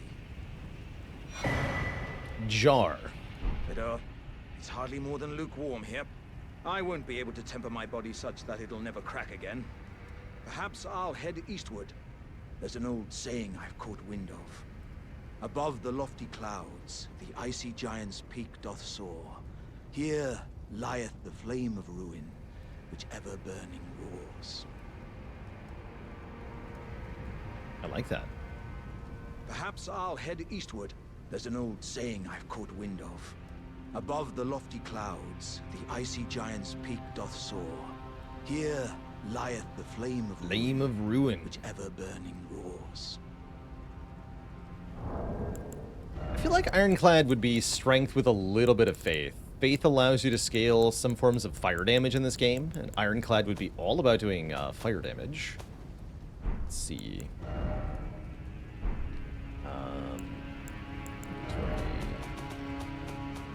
There's some fairly fire-based incantations that I think would be Maybe fitting. Actually, Magma Shot is a sorcery, huh?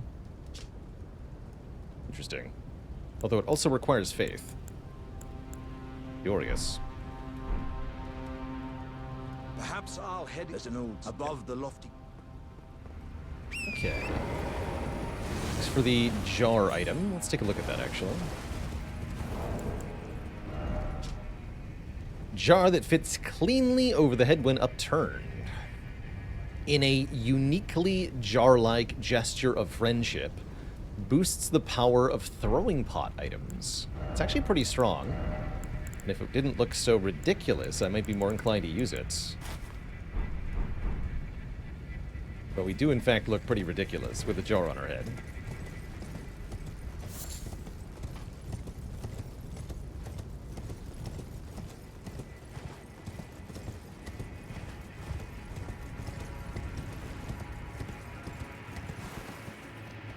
Not that bad, actually, with this outfit. We still have the cape. Kind of makes us look a bit like the Headless Horseman. It's a pretty substantial boost, like 15 or maybe 20% to throwing pot items. And that could be pretty dang strong in a couple situations. So we might bust that out for a couple special moments.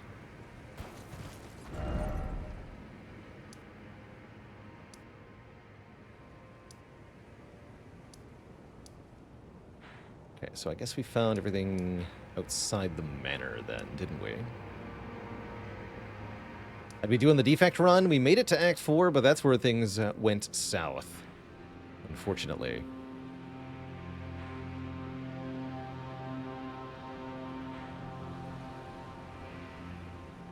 Over here.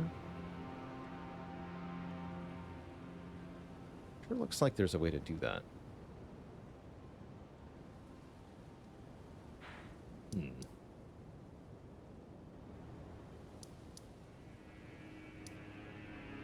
I think we'll do the Shaded Castle and then Volcano Manor.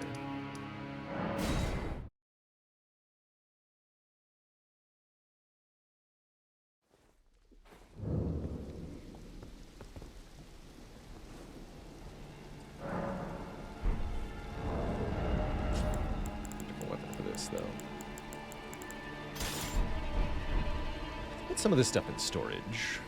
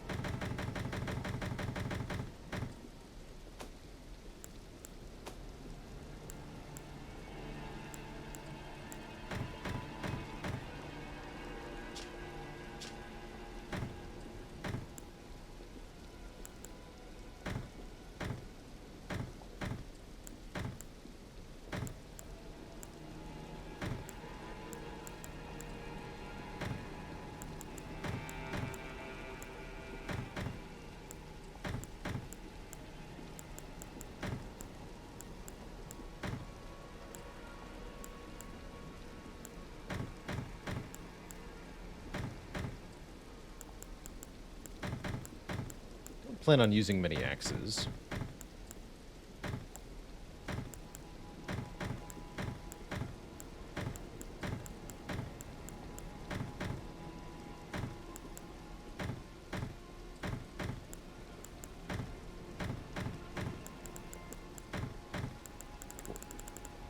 Okay, that's a bit cleaner.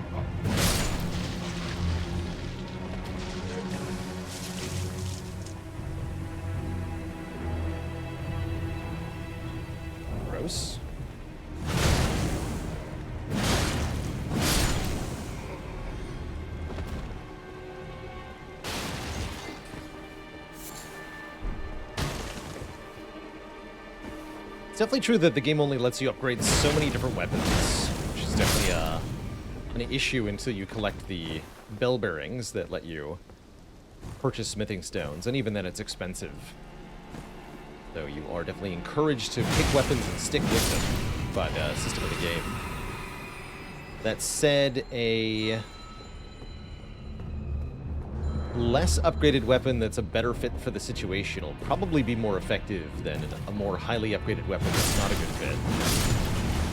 So maintaining at least a couple different weapons is going to be usually worth it.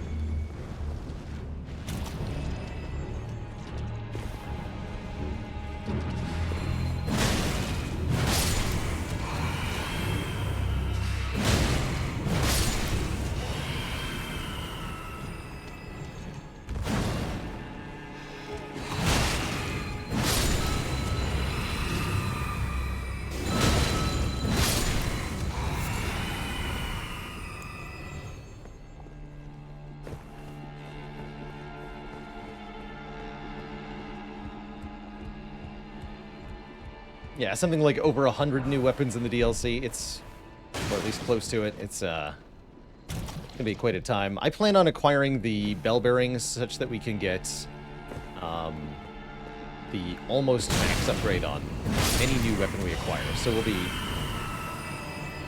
we'll be trying out and almost fully upgrading a whole bunch of different weapons to see how they compare. Should be a fun time.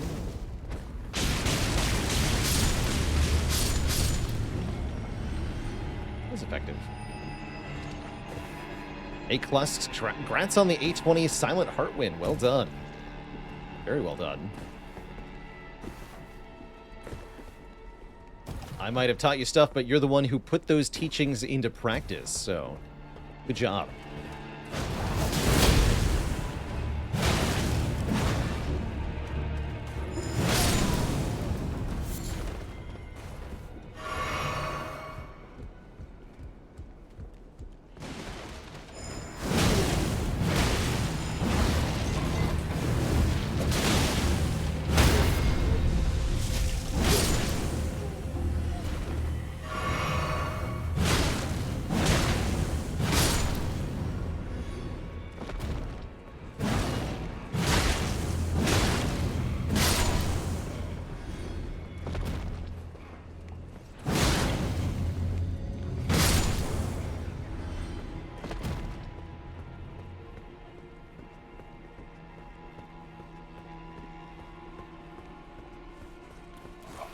Strider.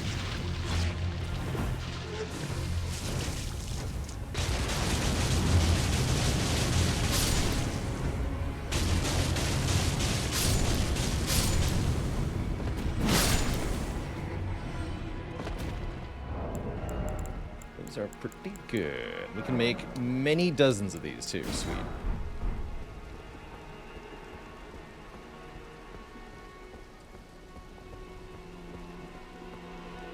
Why don't I jump attack more? I've kind of trained myself out of it.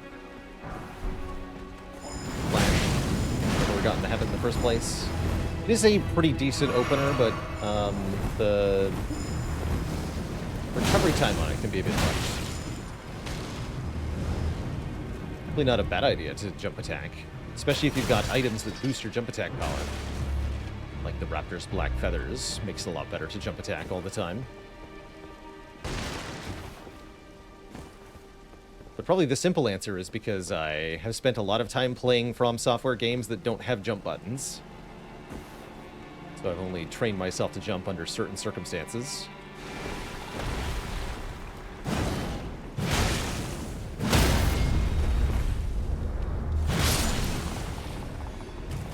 Hey, Carpet Bread, thanks for the 100 bits. Long-time YouTube watcher, glad you're here.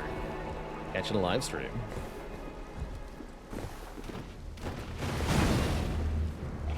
It takes a long time to attack a second time after the jump attack.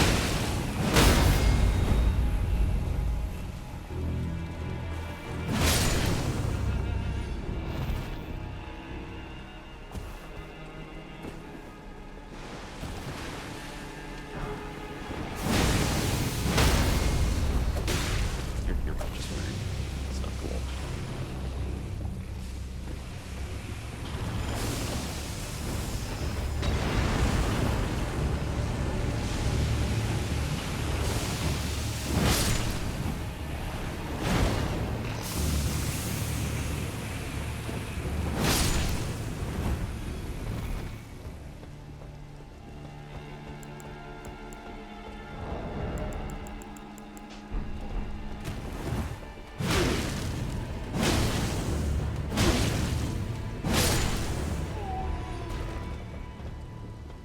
bonkage.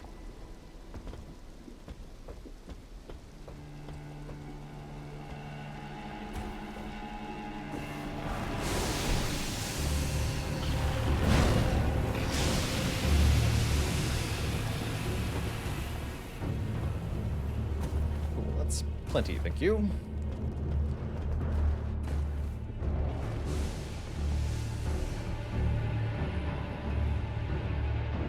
There.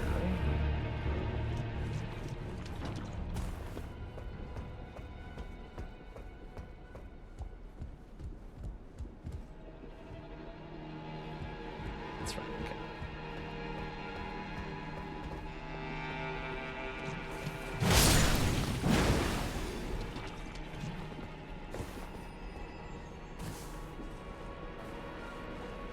I think there's a ladder we can kick down a little bit further in here.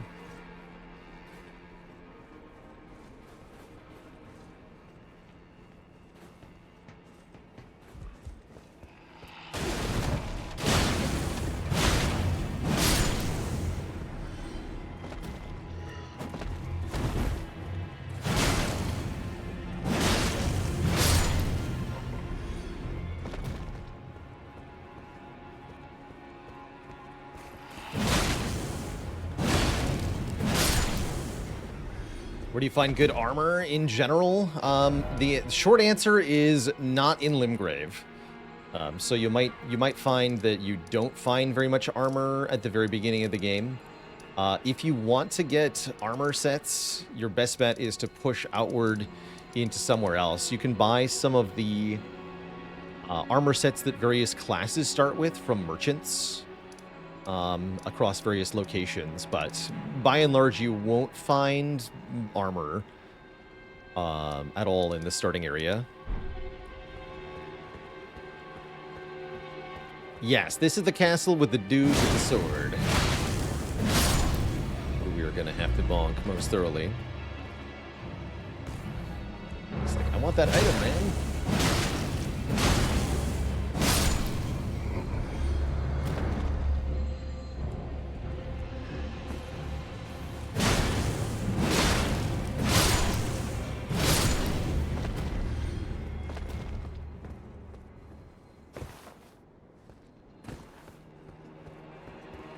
I'd say in general, your armor doesn't really have a whole lot to do with your build. The main thing that matters for armor is how much it weighs, which equip burden you have to work with, and then from there, main considerations are how good does it look, how much defense does it provide versus damage types that you're caring about.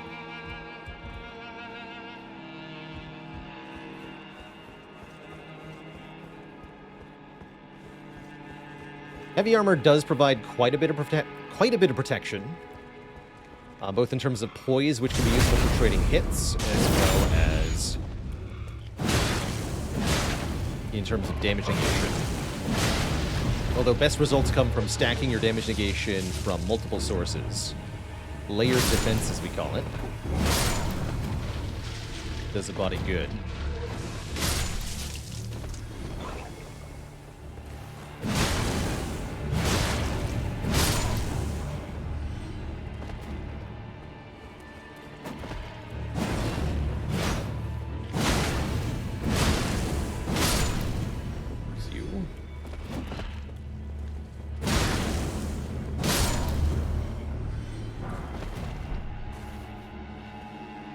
Down over there already. Still no ladder that I see. It's a clean rod night.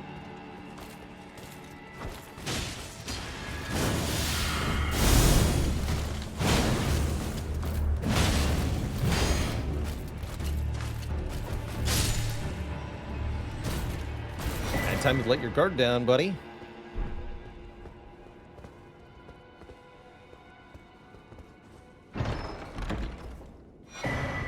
Ah, yes, the Valkyrie's prosthesis. Golden prosthesis used by the one-armed Valkyrie, a masterwork of craftsmanship with practice and skill. It can be used as proficiently as a real arm. When Malay Marae's Lord of the Shaded Castle embraced this prosthesis, he claimed to feel the presence of his personal goddess.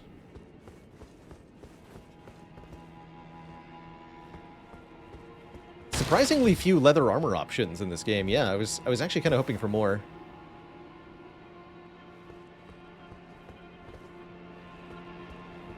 Leather type stuff. Studded leather would be cool. We don't do a whole lot of that.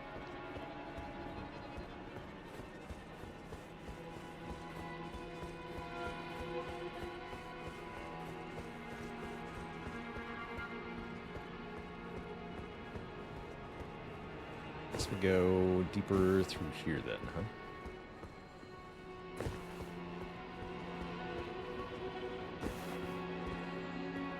So.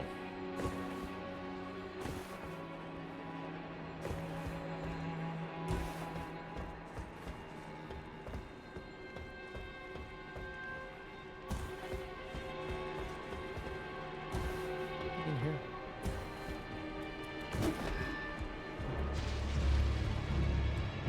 Be a no.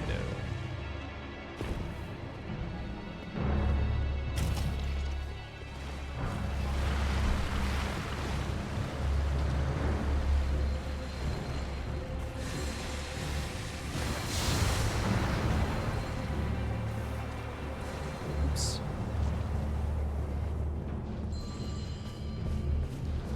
Over here.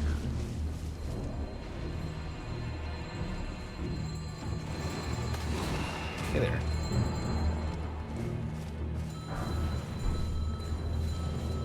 Ah, okay.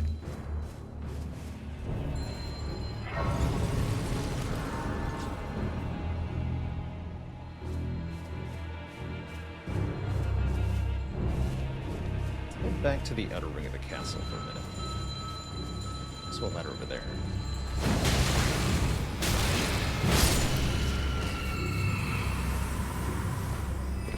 It was awesome at getting lost in this area, I bet.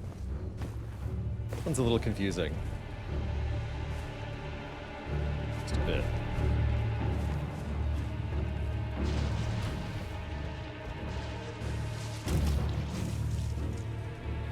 How's it going, Invictor?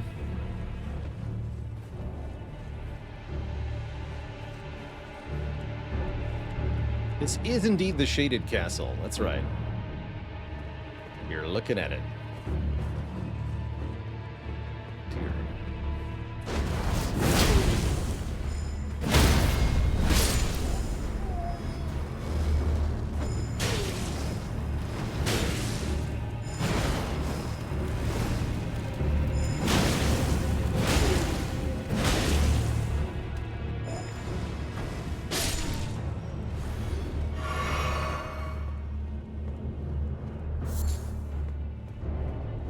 I concur with chat. There's quite a few different YouTube channels. Vati Vidya is one of the more well-known and popular ones that dive deep into the lore behind Elden Ring, showing you the direct in-game evidence and statement about things, and then drawing conclusions and asking questions from there. Definitely a lot to look at, discover.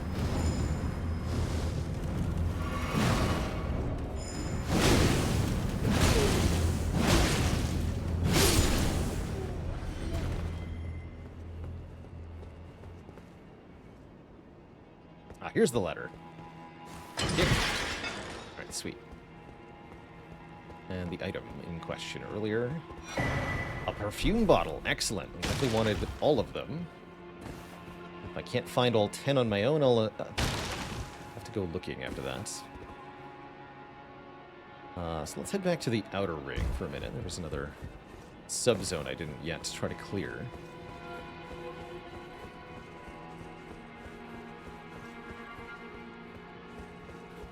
The part with the thing.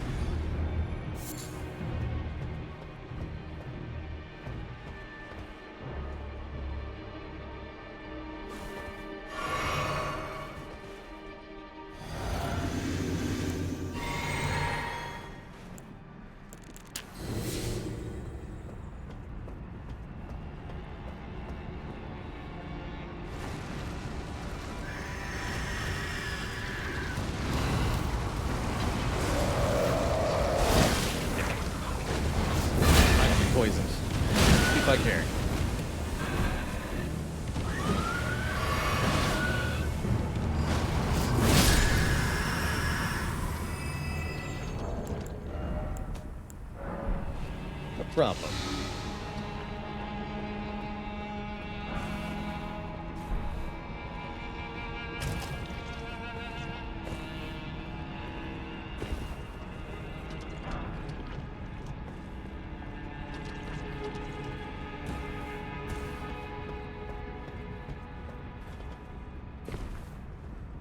Okay, I think that's all we had to fight over here.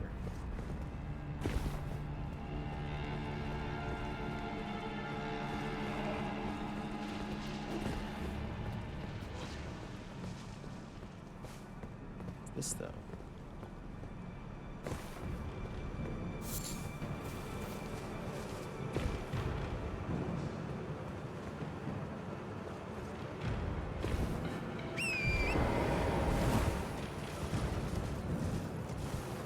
Stone astrolabe for observing the stars, or perhaps the Halig tree, also visible here in the distance through the fog. Windmills up there too.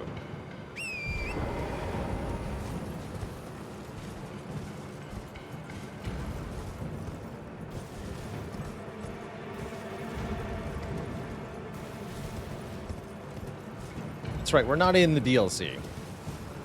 This is base game that we're looking at.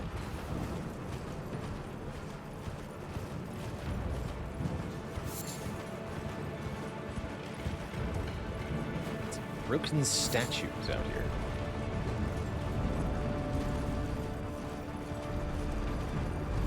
Ignore the small man with the rapier. What do you do? It's Malay Marays. Hated Castle Castellan.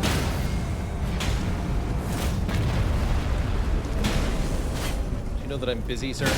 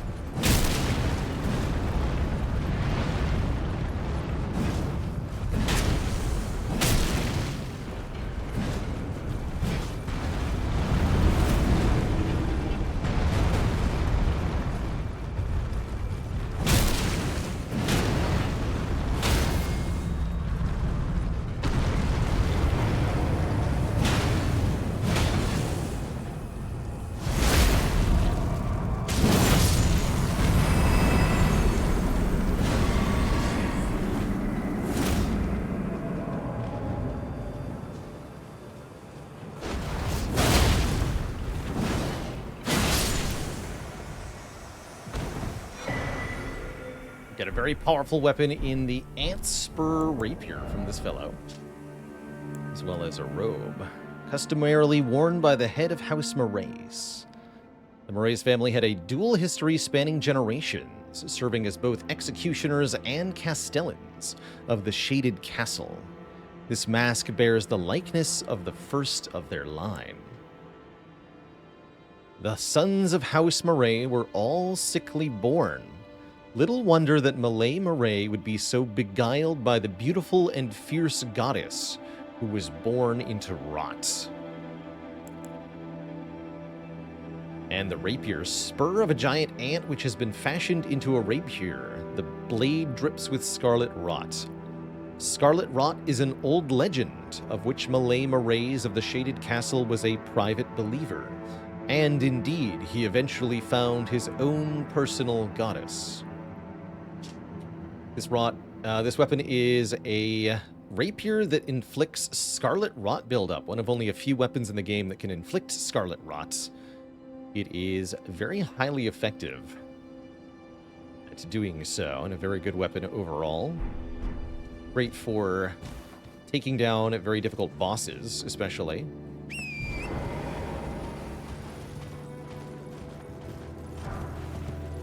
That's right, the Ant Spur Rapier can be infused, can't it?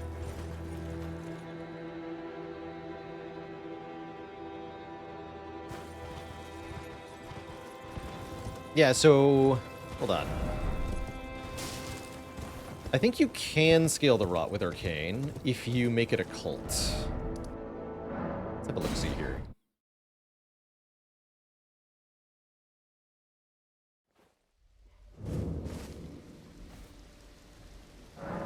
Is there a throwable knife or dart with rot or poison? Yes, there are rot pots, and you can get poison throwing darts, too. We can craft those already.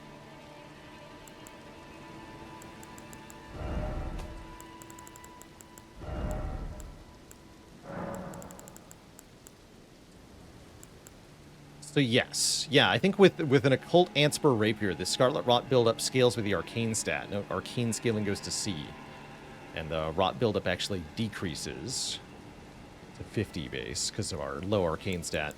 The same is true if you make it poison or bleed, and then it's doing double status, and you're scaling it with arcane. It's pretty dang strong.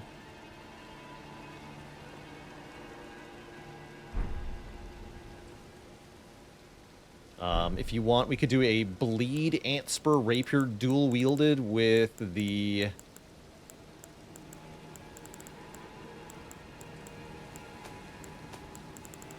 ice weapon that I seem to have lost. Oh yeah, because we're in the Ash of War menu.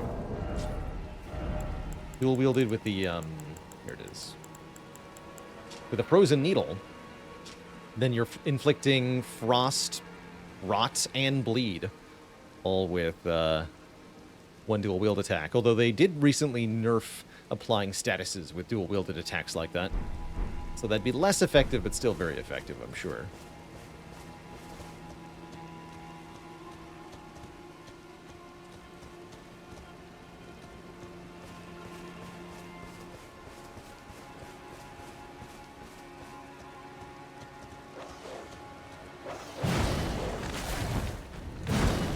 Who's you?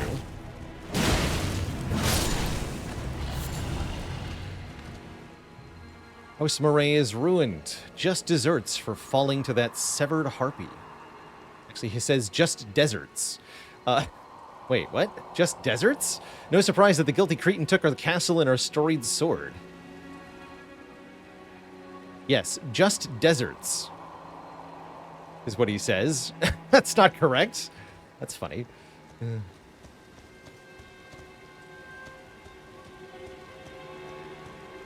Sand gets everywhere. Terrible.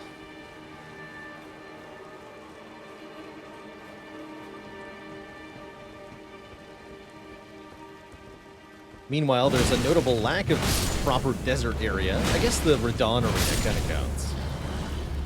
It'd be cool if there was an explorable desert in Elden Ring.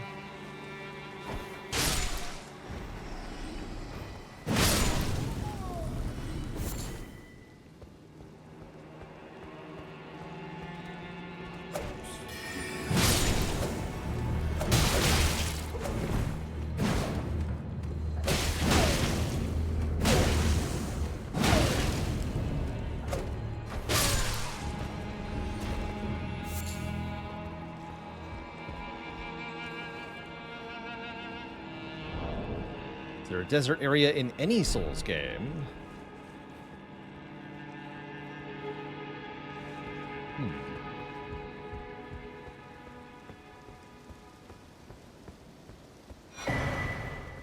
What is this?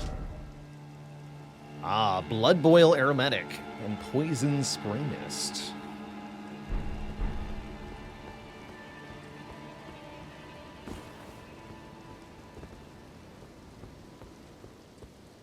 Don't think I'll be using Poison Spray Mist much, but that's kind of fun. It's too dry for a poison swamp. Can't have that.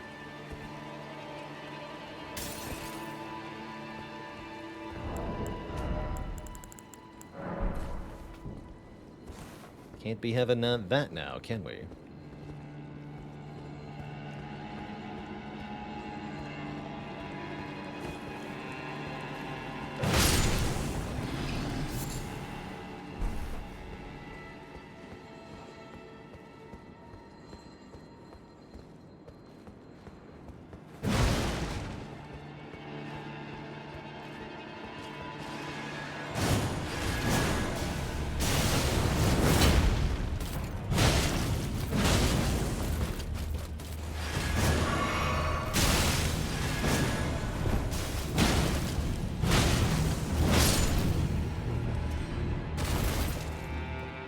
valiant efforts.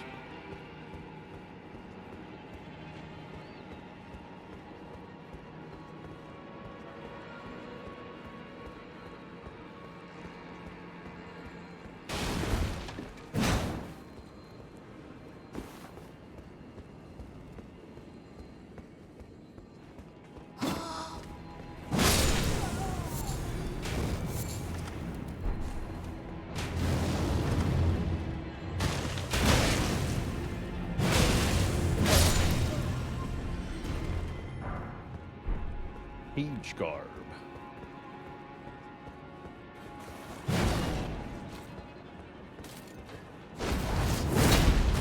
No. Oh,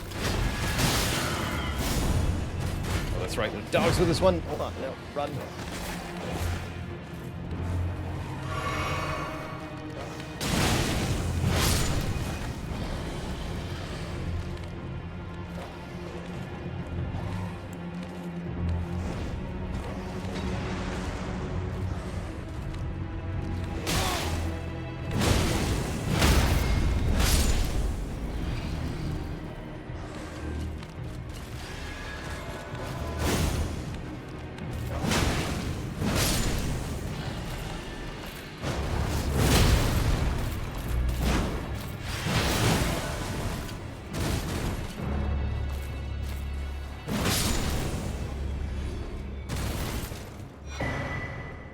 Clean Rot Helm.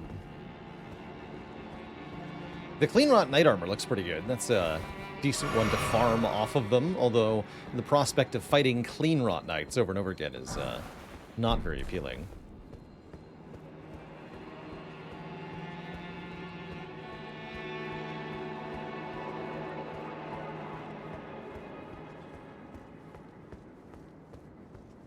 Suspicious gap. Sweet. Yeah, their weapons are pretty cool too, indeed.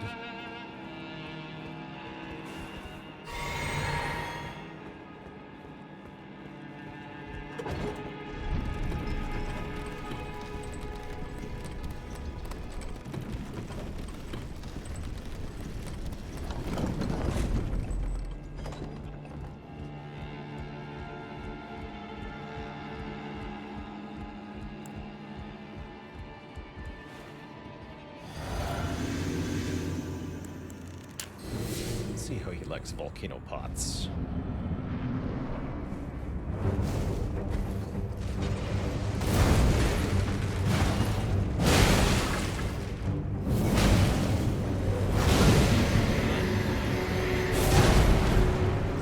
Damage resistance goes along with it.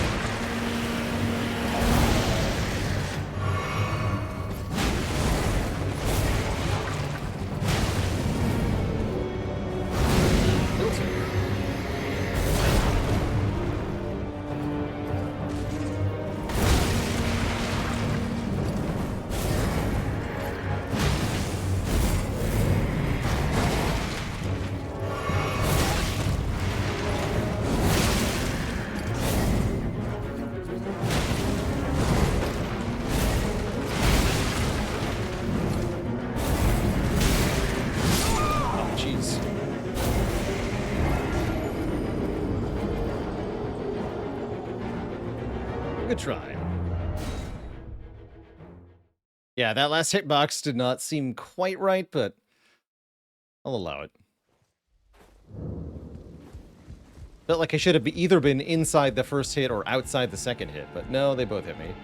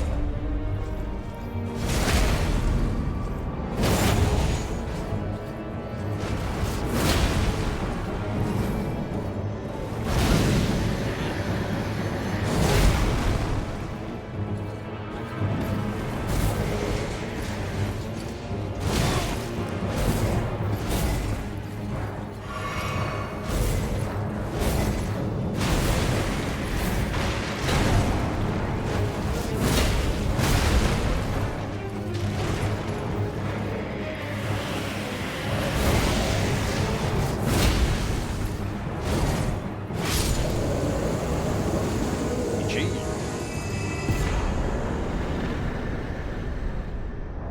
The Marai Executioner's Sword. Storied sword of House Marai, the family of executioners who presided over the Shaded Castle, one of the legendary armaments. Elimer of the Briar, the bell-bearing hunter, snatched the sword from the site of his looming execution and furnished it with battle skills from his home of Eocade.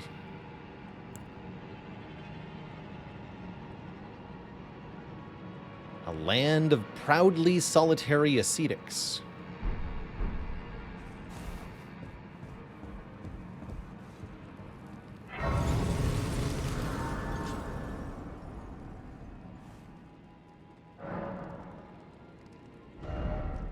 Okay, so I believe that's most of everything inside the Shaded Castle. Millicent's still here.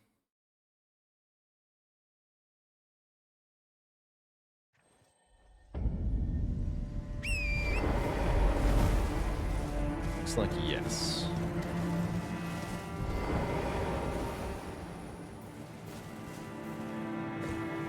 Hello. Now, I'm tracing the path Melania took. She's passed into the lands that lie beyond the Erd Tree. Take this. Are you giving me this arm? Thank you. I am in your debt yet again, I think.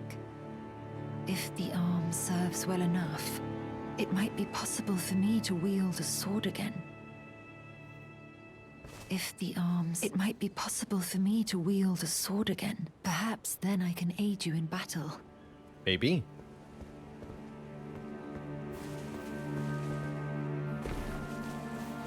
Maybe. Physical therapy journey begins. Alright, now we're gonna go to, I suppose, a Volcano Manor.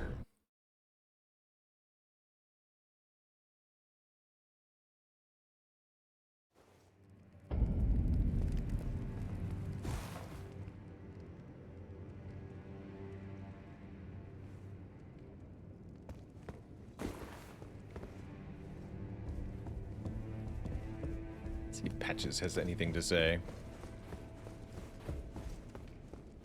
Hello again. Welcome to Patch's Emporium. How would you make a build most like the Silent? Definitely high. You would want to do Dexterity and Arcane as your main stats, I feel like. Arcane will let you inflict poison more easily. And Dexterity will, of course, affect your output with daggers. A lot of daggers you can use. Throwing daggers, melee daggers.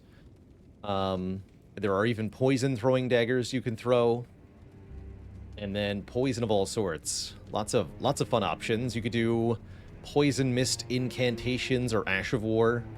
Definitely lots of good options for silent type tactics. Guess I can only buy a few of those, huh? And he sells unlimited glass shards in case I ever have a need of those. Maybe. Cheers for that.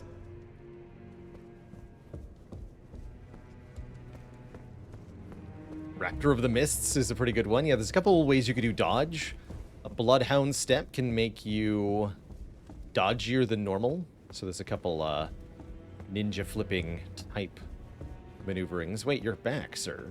How'd your thing go? Ah, it's you, is it? I'm terribly sorry. But would you mind giving me some time to myself?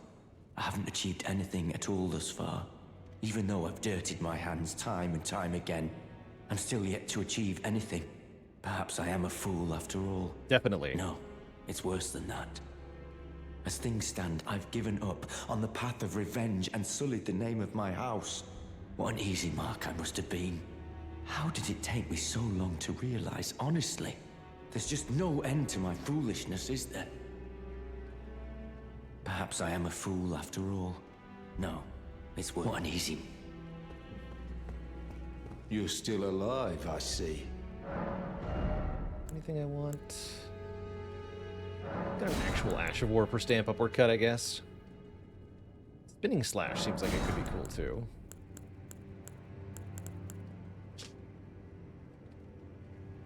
Not liked Eruption when I tried it.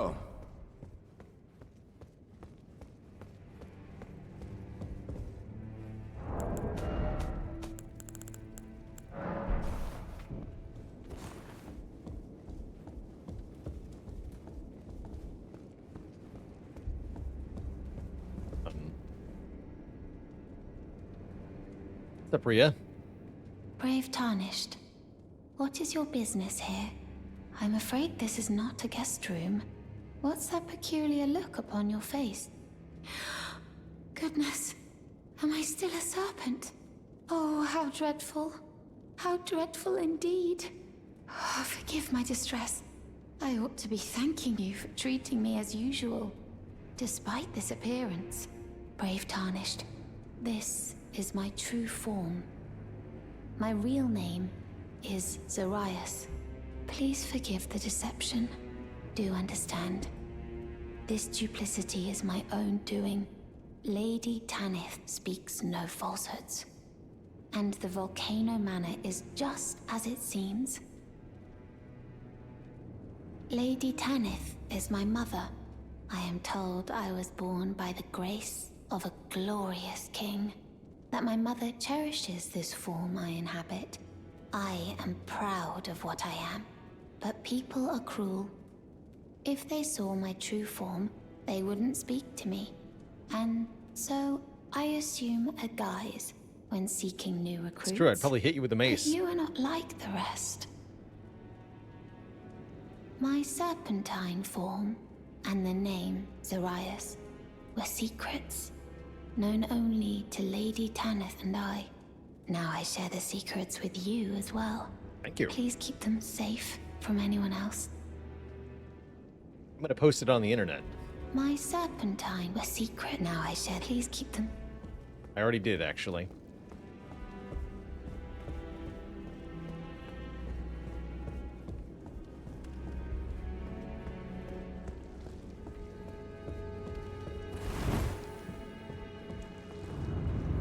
Hey.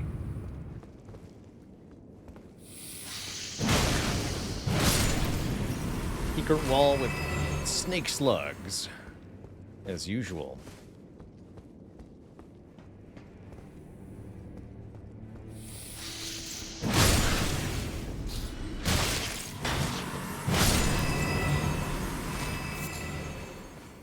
Is death counter broken? It might be.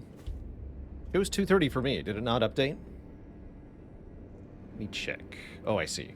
Yes, it is broken. 1 second. There we go.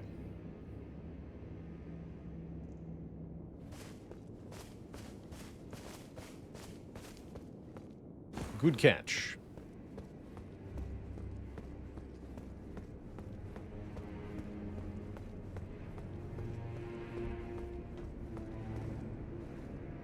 They're Bloodhound Night, huh?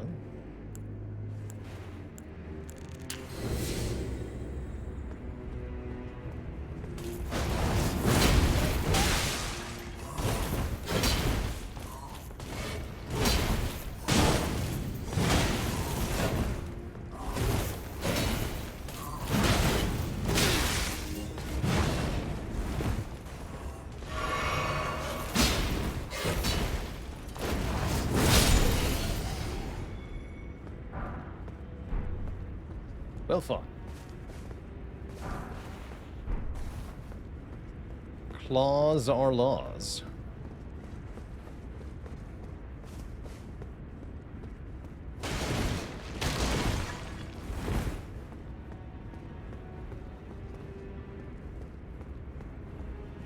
What have we got here?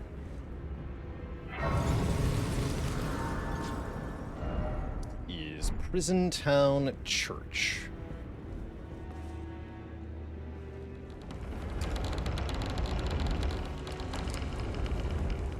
Open up into the Volcano Manor proper, which is quite a vista. A magma waterfall. Huge imposing spires. And a collapsed, submerged town below. Definitely quite a look. Probably we don't want the fire great mace in this area, that's my guess.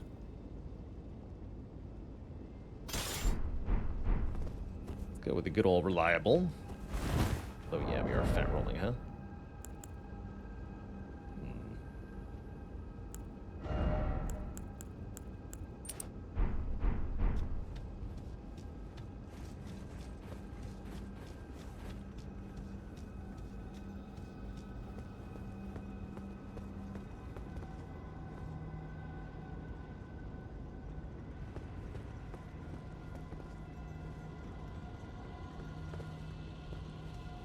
Oh, that's right. There's going to be iron versions around.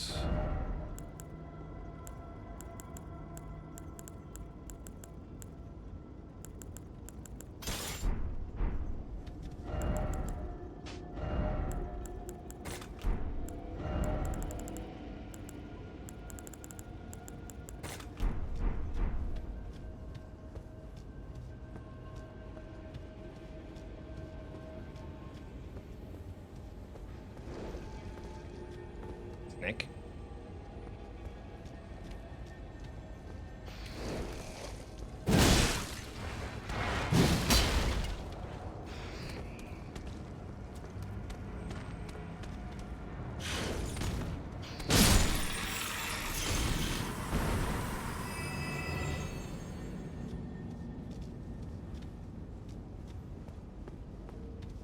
Hear a scarab.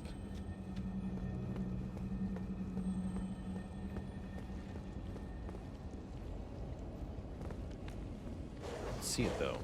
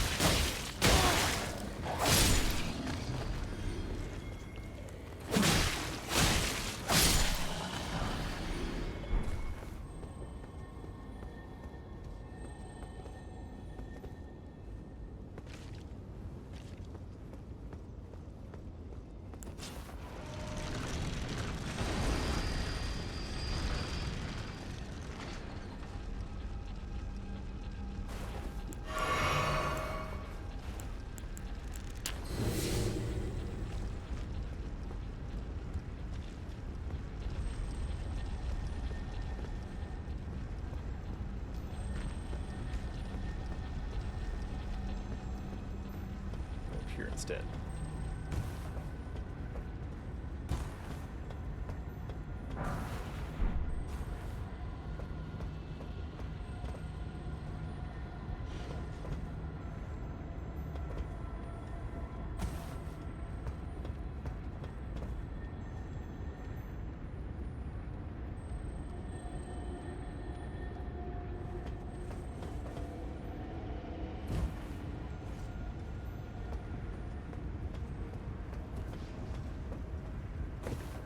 Monkey.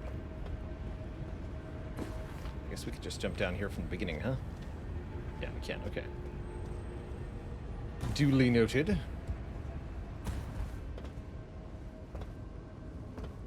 There's definitely is stuff down there, too. We can get down below from here as well. Lots of different directions to go here. Okay, that was not a great time to be locked on, apparently.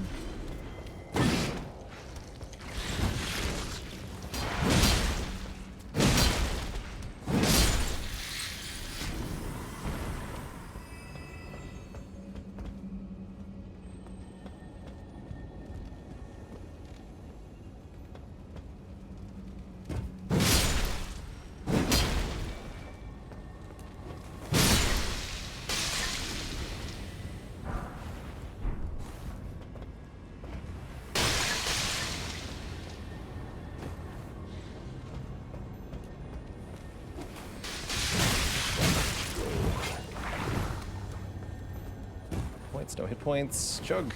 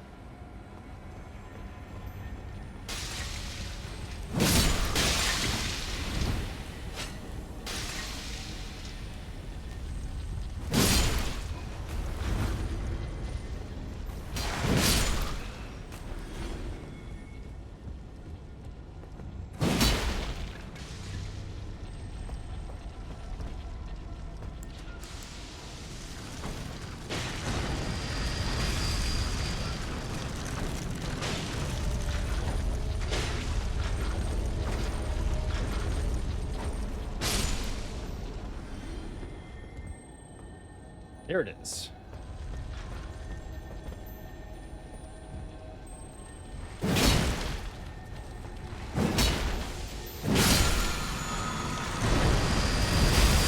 I regret everything that led me to this moment. Terrible.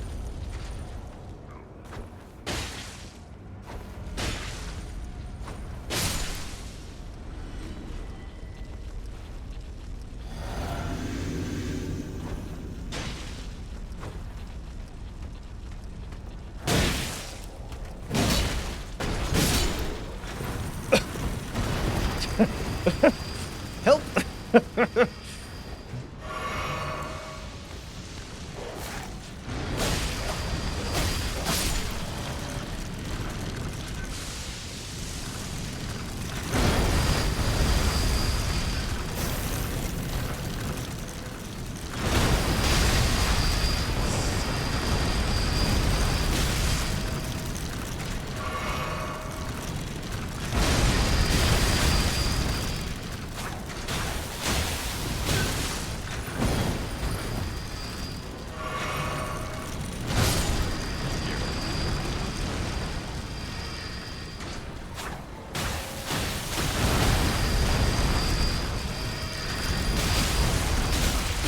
Whoa.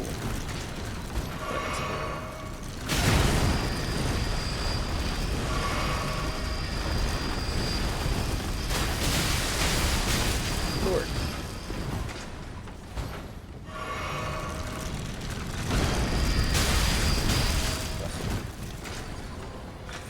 This is not what I should do.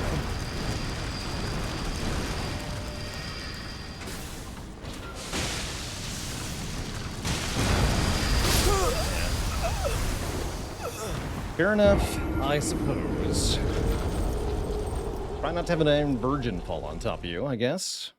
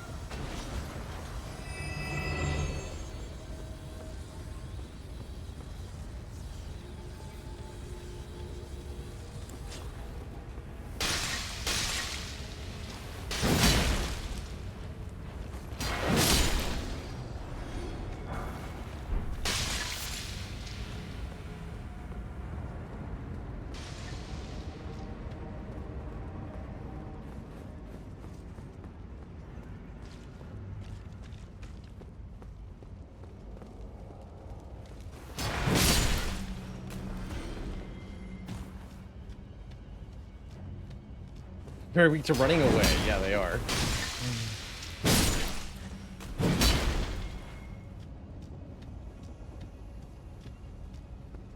They sure are. Guess I'm not getting that item. Oh well.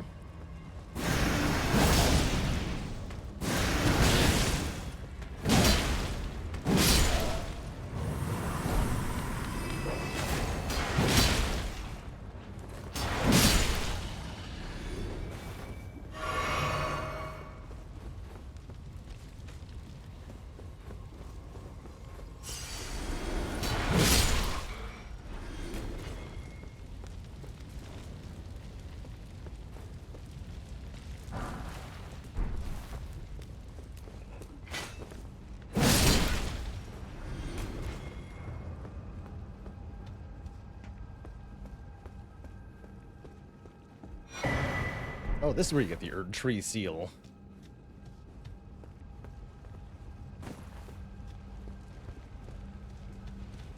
I see.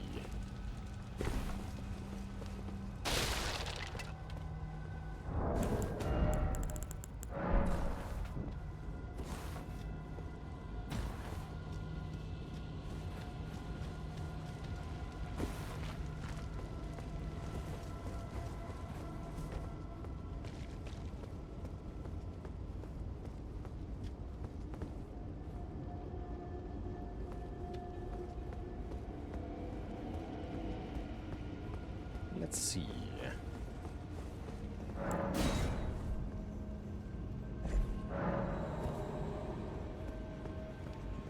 Oh,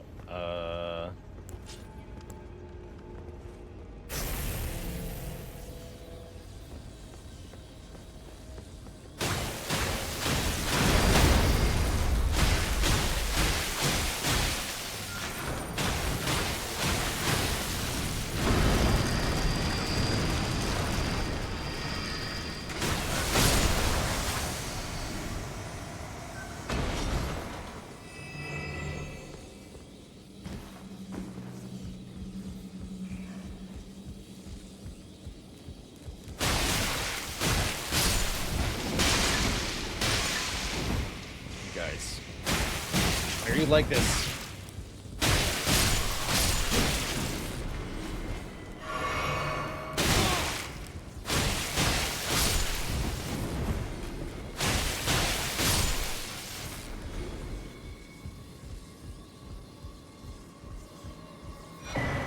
Ah, the bigger health up medallion.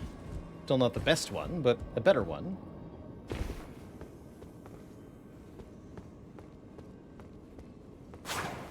Imagine if their poison pots bounced like the silence do.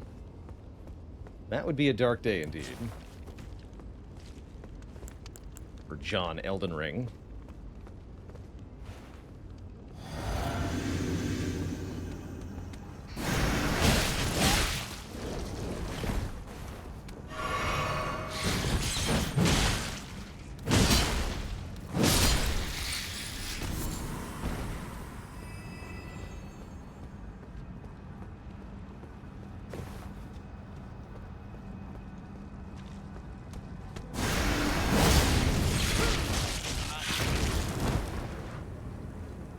Not bad.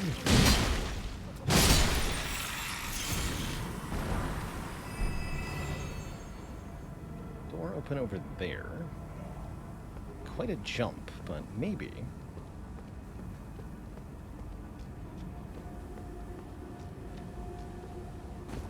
It's a way up onto the roof, too. Yeah, door open from this side. I see. How about from this side?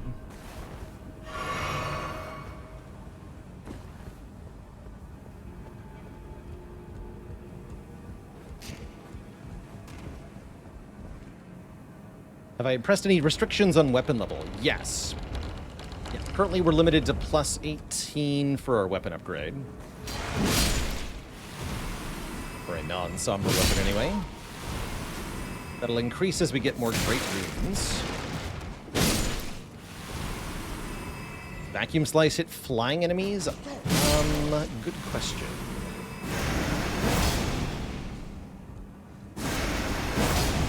Go with no.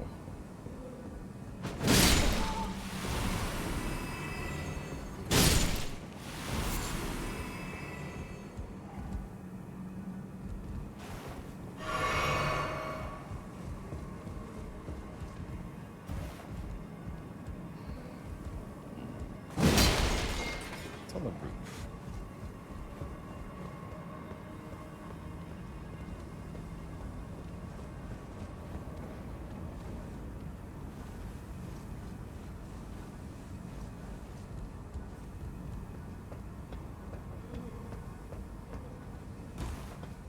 That's true. With the Ash of War system, you can turn any weapon into a faith weapon. So this weapon, this Vihander right here, you can make a faith variant of that by making it holy or flame arts.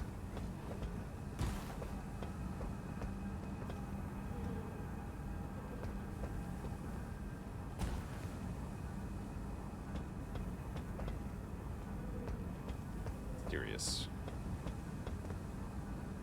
Okay, but I can... Yeah, I can drop here. Looks like the winner.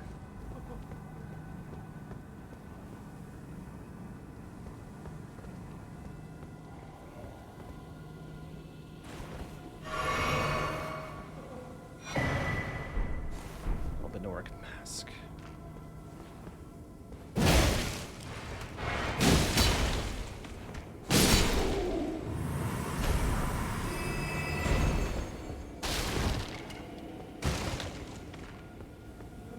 Together.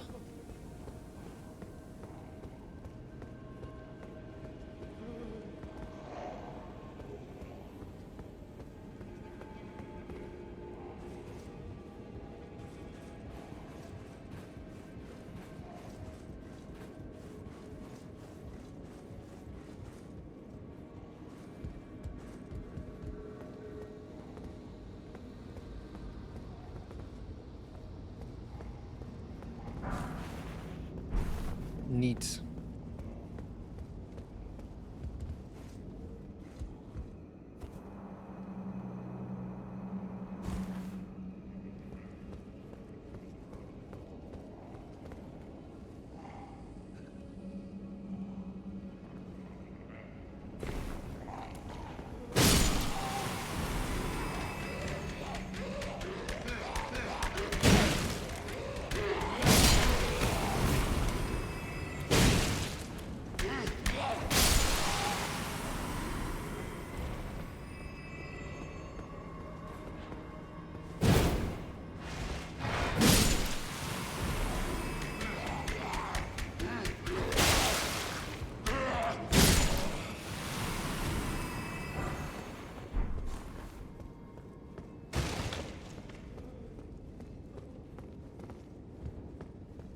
Creepy.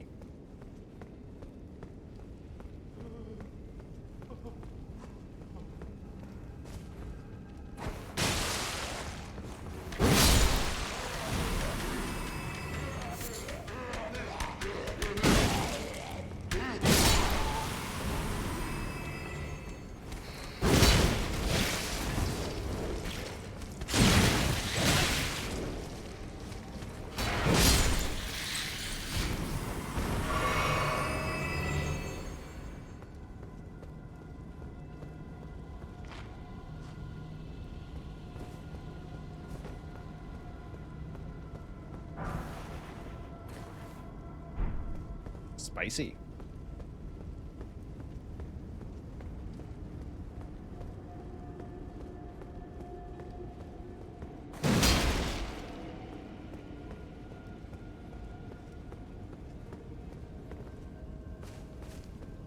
Where's Grace?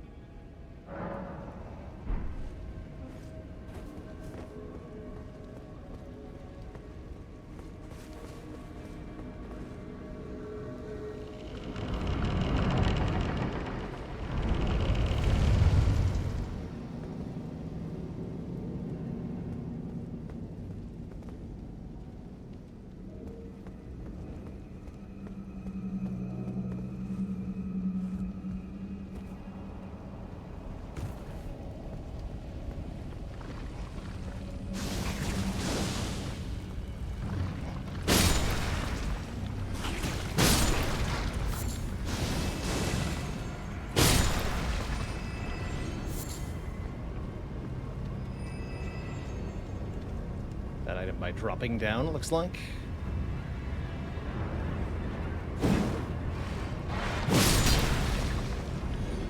Oh, glad to hear that, Obadiah.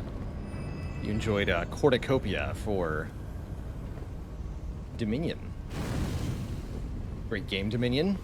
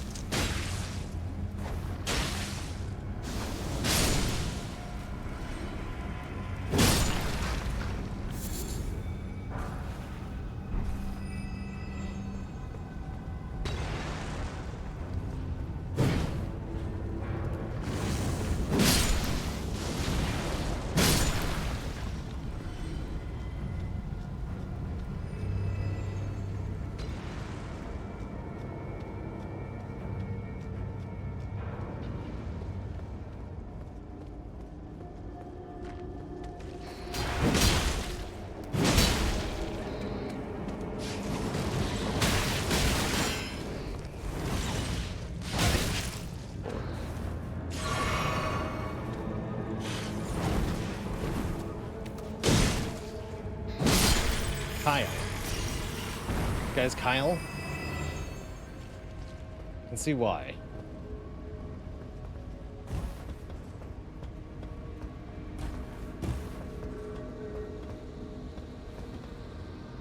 Speedrunners love it.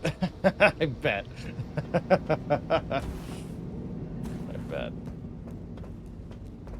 Ah.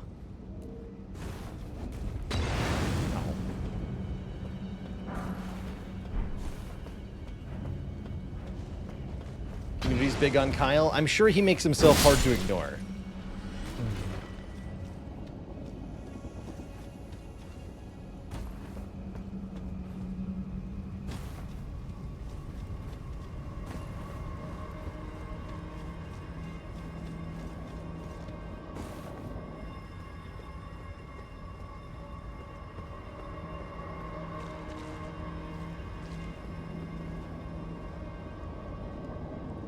Go. Wait. No direct path up, right?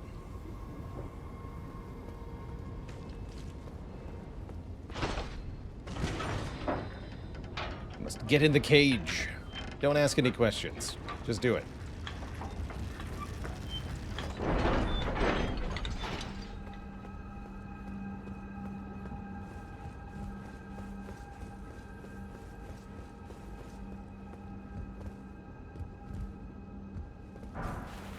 Ever watched a bingo match for this game? I've watched bingo for other FromSoft games, but I don't think I've actually watched any Elden Ring bingo.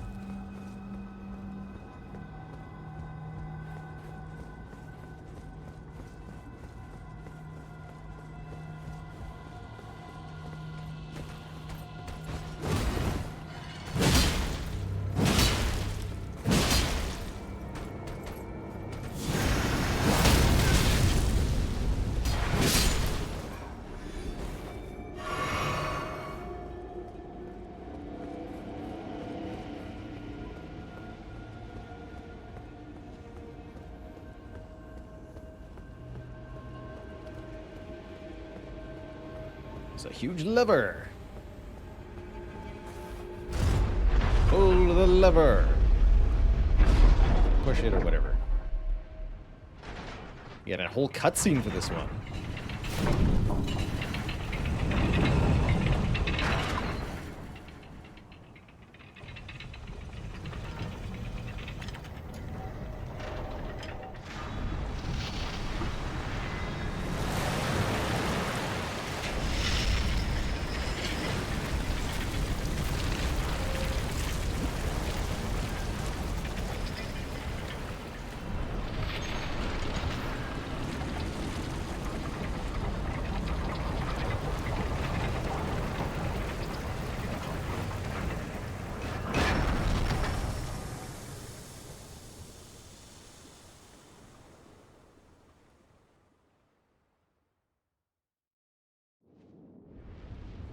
Very nice. Now we can safely navigate back to the Grace over there. We wish.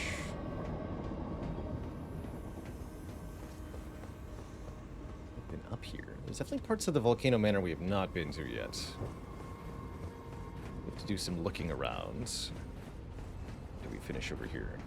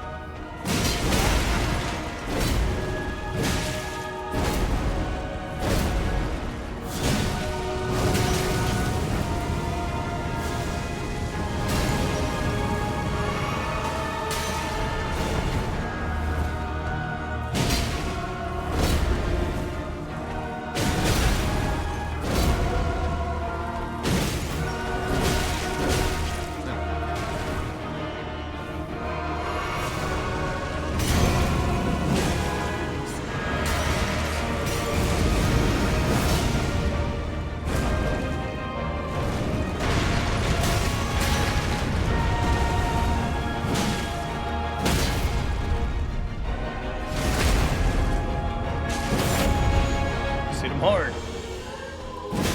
Works on everyone.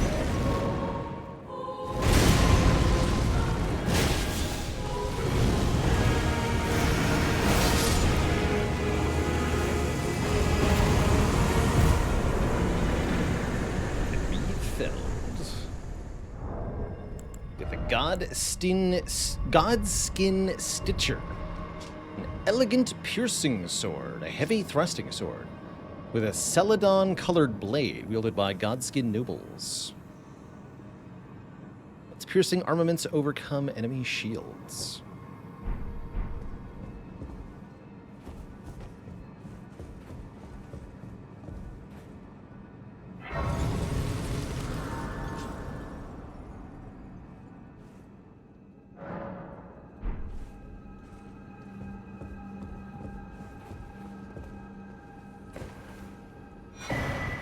Serpent's Amnion.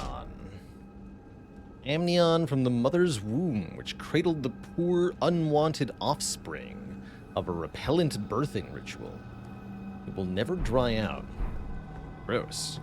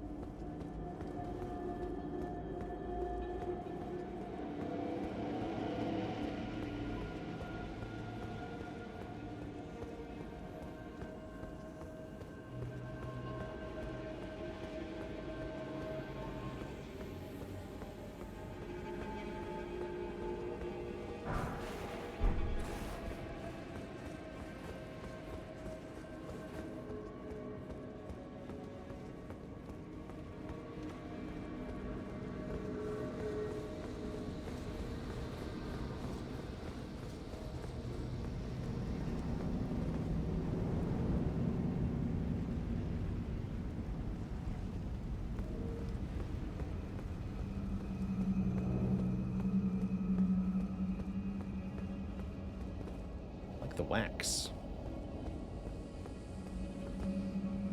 All right, let's climb the mountain.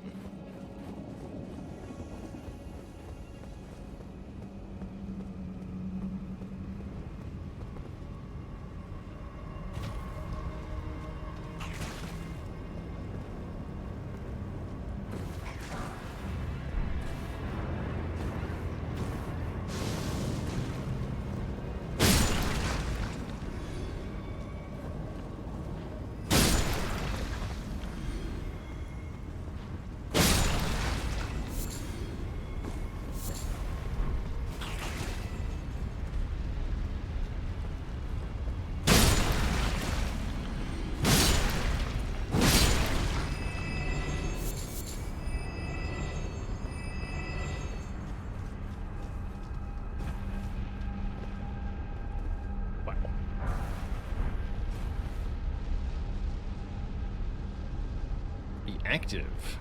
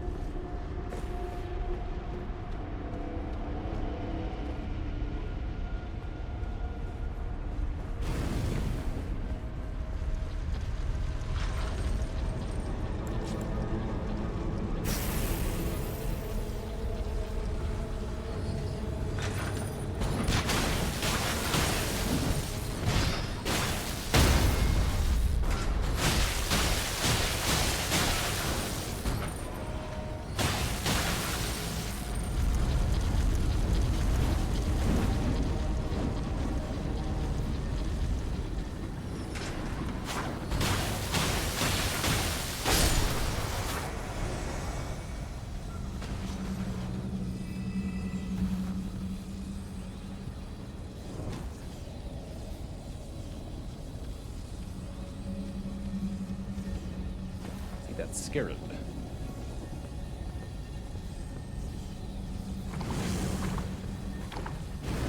Goopy.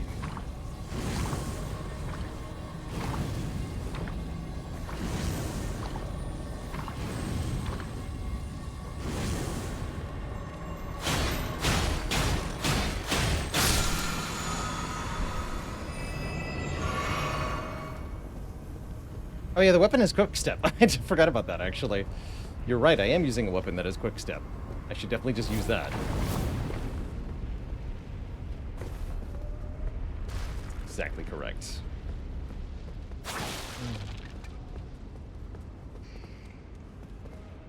Hey, looks familiar.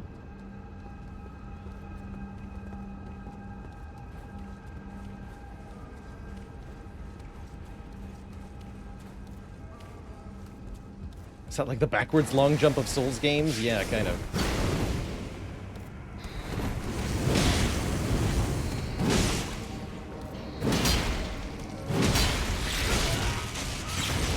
You're supposed to be dead. That's rude.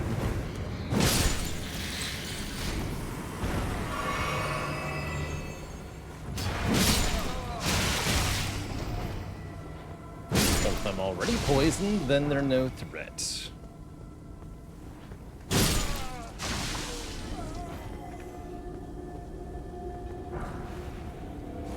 Summoner's Headband. Now, why would I want that?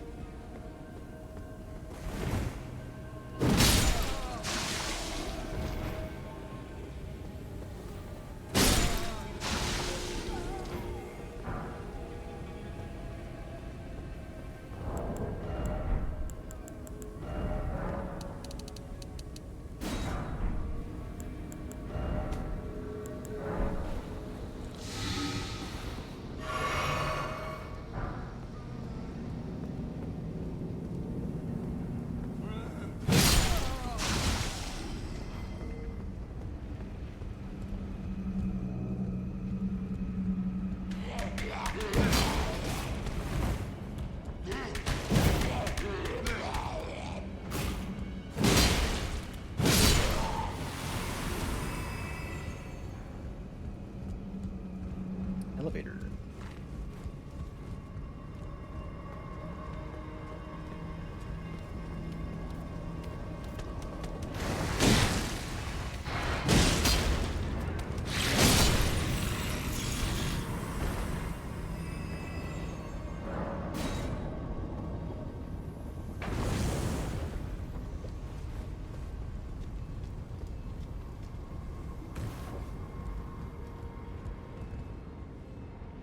That looks important. There's a site of grace around here somewhere.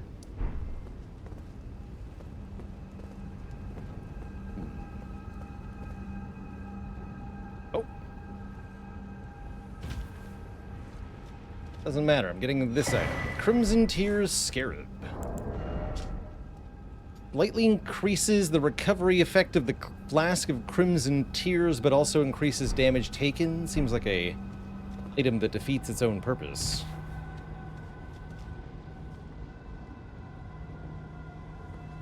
Would have to be a lot more.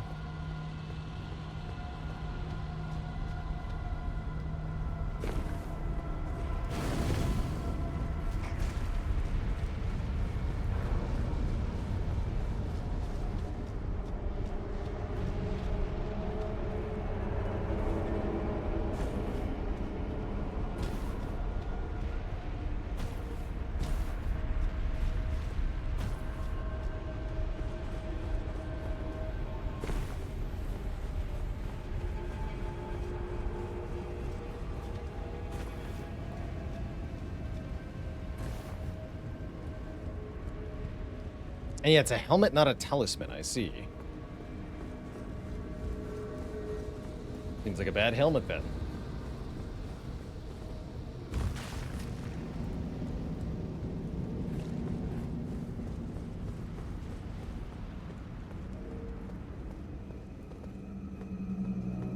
Very bubbly over there.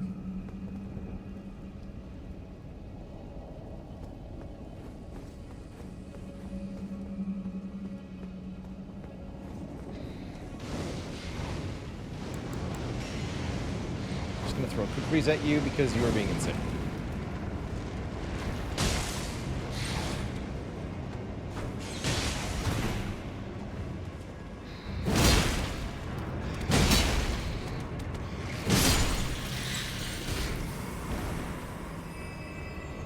No problem.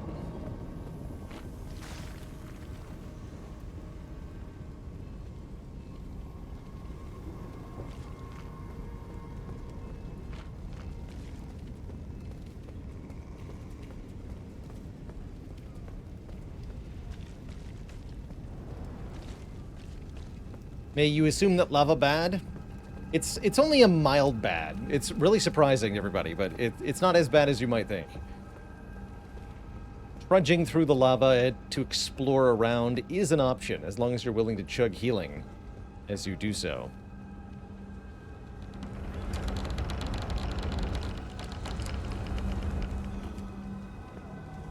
All hail the egg.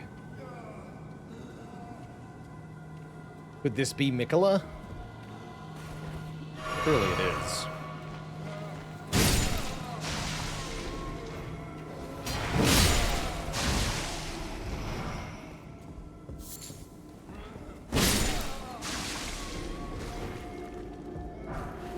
Man Serpent Ashes. What does it say of the man serpents?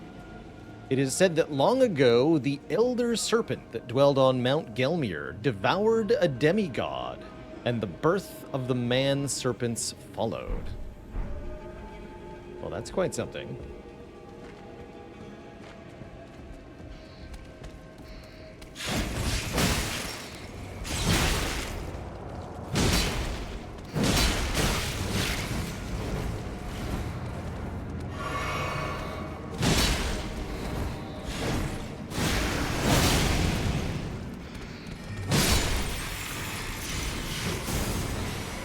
With an egg on your head.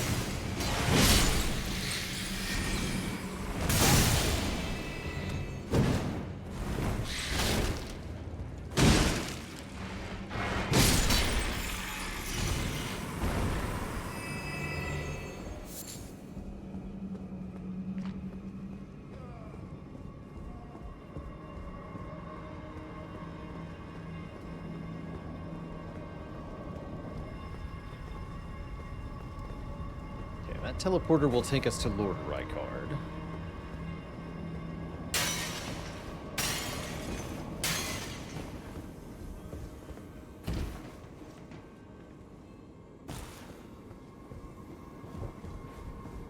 Would this be considered late game? I would say mid game for this area.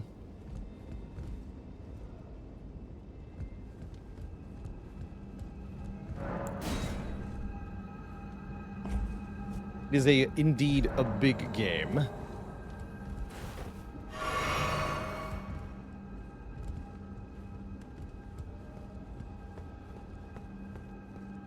Oh, I see. And here's another place to drop down.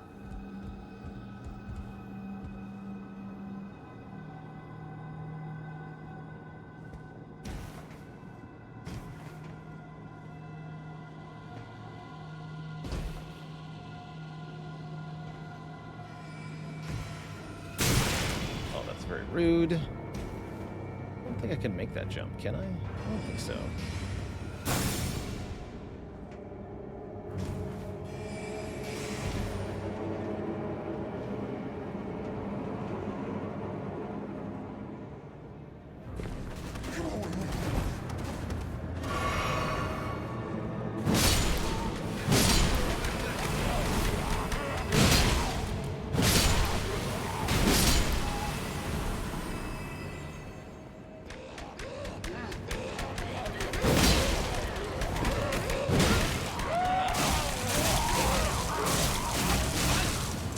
Pleasant in the extreme.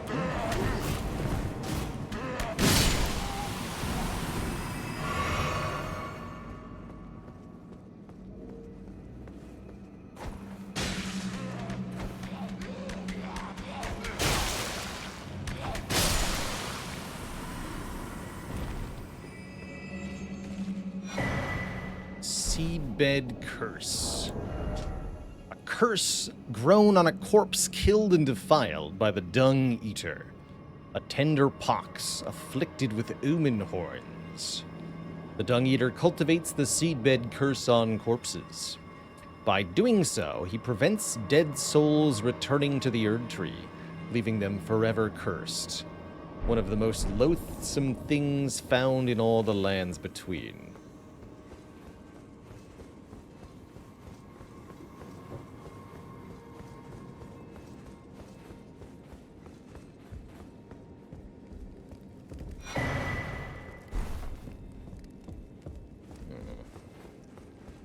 Two ways out of that room, though. I know what the seedbed curses are and what they're for, Steve Allen, so you can speak of them.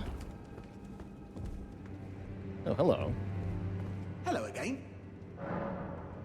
Cheers for that. I guess we would call this a shortcut of some sort. A grim portrait of Rykard. Spooky.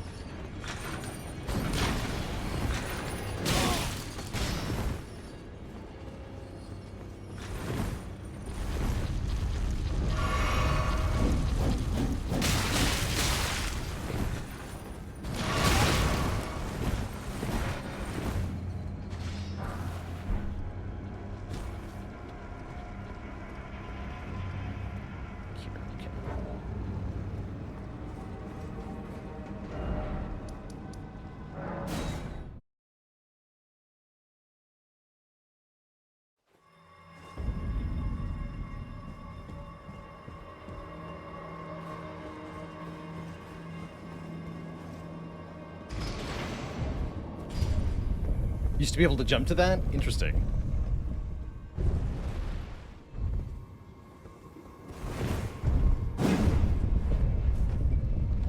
Interesting.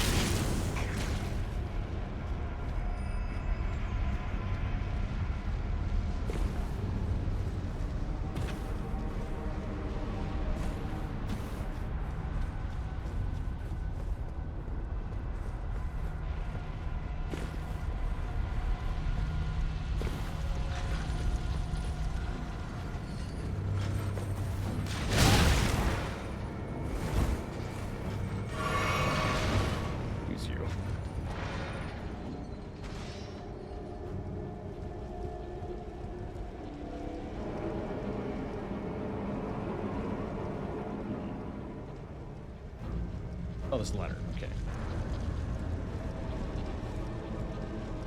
Thinking that looks like a pretty tough jump. Because it is. Ooh, forge raw string fire grease. That's kind of cool.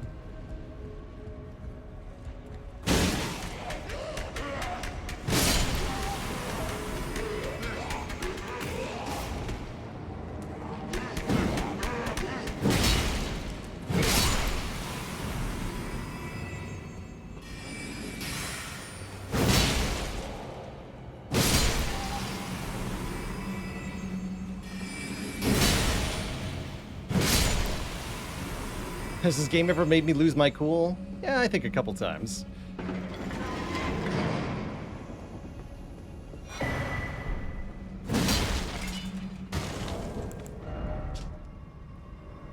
All that so I can craft holy proof dried liver? That's not going to happen.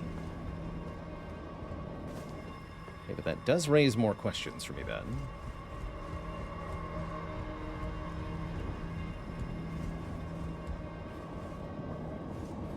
I'll have to appeal to chat here. Help getting a couple items.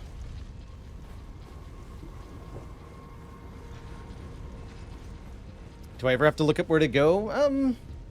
If you're just looking to complete the game, then pretty much no, you don't. NPC quest lines, different story, for sure.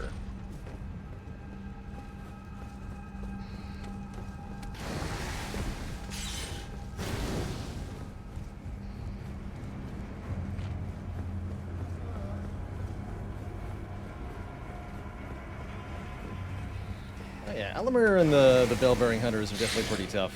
I've had my fair share of deaths to them. Absolutely.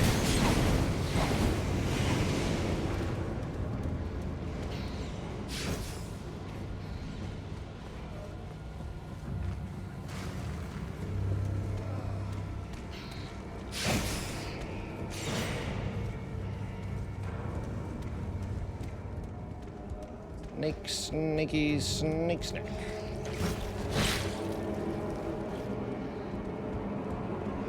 Okay, how do I get that item over there? That purple one on the far railing. How the heck? Wait.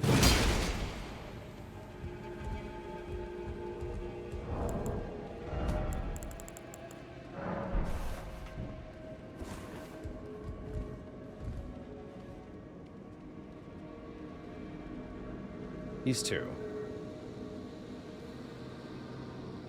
Almost looks like there might be another way into this room.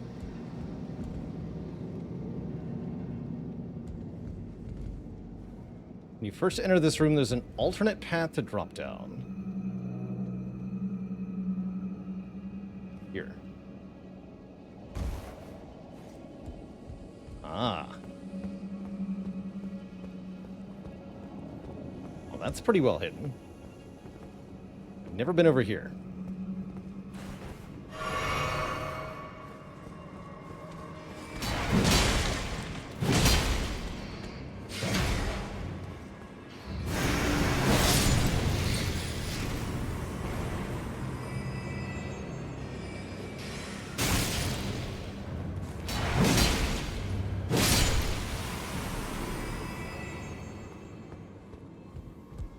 Yeah, that was not apparent at all. It does have a red candle on it to kind of give its location away, but yeah, that's subtle. What do we get for this? The Dagger Talisman. Enhances critical hits. Oh yeah, that's pretty good.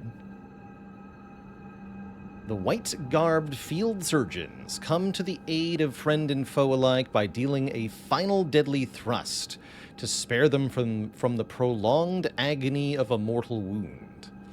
A sense of mercy is a catalyst for bloodlust.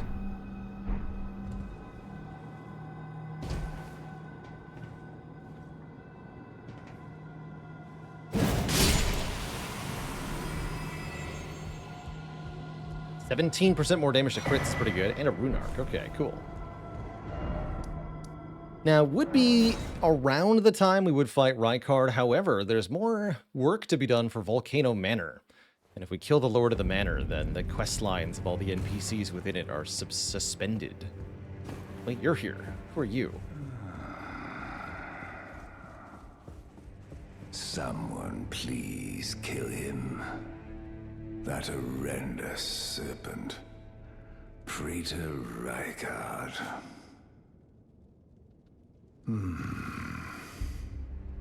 You're tarnished. Nice armor. Here to put the demigods to the sword. Then please, kill the great serpent. The one that devoured Praetor Rykard. I left the serpent-slaying spear in the Lord's chamber. Worthy tarnished. Brandish the spear and run him through. The great serpent. That unspeakable monstrosity. Praetor Rykard's ambitions, though blasphemous, marked him a worthy sovereign, but they were reduced to gluttonous depravity once he gave himself to the serpent. Whatever that thing is, it is no longer Praetor Rykard. Someone must kill him to spare him and prevent his ambitions from further dishonor. Stop him before he ruins us all. For first playthrough, do you recommend going blind or looking up quest lines? I like blind playthroughs, but I hate feeling like I'm shutting myself out of content. You would definitely miss out on content playing blind, both items and character interactions. It's just as my noble brother says. I'm a complete fool. I can't believe I thought I could become a champion. But I still think it's worth going in blind. It's really an experience that cannot be matched. Perhaps I am a fool after all. No, it's what an easy. Okay. Let's see if Kenneth has anything to say. So, yeah, Rhea, are you here? Oh, it's you. Forgive me. My mind never ceases to churn of late. Well, I know I can trust you. I saw something slithering in the pitch black of night. It entered the room next to this one and never came out. If I'm not mistaken, it took the form of a serpent, just like me. Does the Volcano Manor hide some secret that Lady Tanith has kept from me? I realize that I shouldn't impose, but if you discover anything, would you please share? Tell her of the dark side of Volcano Manor. Really? Oh, so there was a secret after all. Oh my. Lady Tanith, my own mother, has deceived me. Was I not born by the grace of a king? Here, I have some juice for you. What is this? I remember this scent distinctly. Funny, isn't it?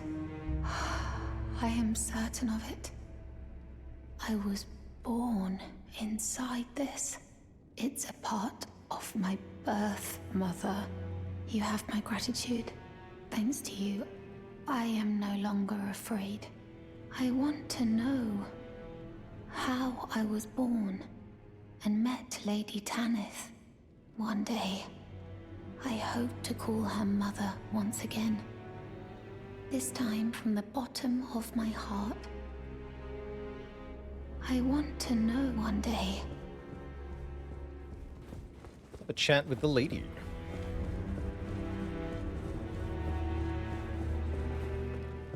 If you follow this, it cannot... Darius's form. Did you see her? The girl, Raya, with her true face. Well, if she confided in you the name Zarias, then perhaps it is not my place to speak. But as her adoptive mother, I ask of you, please be kind to her. Look after young Zarias. Her true visage belies the purity of her heart. Honestly, I hardly deserve the sweet child. Please, her true She said that to you. I should have known something was wrong. The signs were clear enough. Well, Zarias has placed her trust in you. All the more reason I must tell you that some things are better left unknown. Besides, no one should be blamed for their heritage. Think about it. We are resisting the ways of the Erd Tree itself. What matters one's lineage in such a crisis? Zarias has placed that some things... That's all she has to say. Let's just rest real quick and talk to Zarias one more time.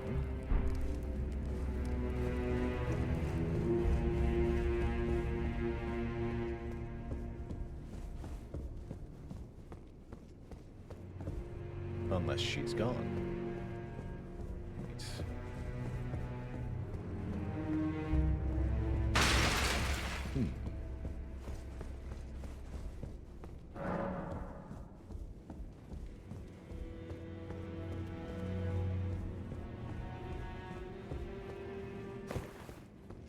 Your Hoslow is gone, too.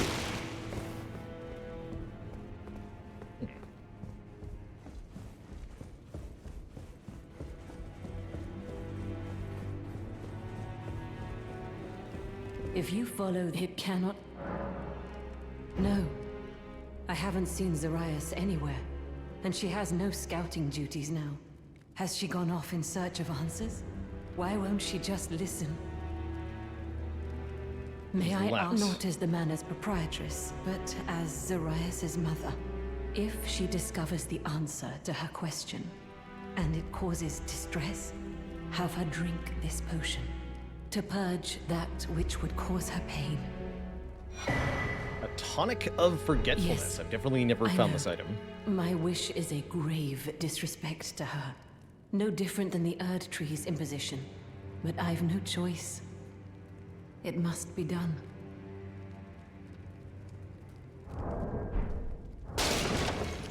Oops. Like in a small brass vial. Banishes distress and bitter memories. A gift bestowed by Rykard, sworn to blasphemy to Lady Teneth, who had no use for it. My lord, there could be no greater distress than to forget you.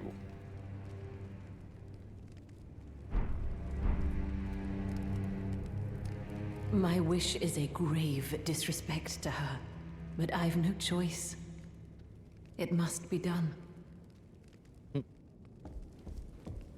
I've not done this questline before, so I don't know where I'm going to find Zarias next.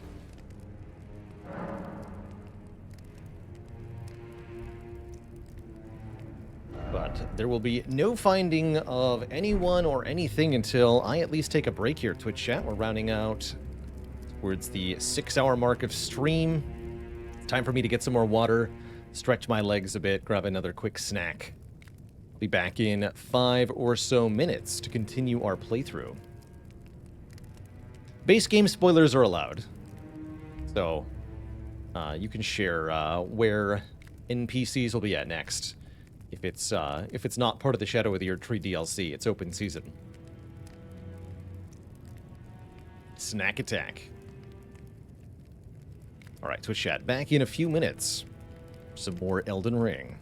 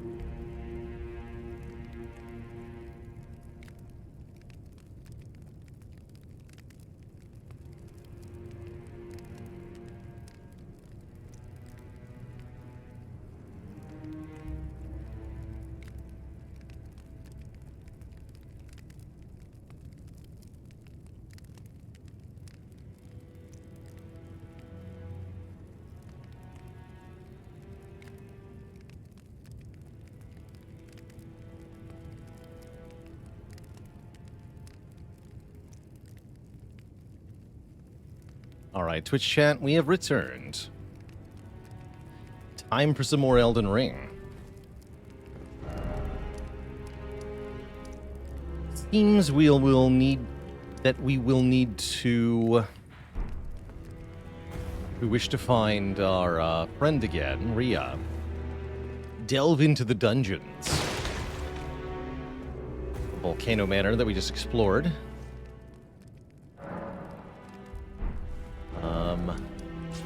Let's start here. Time to poke around.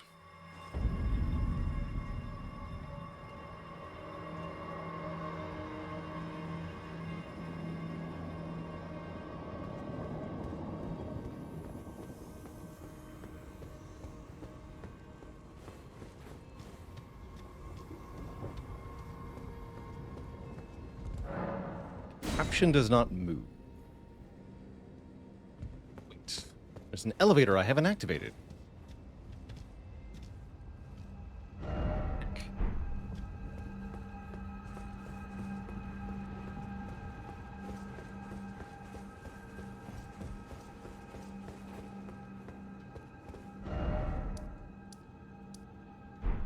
That probably goes to the church up top.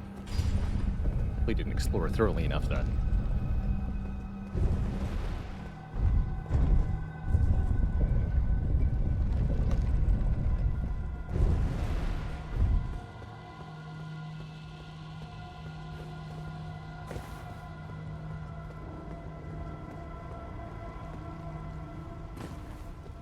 After Gelmir, are we going to Lane Dell? Yes.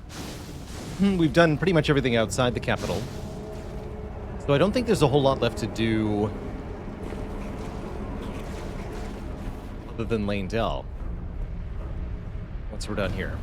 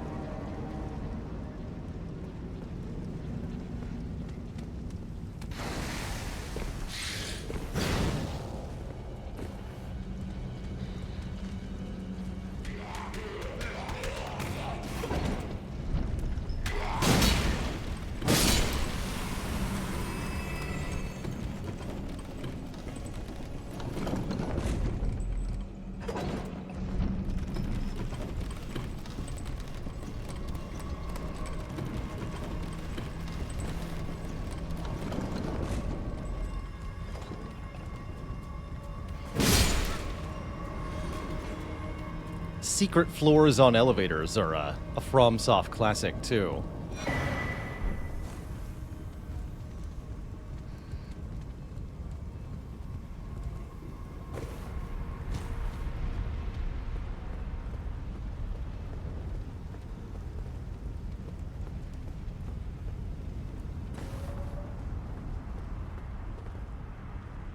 Here she is. Oh, it's you. I'm afraid there is something I must tell you. I was an unwanted child, born not of grace, but of a hideous ritual. Yeah. Something that can never be accepted. Not by men, nor serpents.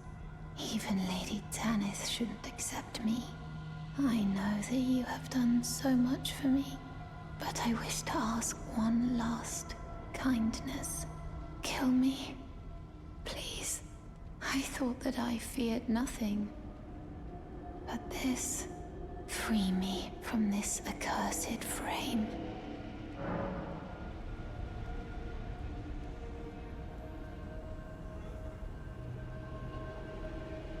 So we can erase her memories with the tonic of forgetfulness. Can run her through. I guess we can do neither as well. I know thee, but I wish to ask. Kill me. I thought that I feared nothing. Free me from this accursed frame.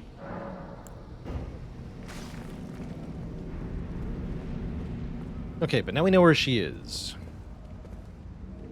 In the castle.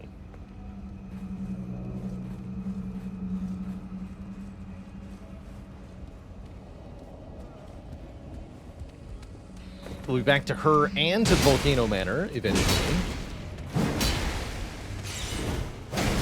It is definitely tempting to fight Rykard now because it's a sweet fight, and I would get more level cap for doing so.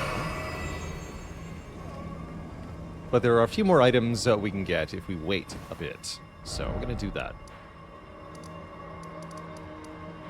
It's time to head to the capital.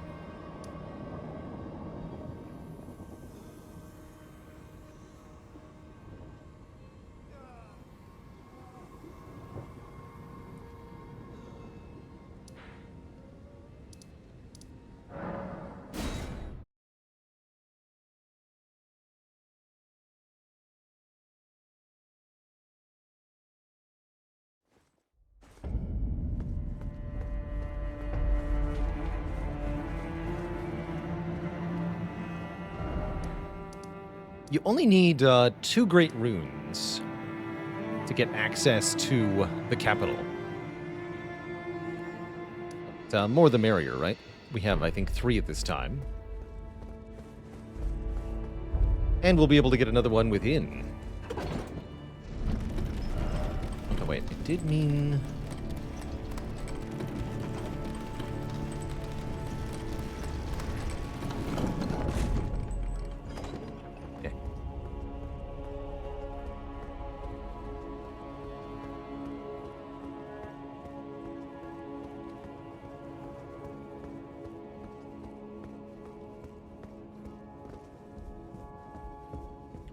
The capital area is absolutely huge.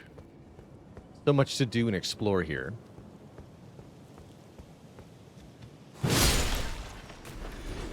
Even knowing where you're going, a run-through of this place will take hours. This whole city here. Very dense content. And really well done area in general. With some excellent visuals. I mean, look at this. It's gorgeous.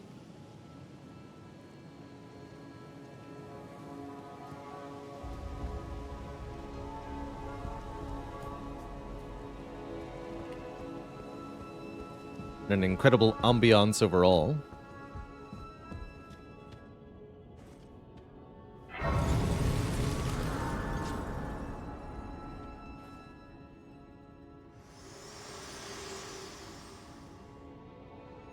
My utmost thanks for bringing me to the base of the Erd Tree. All right, now where's my Here, car? I can govern my own movement. You promised me. And thus, the accord is fulfilled. Yes. I shall depart to ascertain the purpose I was given. Farewell. I shall leave Torrent and the power to turn runes into strength.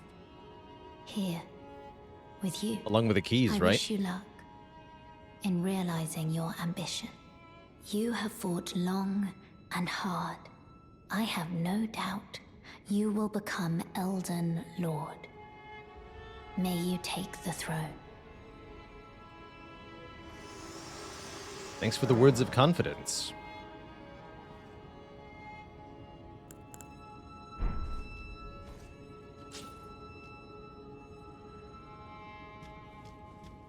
Bok the Seamster, at your service, my lord. Ready to make adjustments to your garments. Are you always hiding in the corner? Did you see it? My lord, did you see it? The Erd Tree. I don't really have the words for this, but I was so dazzled. I felt something stir in my breast. The Erd Tree is waiting for you, my lord. I know it, I do. I feel it in my bones. Oh, please, take the throne of Elden Lord.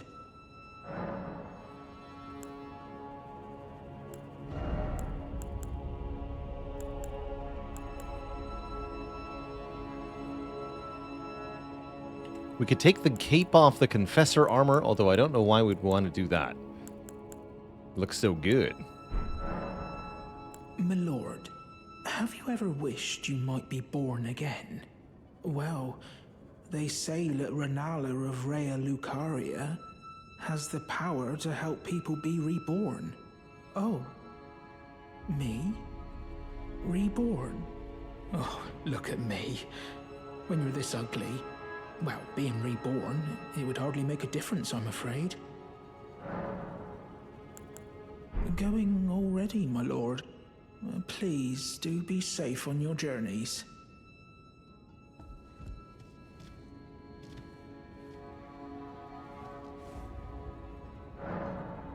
You can give Bach a larval tear there, but it won't end well for him.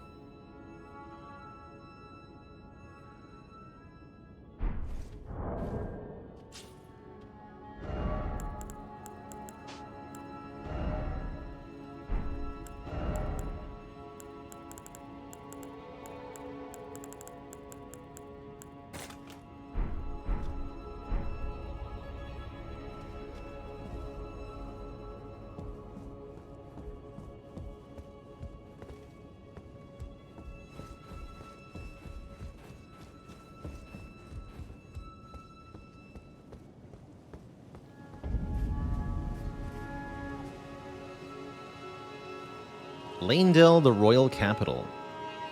Quite the vista here. The otherworldly envoys playing their horns really adds to the ambiance. You get a really good look at the whole area from here, including the petrified body here of Grandsax, the ancient dragon. The ancient dragons once assaulted the capital, the only time the capital's gates have fallen. This particular guy, I guess he didn't make it.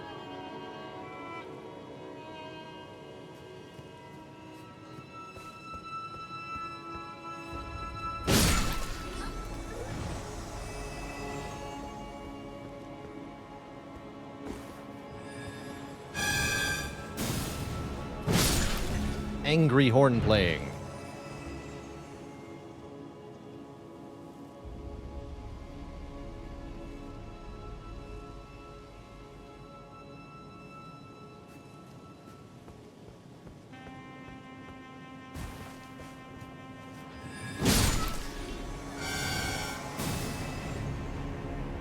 These are very creepy.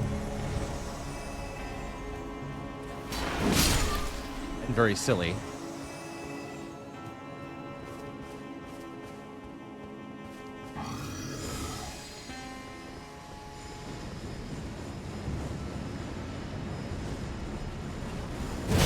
What even is it?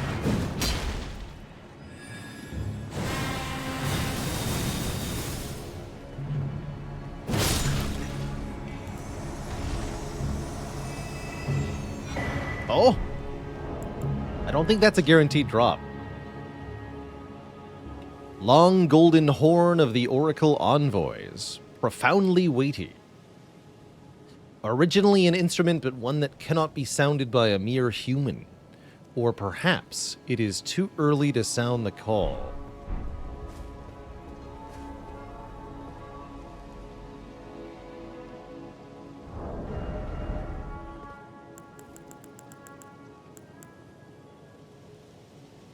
We don't have the faith for it. But yes, you can beat people to death with the doot stick.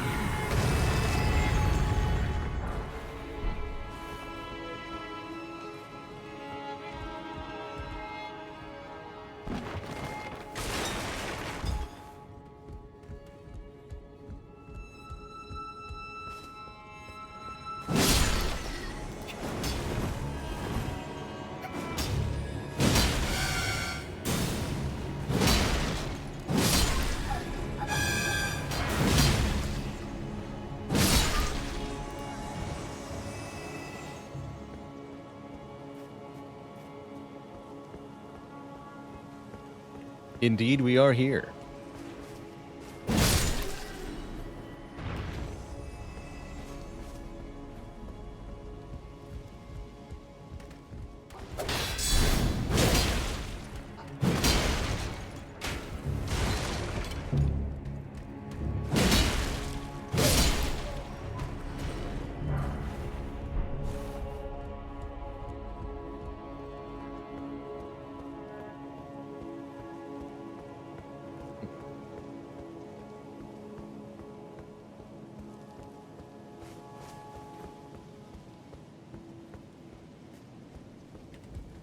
Yeah, the quick explanation as to why I'm not spending my runes is that I'm not allowed to level up any further at the moment.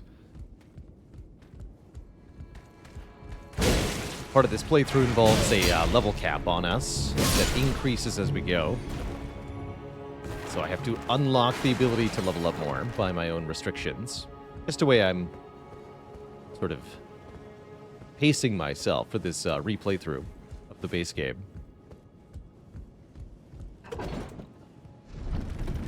And then the level cap that we arrive at, we'll apply throughout the DLC. So we'll have a limit on how high level we can get for that.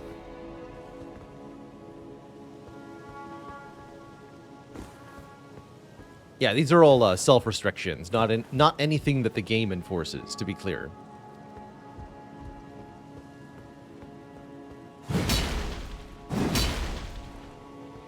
Right, you can live.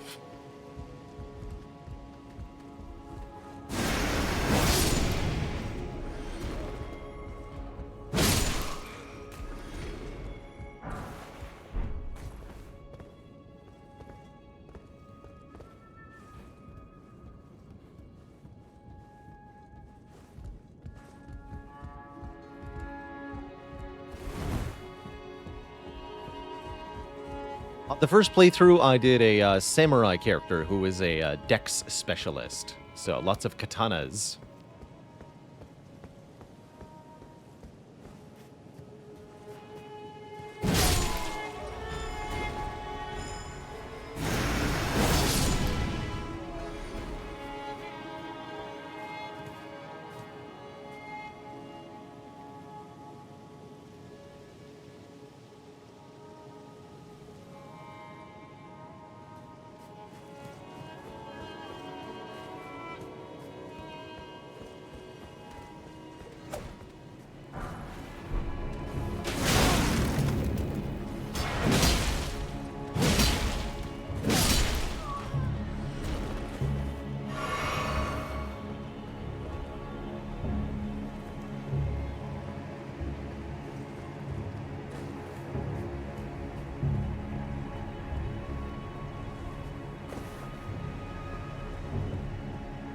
Be way further up here, right? Yeah.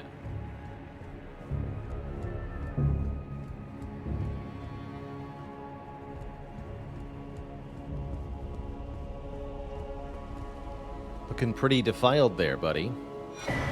Yeah, a seedbed curse.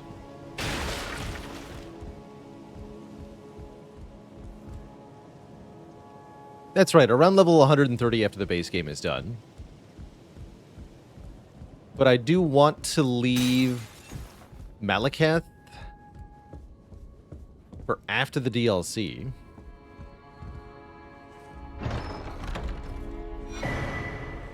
Which means less levels than that.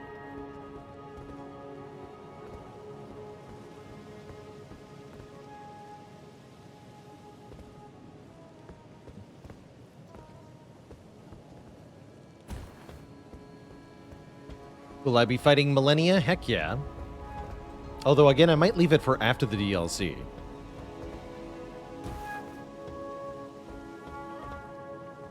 Should be a lot easier by then, but might get to use a fun new toy.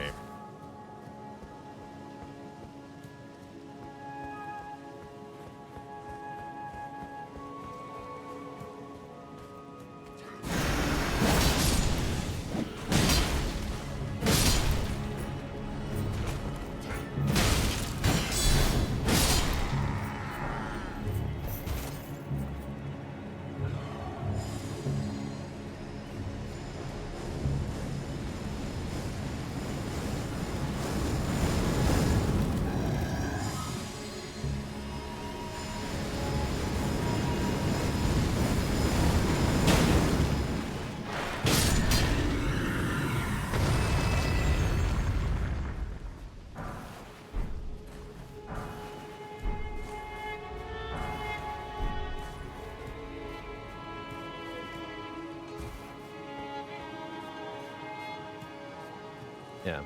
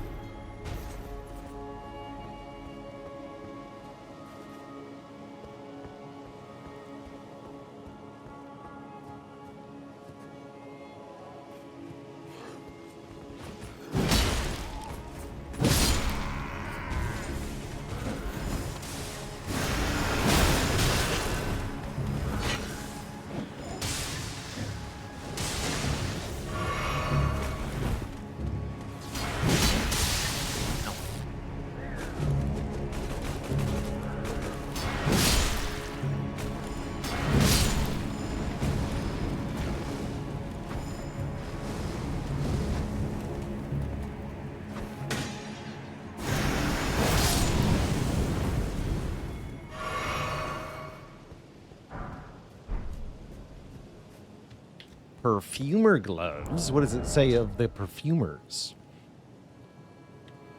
In times past, the role of perfumer was much respected, a blessed apothecary in the eyes of the many.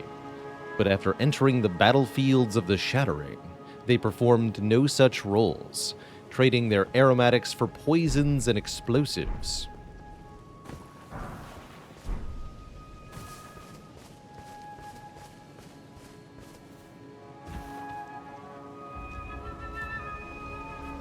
Playing a flute there, are you?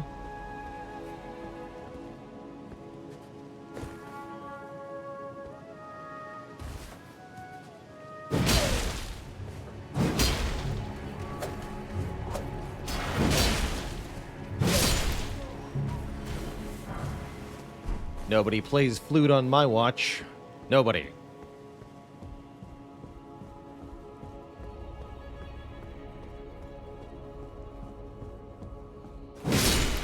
No what?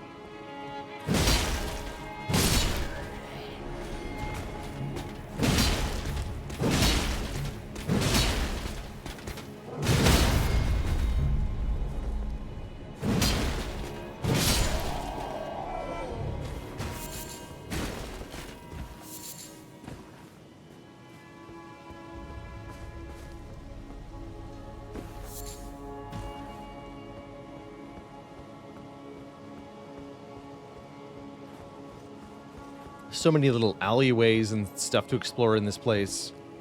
Definitely hard to get it all. Try though.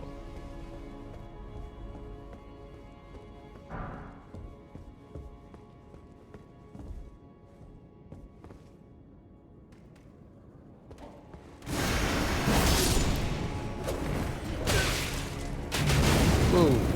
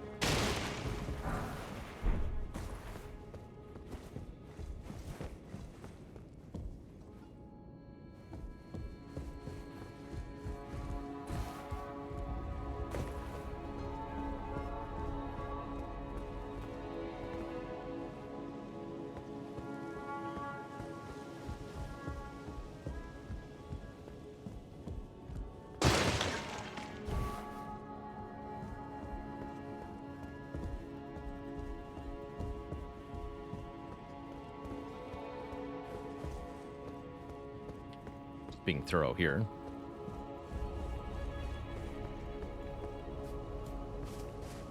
Let's see what else is around.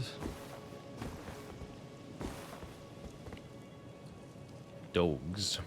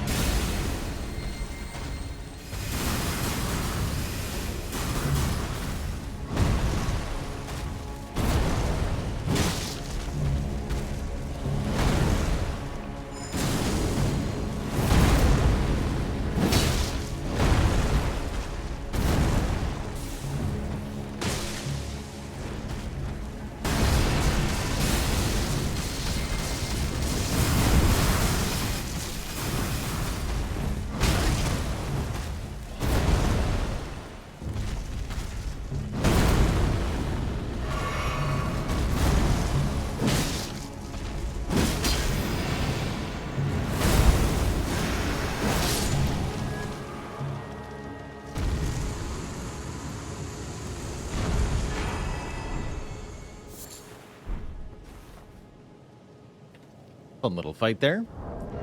Several similar mini-bosses around here in Lanedale.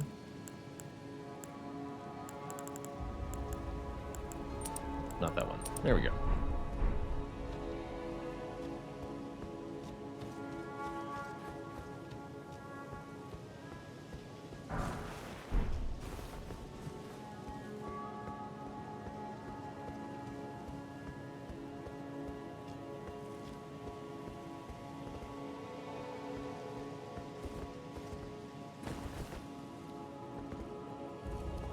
Try this way.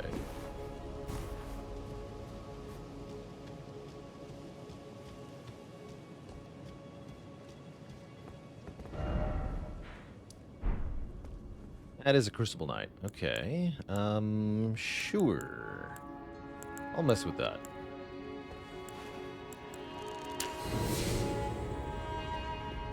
Okay, we'll even use the physics.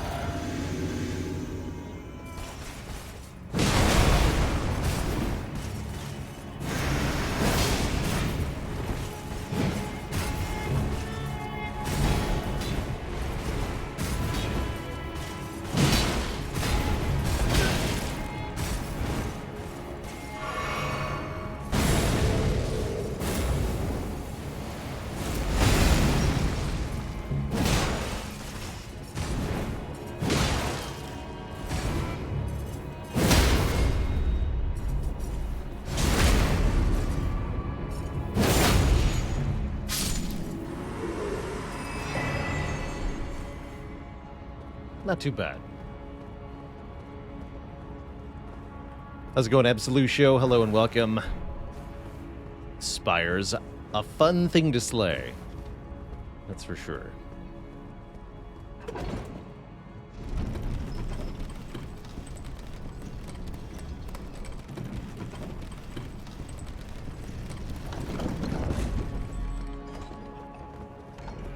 Opens from this side. Neat.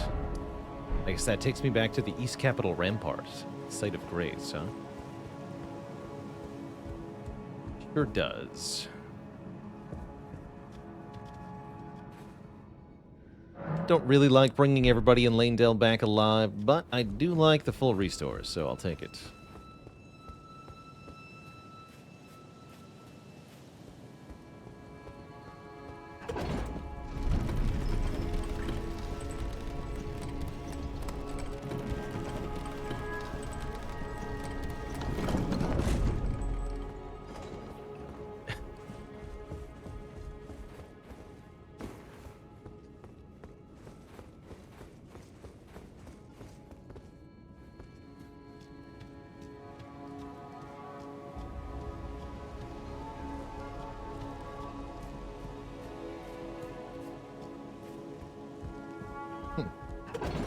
Double elevator. That's a very short elevator. Stairs would have been easier to build, quite frankly. Strange choice. This part of Lanedale looks, friendly? Yeah, friendly.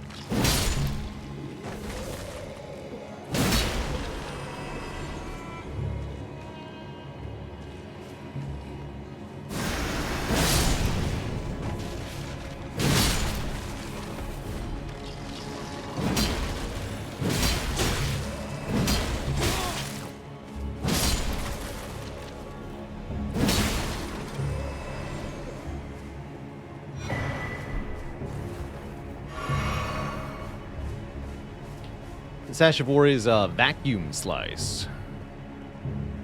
It's like a vertical blast of...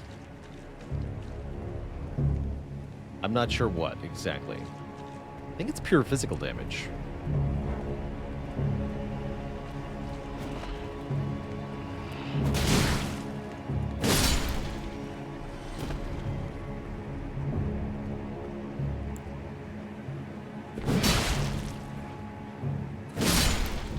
M. Haig, thanks for the 5 months in the Prime sub.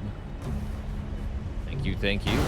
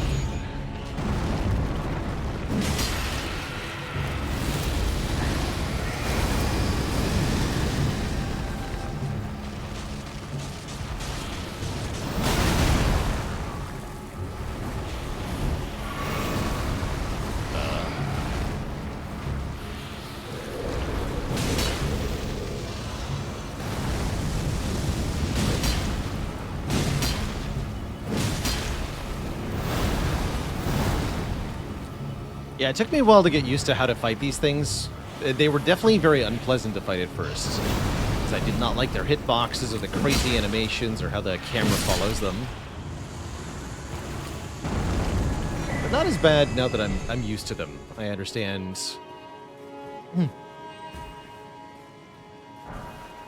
Where they're going to be after they do a giant leap into the air, which is kind of important. Kind of getting an idea of where they're going to be, rather than where they are at any given moment, kind of important.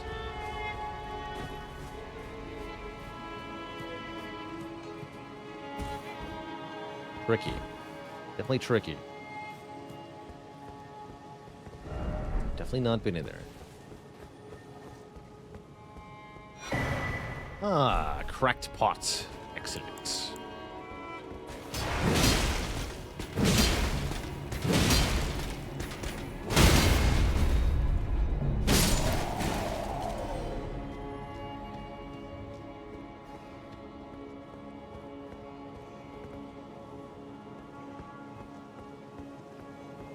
Explore some of the sewers here. Grab the site of grace first.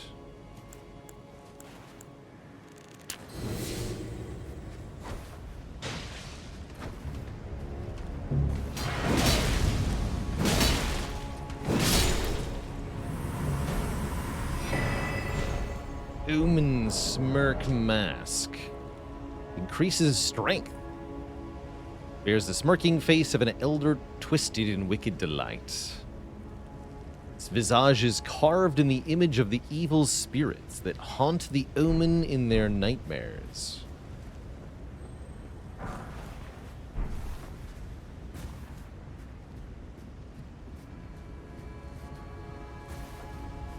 Bit of psychological assault to aid one's combat efforts.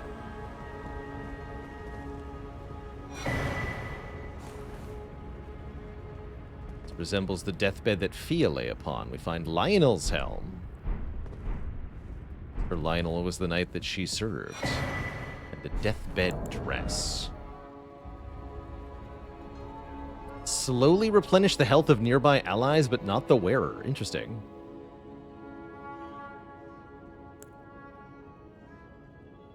When the chivalrous, dauntless knight met Fia, who had been driven from her home, he declared himself to be her father.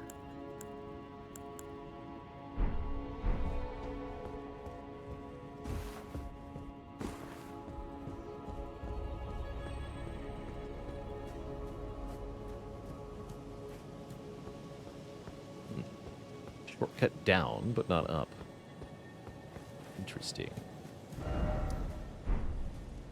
I did not touch this. Let's touch and rust.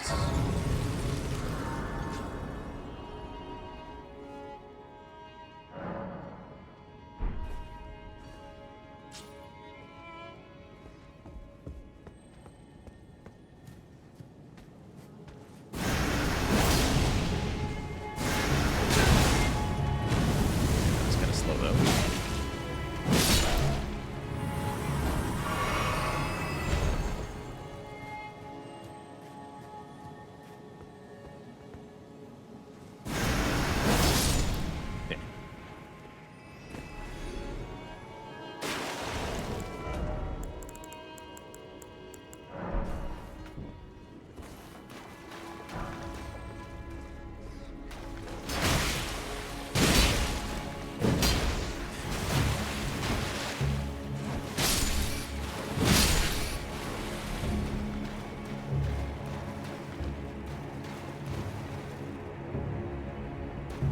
Spider hands on the walls. Thoroughly creepy.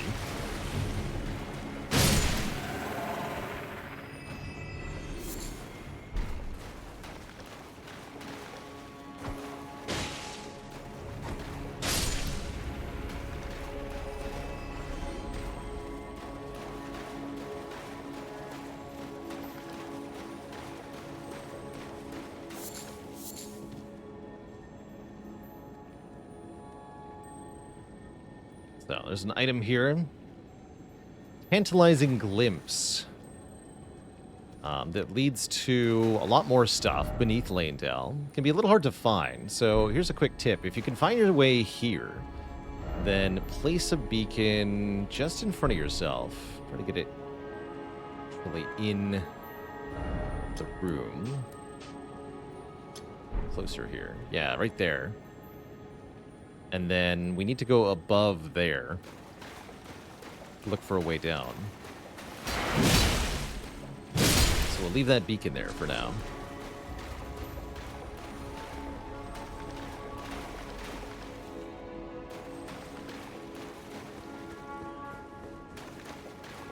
Hello, Mr. Big Pants.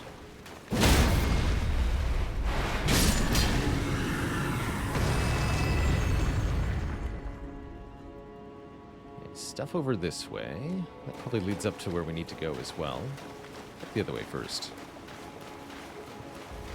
This is the Confessor's set in Vector.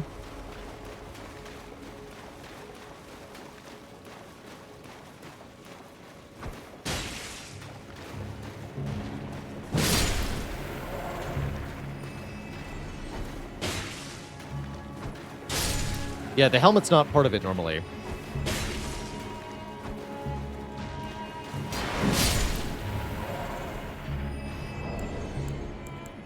We're using Confessor armor, gloves, and boots. And then the helmet is the Great Helm, which has no armor set to go with it. They combined to make this. Looks pretty good.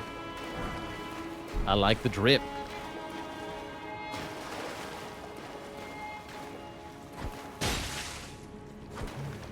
What do they confess?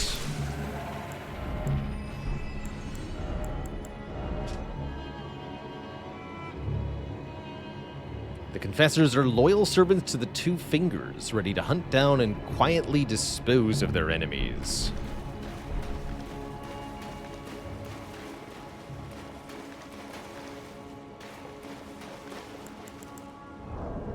That'll do.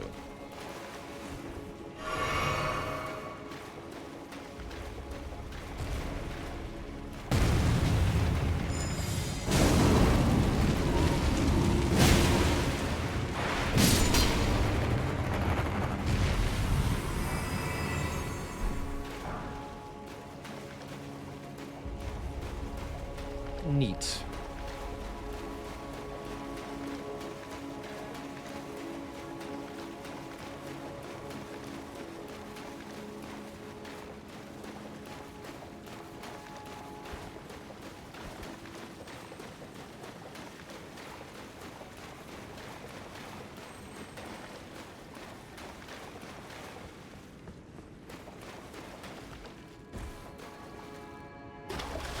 Handy. Haha. Not acquire Fandaggers. Terrible.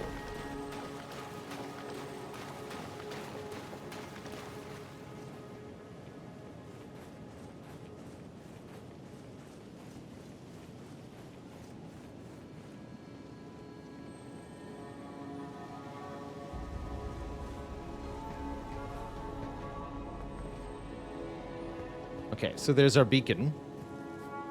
This looks like the right spot then.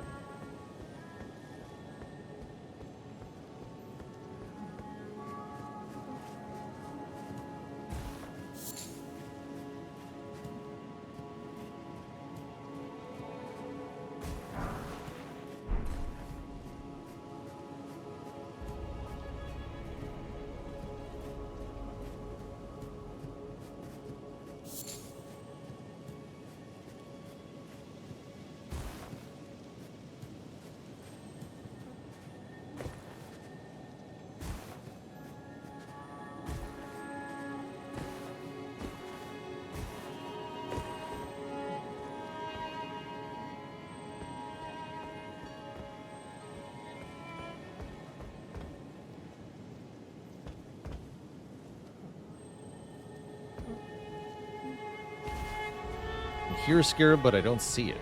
There it is.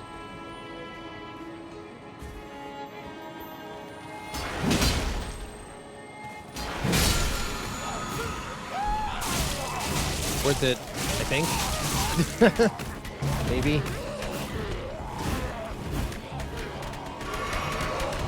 Kill them with fire.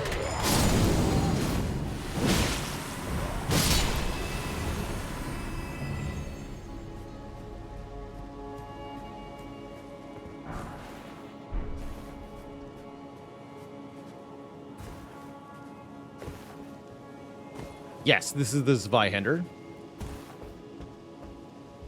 The Zwei sword. It's big. The most important thing a sword can be.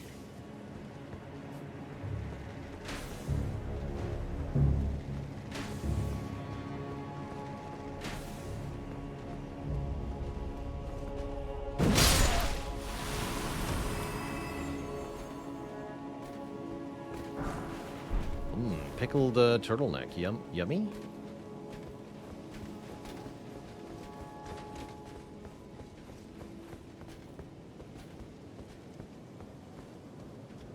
So the beacon's right here.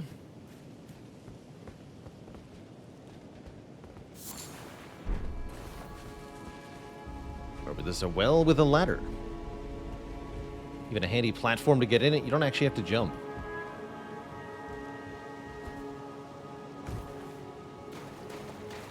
Purple item we saw earlier, the rune arc. Perhaps more importantly, also easily missed, a door.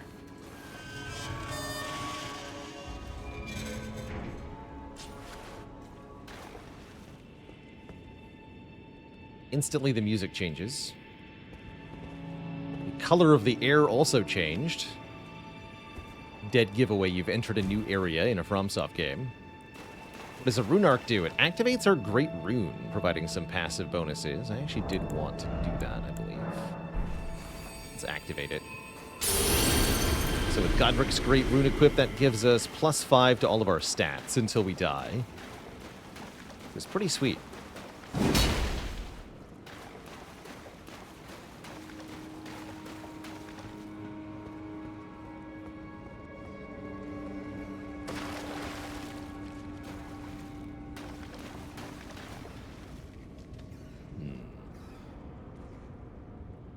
Glorious.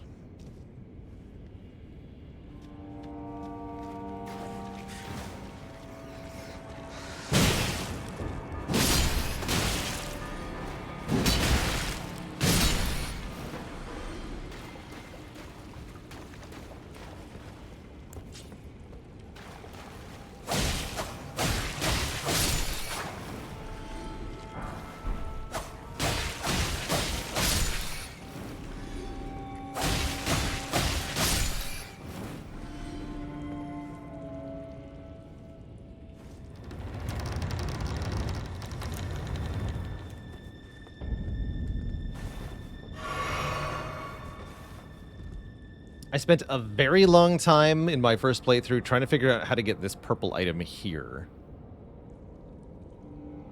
Pro tip, you can't get it yet. Just can't.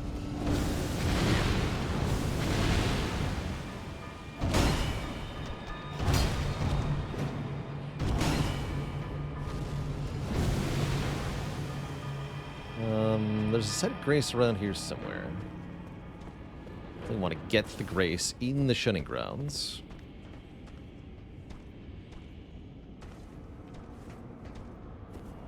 All right, buddy.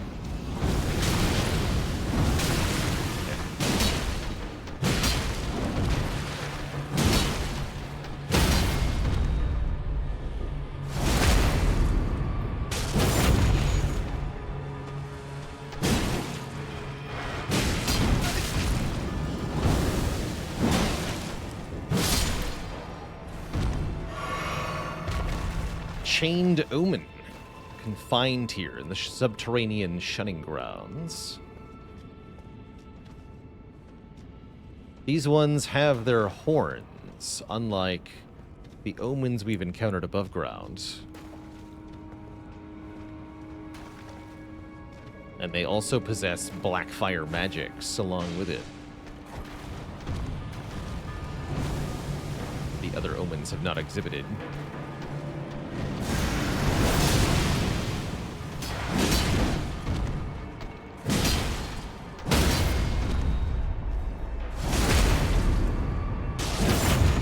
Over there, that'd be great.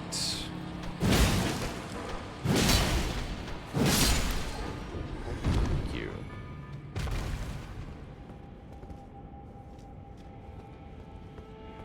Cool. Yeah, the omens bear a curse.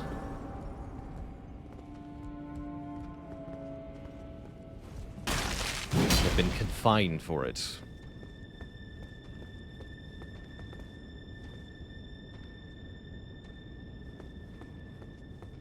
I actually don't know the origins of the Omen Curse off the top of my head.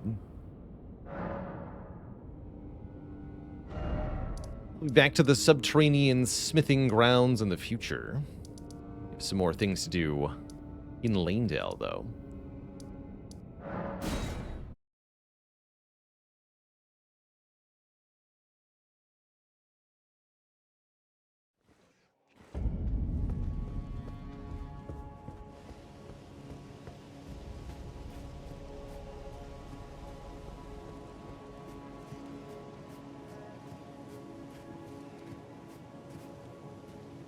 Isn't there an elevator that led down here or something?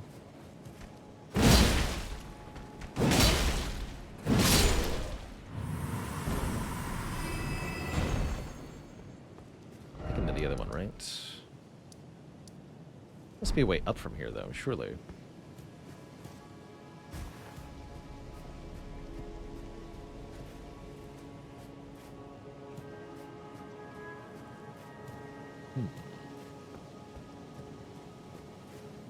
The ladder, though, but we can't get there from here at the moment. All right, let's go over here.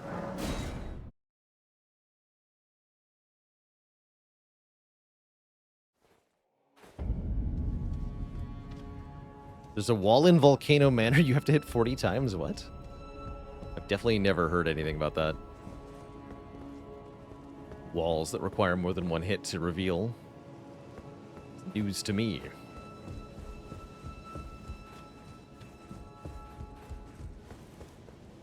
Sword is a bit short. Oh, sorry. Hold on.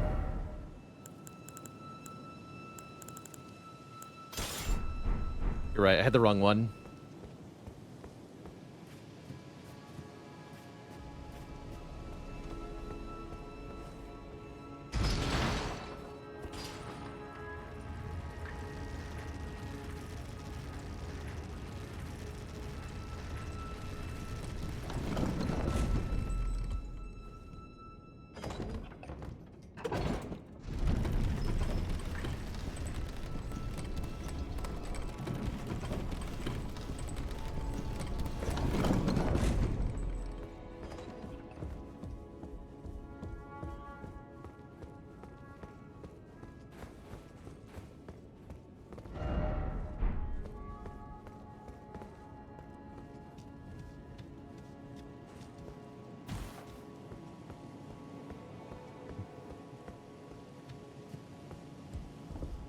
This one goes further down. Let's go further up, though, not down.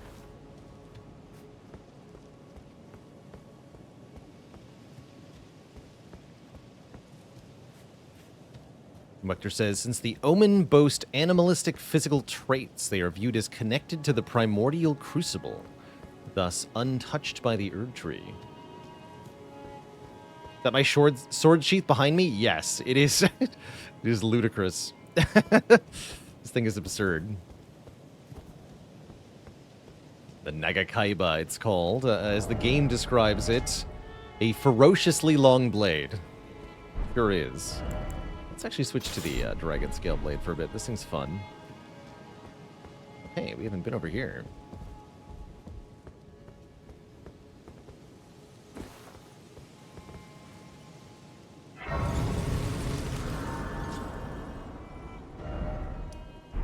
Avenue balcony.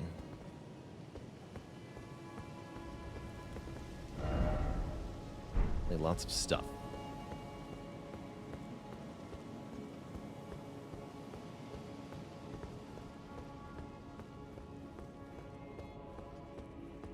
Let me guess. Does not open from this side.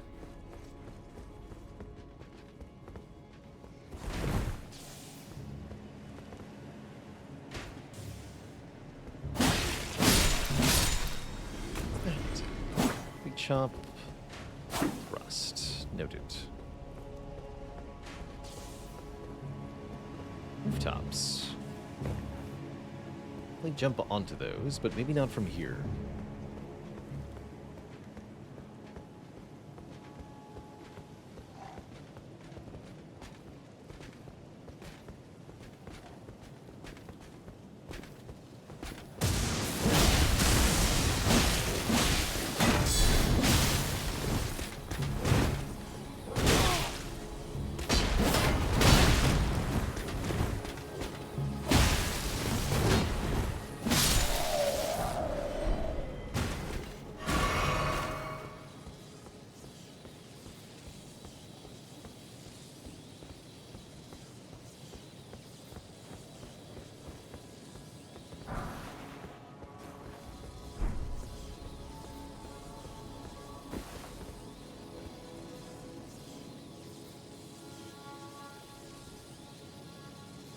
I've been down here. Oh yeah, we were in here before. Yes, this is where the well is, right?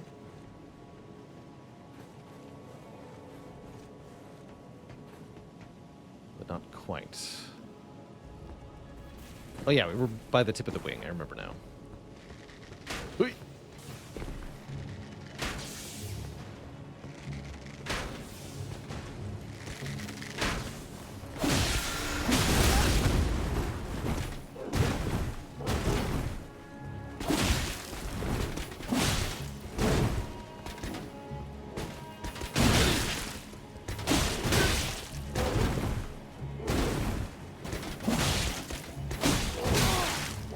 Realize there's another knight right there. Thankfully he's not intervened.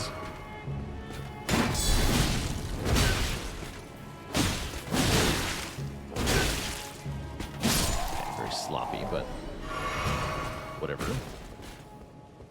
Guy does indeed pack a punch.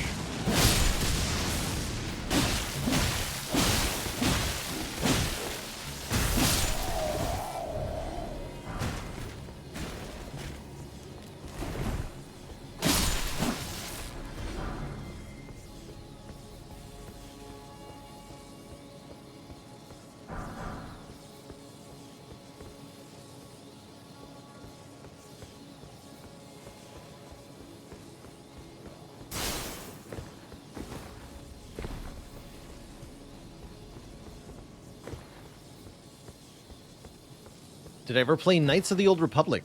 Yes. Pretty good game. Very unique in a few ways.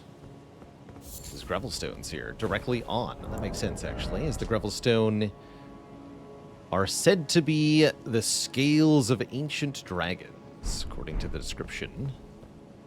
And that is exactly what we're collecting here, ancient dragon scales.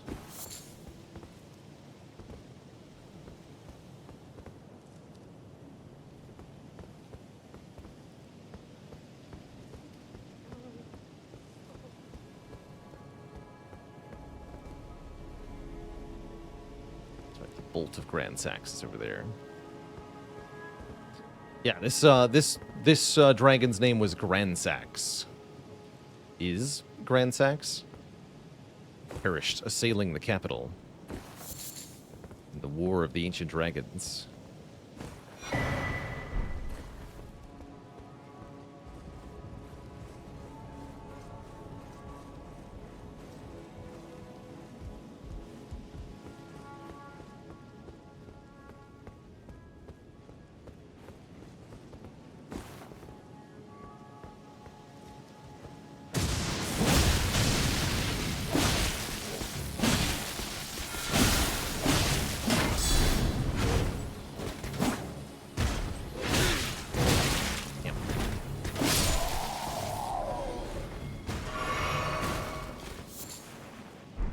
Stones.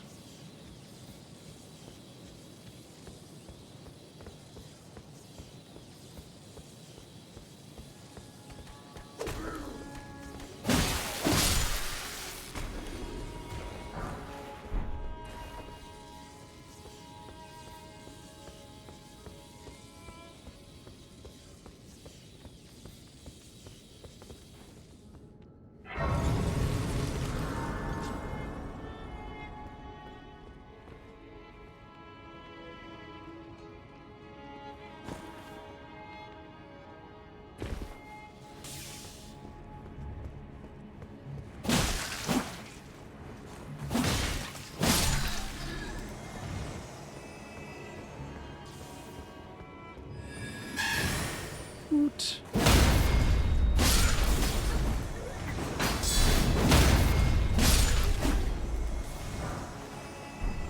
Open the gates. Again. That opens the door at the end of the main road there. Let's see, we haven't collected all the items on the main road yet. What are these characters supposed to be? Those are envoys, I believe they're called. They are definitely bizarre.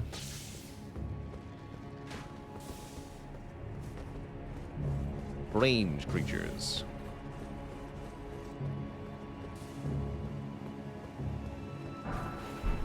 arcane sword. A straight sword. Beloved sword of an aged knight whose last quest was long behind him. Neat.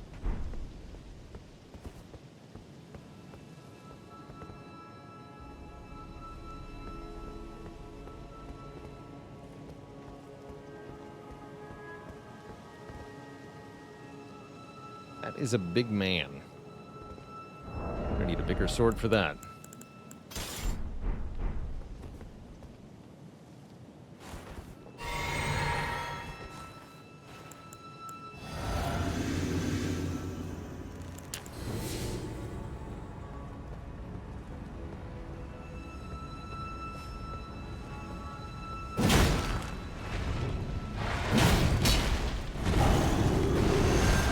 I know that skill.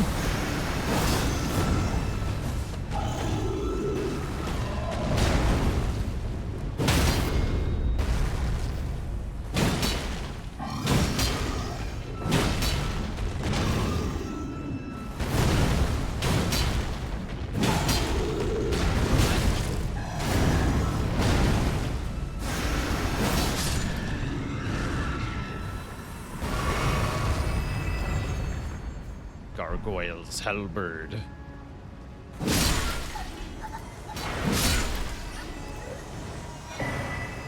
Another golden seed. Only a couple more to collect until we have the max number of flasks, I think.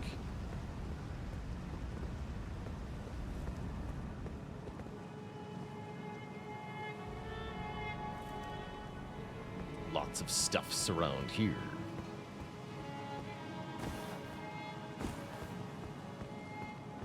Yes, we fought the twin gargoyles. That wasn't too bad. Thankfully. Capital Rampart, it's called. Okay. Yeah, lots of stuff to explore around here. Let's start with the Colosseum area.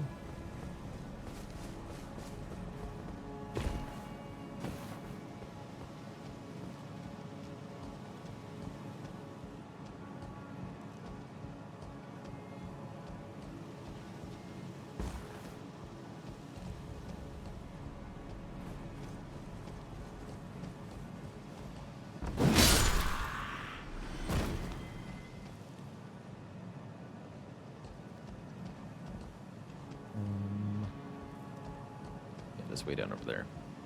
Take it.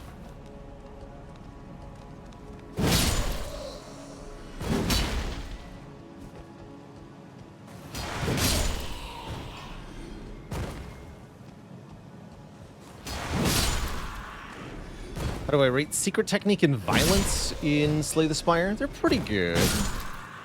Useful card draw, rare colorless cards. I'd say they're not that good compared to some of the other rare colorlesses, but they can definitely help in terms of consistency for certain decks. Secret Technique is very nice for getting anything you might need. Probably the most useful of the secret cards. Violence is not always the answer, but definitely is useful sometimes.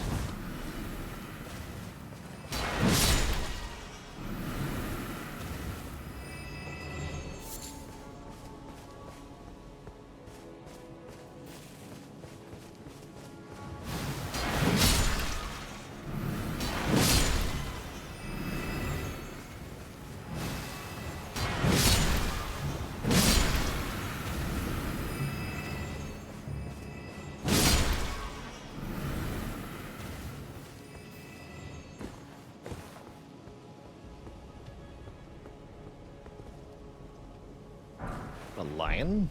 Sure looks like one.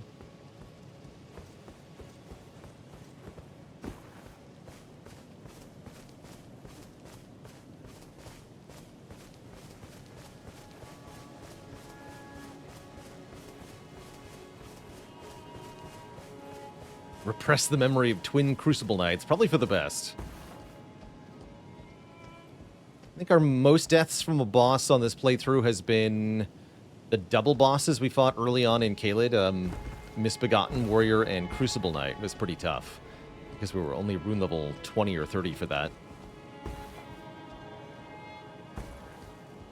Is Bias Cog an S tier card? Definitely. Yeah, definitely. Very good card. Very strong.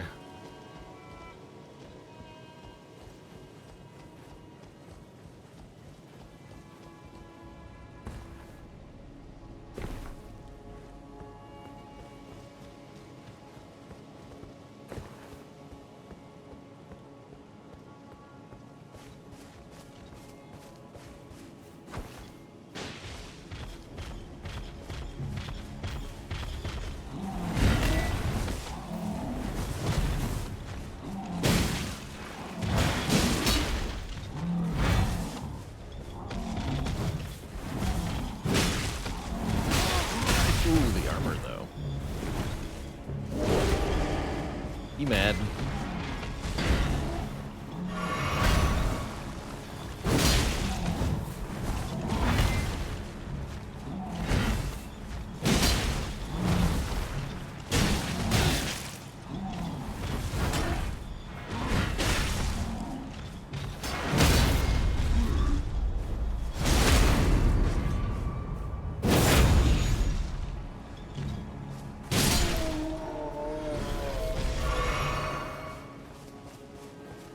Very mad.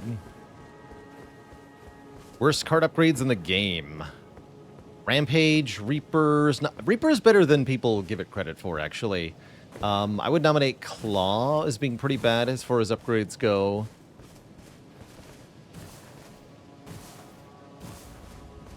And there's a few others that can just be do nothing, like adding exhaust or removing exhaust from a card you don't care about, like Secret Technique can be relatively bad, although that's context dependent. Definitely has its uses for sure.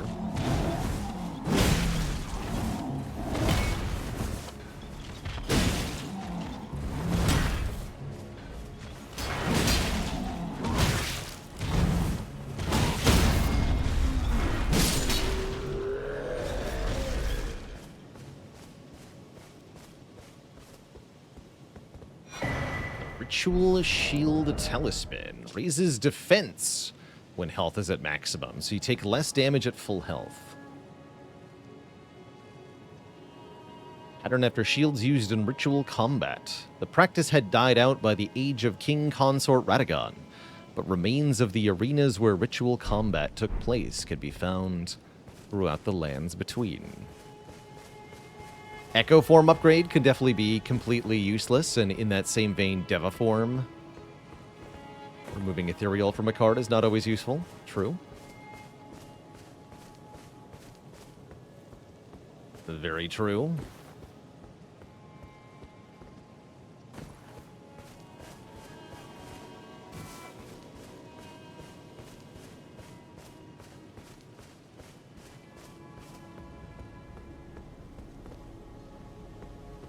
Said early on in the playthrough, again, we're not playing online here, so no really use for this arena. It was fun to play online and read all of the messages that people left all across the lands between. Although, again, one of my chief complaints with that was about every other message was some variation of a stick it up your butt joke. However, even a broken clock is wrong twice, or even a broken clock is right twice a day, and I thought this was a pretty good opportunity for it. That, yeah, the community definitely took hold of. Looks painful.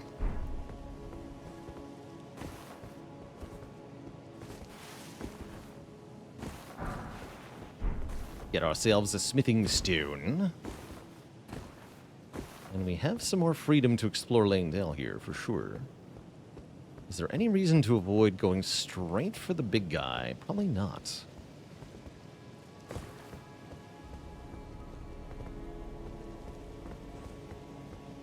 Let's see. Let's head back to the West Capital Rampart. Getting close to where we've been asked to take out a particular opponent.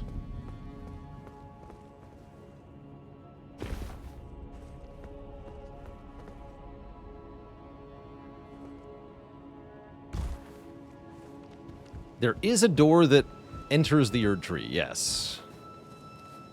Ostensibly.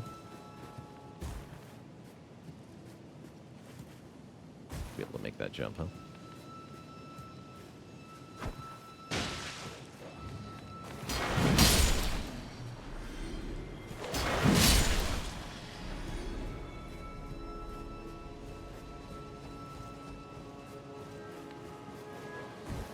If a game vote ends up being a tie, then I choose what happens. Sometimes I'll pick one game over the other. Other times I've played both games. Although that only happens if I want to play both games, just to be clear.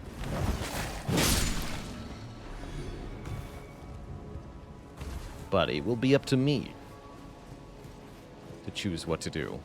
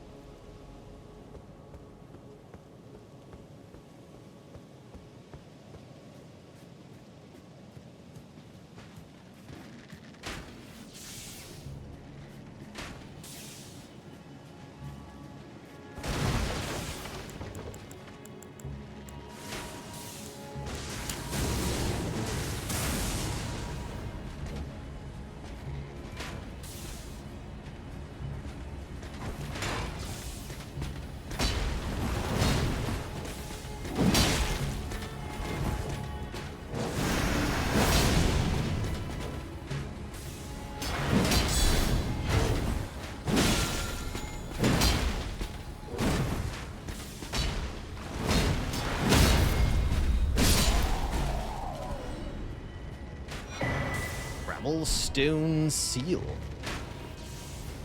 So that must be a guaranteed drop off, that one in particular.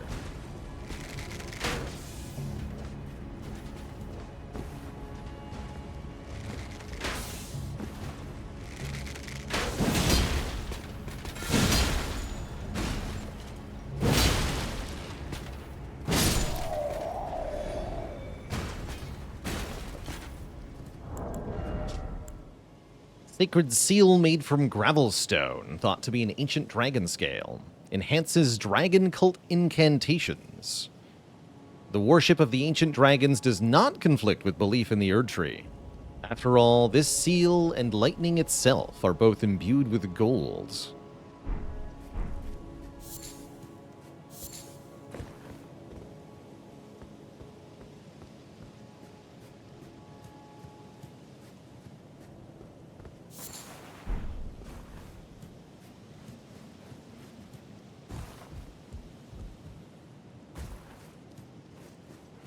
Loot.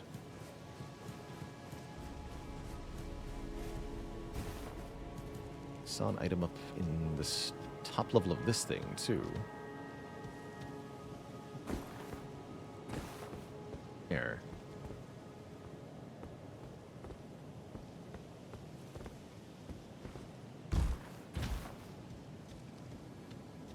Definitely unclear.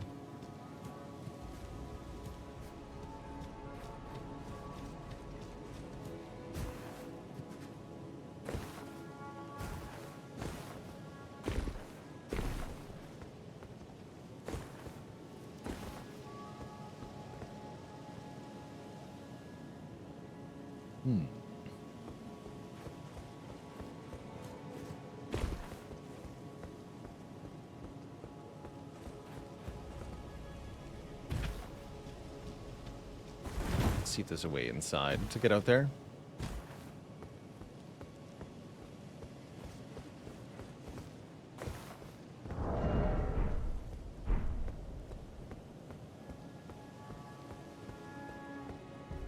This would be the... Oh, they're together. Fargrim the Raging Wolf and Errant Sorcerer Wilhelm. You can make that jump across the roof. Okay, hold on. Definitely have to do that.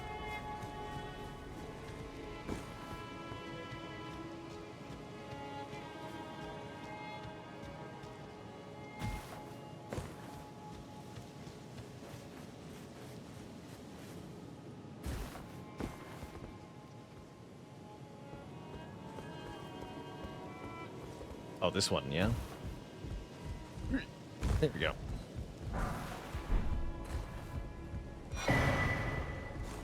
How can I invade? That's an NPC's world that I'm invading into. One of the cool things about these types of games is that they create interactions with the other NPCs of the game that are essentially mechanically identical to real player-on-player interactions. And so it really adds to the seamlessness of the PvP in this game.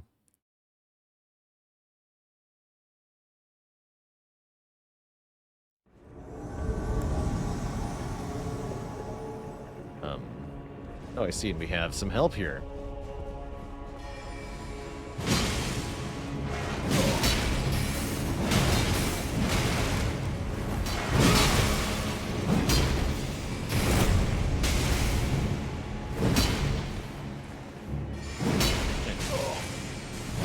He might be invincible, too. Whoa.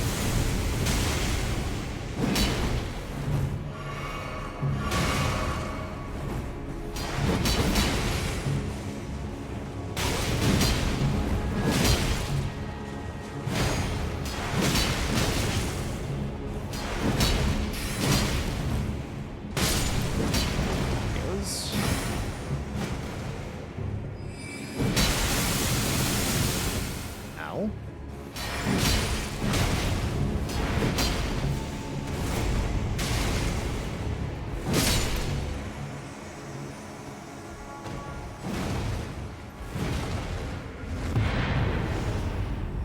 Returning to our world.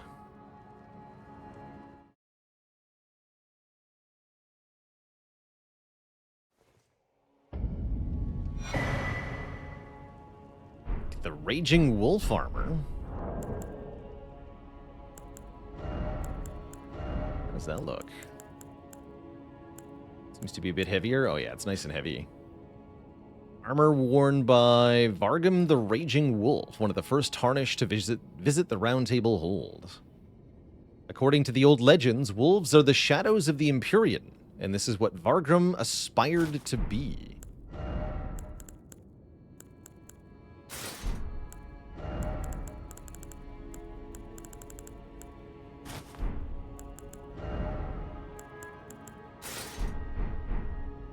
It's a pretty cool looking set.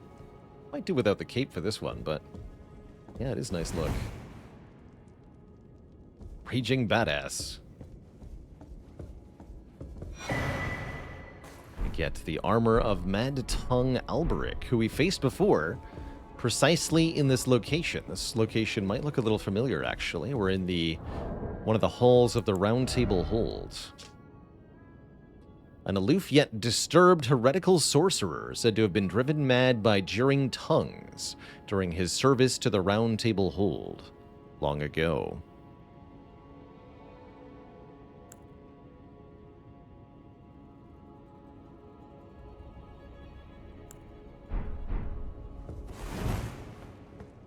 Not 100% sure why we have this physical version of the Round Table Hold. They did do something similar with Firelink Shrine in Dark Souls 3, that's true. I don't know if it's an overt reference to that or what.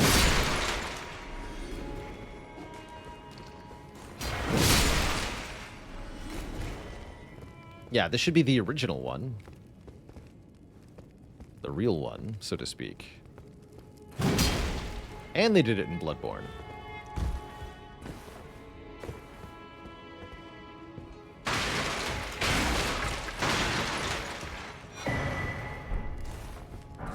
Warrior book.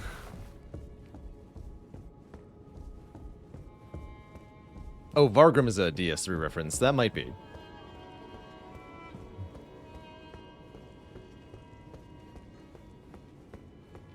That might be the case.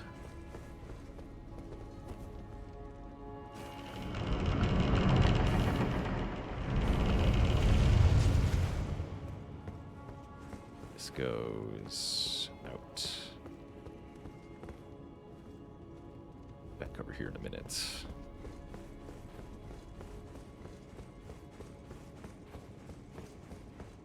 Actually, I guess there's no way up, huh? Wait.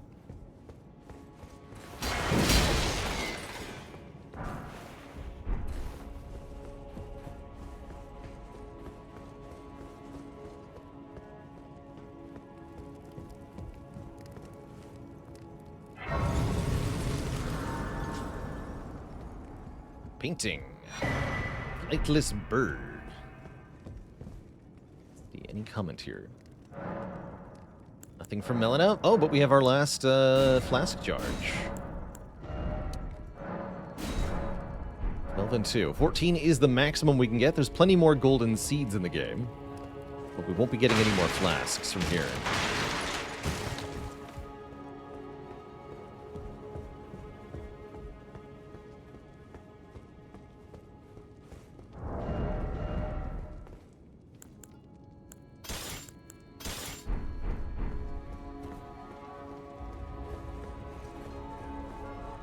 Right, this then.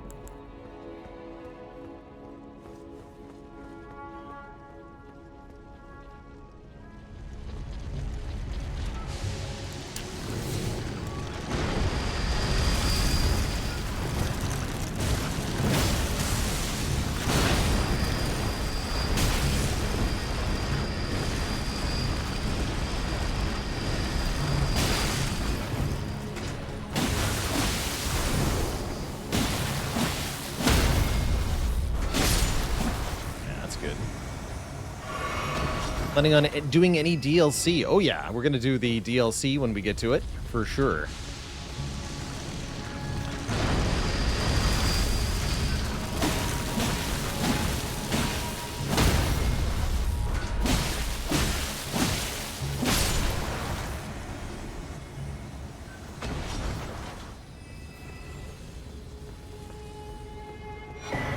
A Stormhawk axe.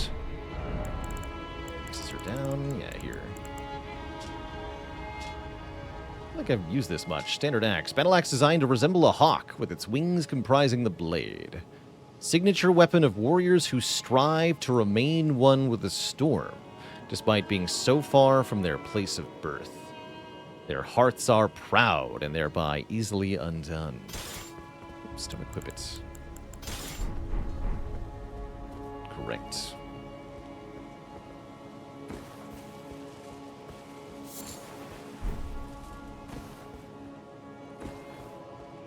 That appears to be an elevator. Let's check around here more.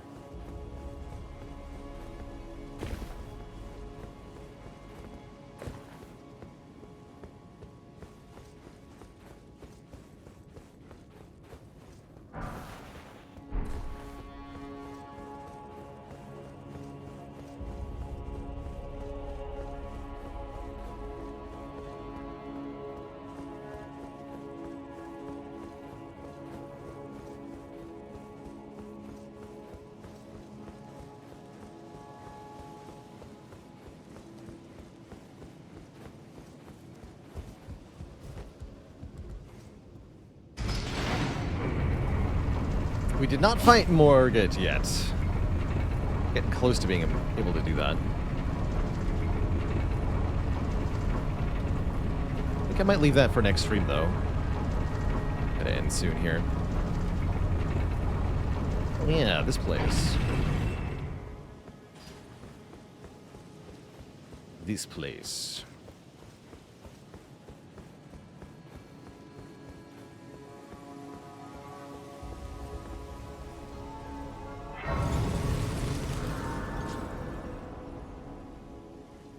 The last great rune we got was Radahn's great rune.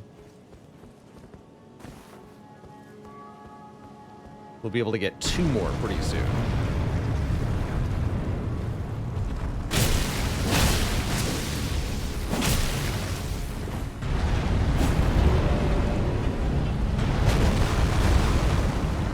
Sir? This can't be intended.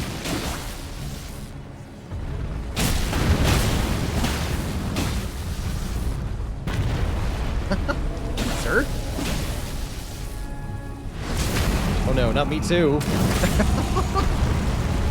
thoroughly glitchy moment we're having together.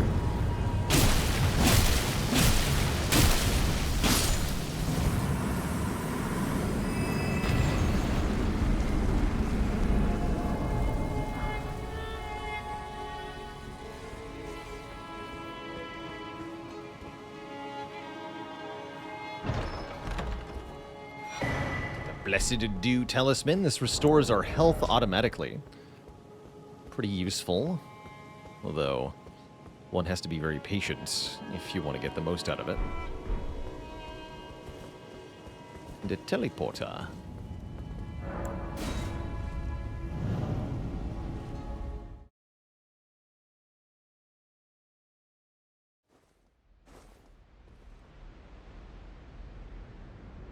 Leads us here.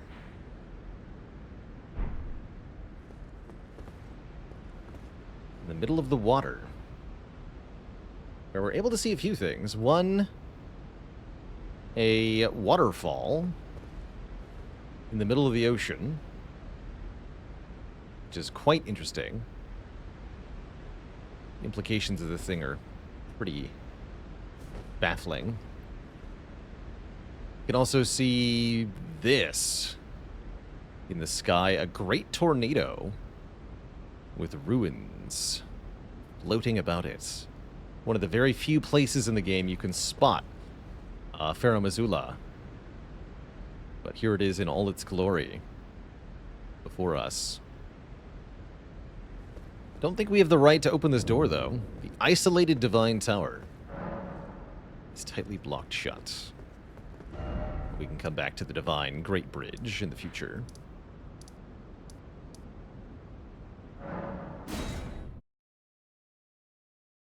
I've ever considered playing FromSoft's old RPGs like Kingsfield? No, my first one was Demon Souls. I have not considered going back in time to the Kingsfield games, which are quite a flavor, I hear.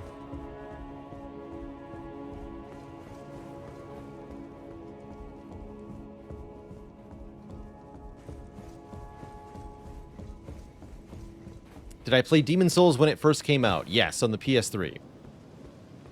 I did. How do we get upstairs, though?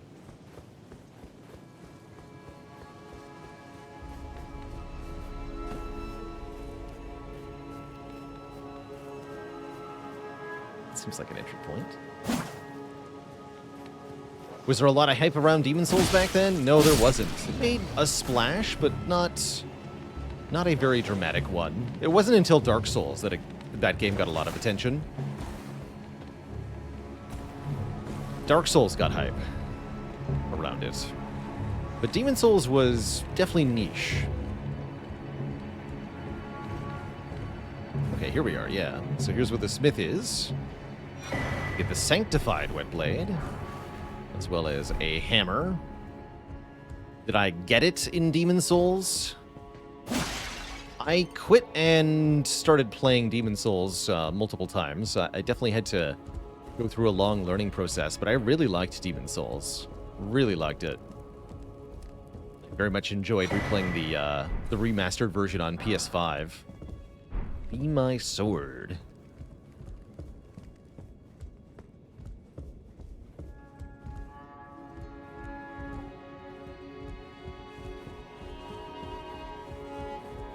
Go down here.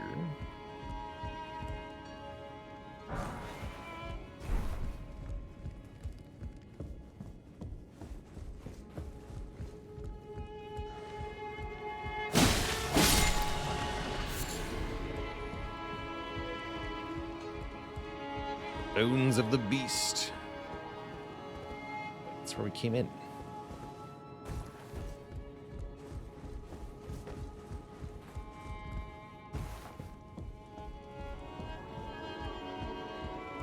Yeah, I've got some fond memories of dorm room life in, it was 2011.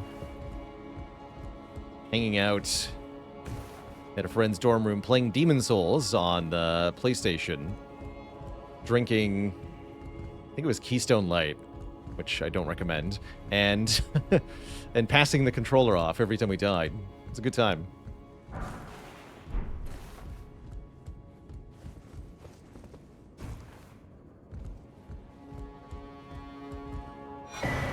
Rune Arc, how fitting to find there.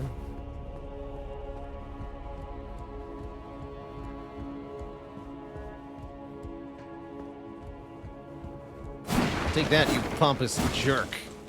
Your desk is ruined.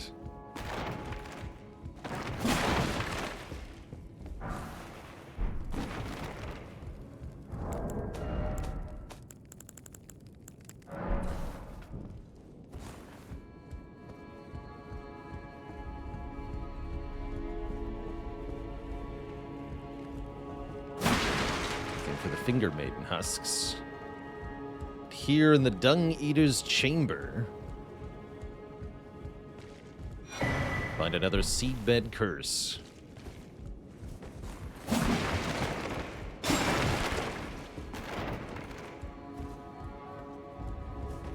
Let's go talk to people in the actual round table hold, actually. That'll be a good leave-off point for today.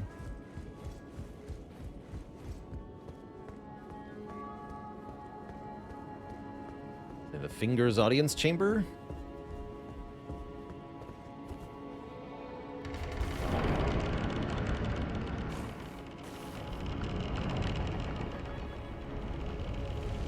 Fingers here. I started streaming full-time about 5 years ago.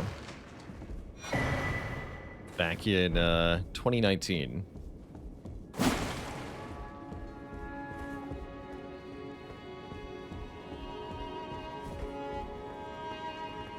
Coated sword. Hidden sword once granted to the Tarnished of the Round Table by the Two Fingers. A formless cipher comprises its blade, which deals holy damage that no shield can repel. Champions would gather at the Round Table hold in days long past when the Two Fingers were masters of oration, their flesh yet full of vigor. I guess they were a bit wiggly in the old days. Did I ever believe that I would become one of the best Spire players? I didn't think it would be quite the journey it has been, but I did seek to be among the best from the very beginning.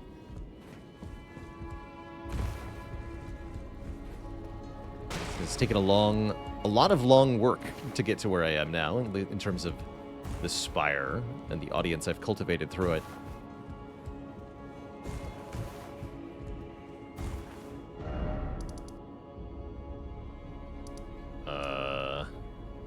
So let's check out the actual Table of Lost Grace here, see if anyone has anything to say themselves. Corin, you're still here. Ah, I had been waiting for your return. I've decided to leave the Round Table hold after all. As I mentioned, I'm off in search of the noble gold I see you mask. over the left, hence we didn't We find may you. not meet again for some time. If there's any incantations you wish to learn, now's the moment. I'll see you when I see you. May the Golden Order shine through you.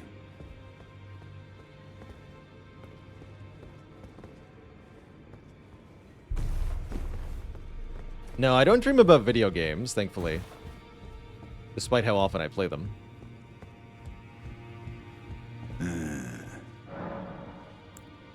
Unlocated demigods. There are 4 more demigods yet to be located. Mikola of the Halig Tree, the Whoa, Unalloyed, DLC spoilers. his twin, Melania, the undefeated swordswoman, Luna Princess Rani, daughter to Renala, I found her. and the one only known as the Lord of Blood. Rani is said to have cast aside her great rune. So here at the Hold, we seek the whereabouts of the remaining 3 shard bearers. If you should learn anything of these matters, I'll trade your findings for a hidden treasure or a long-lost right, known only to me. We both desire to stand before the Elden Ring and become Elden Lord. As such, I hope we are compelled to work together. You would hope.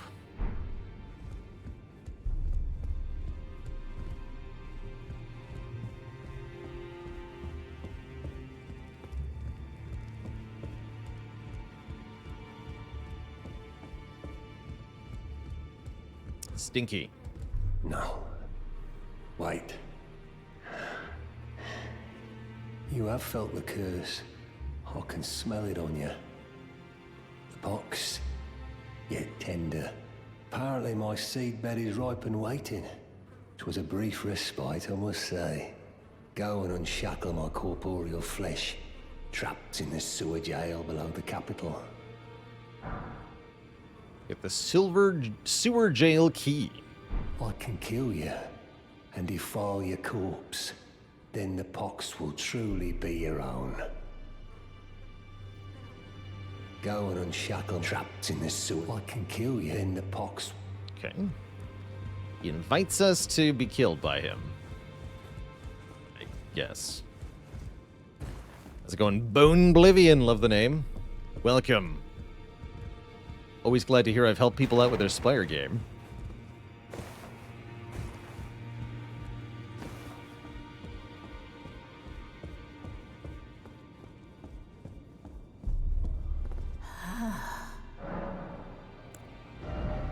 Anything new here? Oh yeah, we fought Elemer of the Briar, so we can get the Briar set. The winding, rusted iron briars are a mark of the guilty and typically indicate a sentence of death. Its armor deals damage when performing dodge rolls. Elemer murdered numerous instructors and merchants and was known as the Bell-Bearing Hunter. Cool. Sure, I'll take your spiky set of armor. Let's see. Fortisax. During the War of Ancient Dragons, these twin red lightning stakes were the hallmark of one ancient dragon who was called the Mightiest Boulderstone. Death Lightning. This golden lightning was wielded by Godwyn, who befriended Fortisax. Interesting. Cool. Now go forth, let the words of the fingers guide you. They sure will.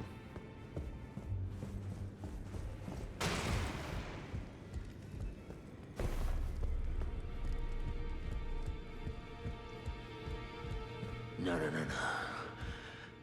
I need to do better than this. This will never kill a god. I can do better than this. It needs to slay a bloody god. Oh, it's you. You alright, Hugh? Don't pay me any mind, it's not important. Just lay out your arms. What's up with Roderica? I spoke with the girl. She has a gift for spirit tuning. Right over there. So I told her everything I know. I'm indebted to a spirit tuner I met long ago. It was all I could do to honor her. I'm sorry I doubted you.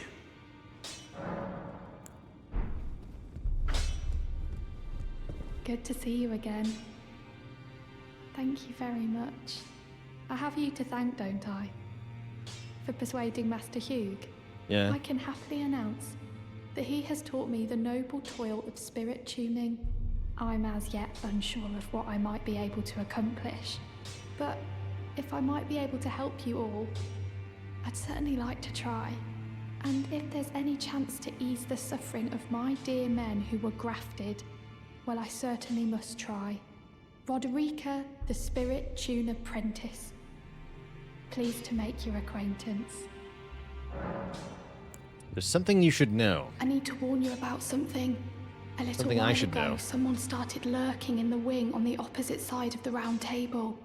And I can hear, from all the way over there, the howling and wailing of spirits in fear of a curse. I can even hear the repulsive twisted malice in itself. A plethora of spirits in an unceasing cacophony. I can't even imagine. How much suffering inflicted to who knows how many souls. Not even the grafting caused anything like this to happen. You should keep your distance. I know you're strong, but please. Warning us about the Dung Eater. Alright. That's the state of things in the Round Table Hold. And the state of things for the end of this session of Elden Ring Twitch chat. I've got to get going and get some dinner here. But we will be back tomorrow with some more Spire. Going to continue our silent gameplay in that game. And then there will be more Elden Ring tomorrow as well, continuing our Tarnished adventures. We'll be facing down Morgott probably tomorrow. But for now, Twitch chat, I have got to get out of here. So long, farewell, and thank you for tuning in. It was a pleasure to have you in Vector, Vasinor, Fenor, Elysium Reviews, Danieldo, Jasper Larvitar, and everybody else. Thanks for tuning in for the Elden Ring. I'll see y'all next time. Thanks for those bits, Ripnator. Good night, and toodaloo. Bye-bye.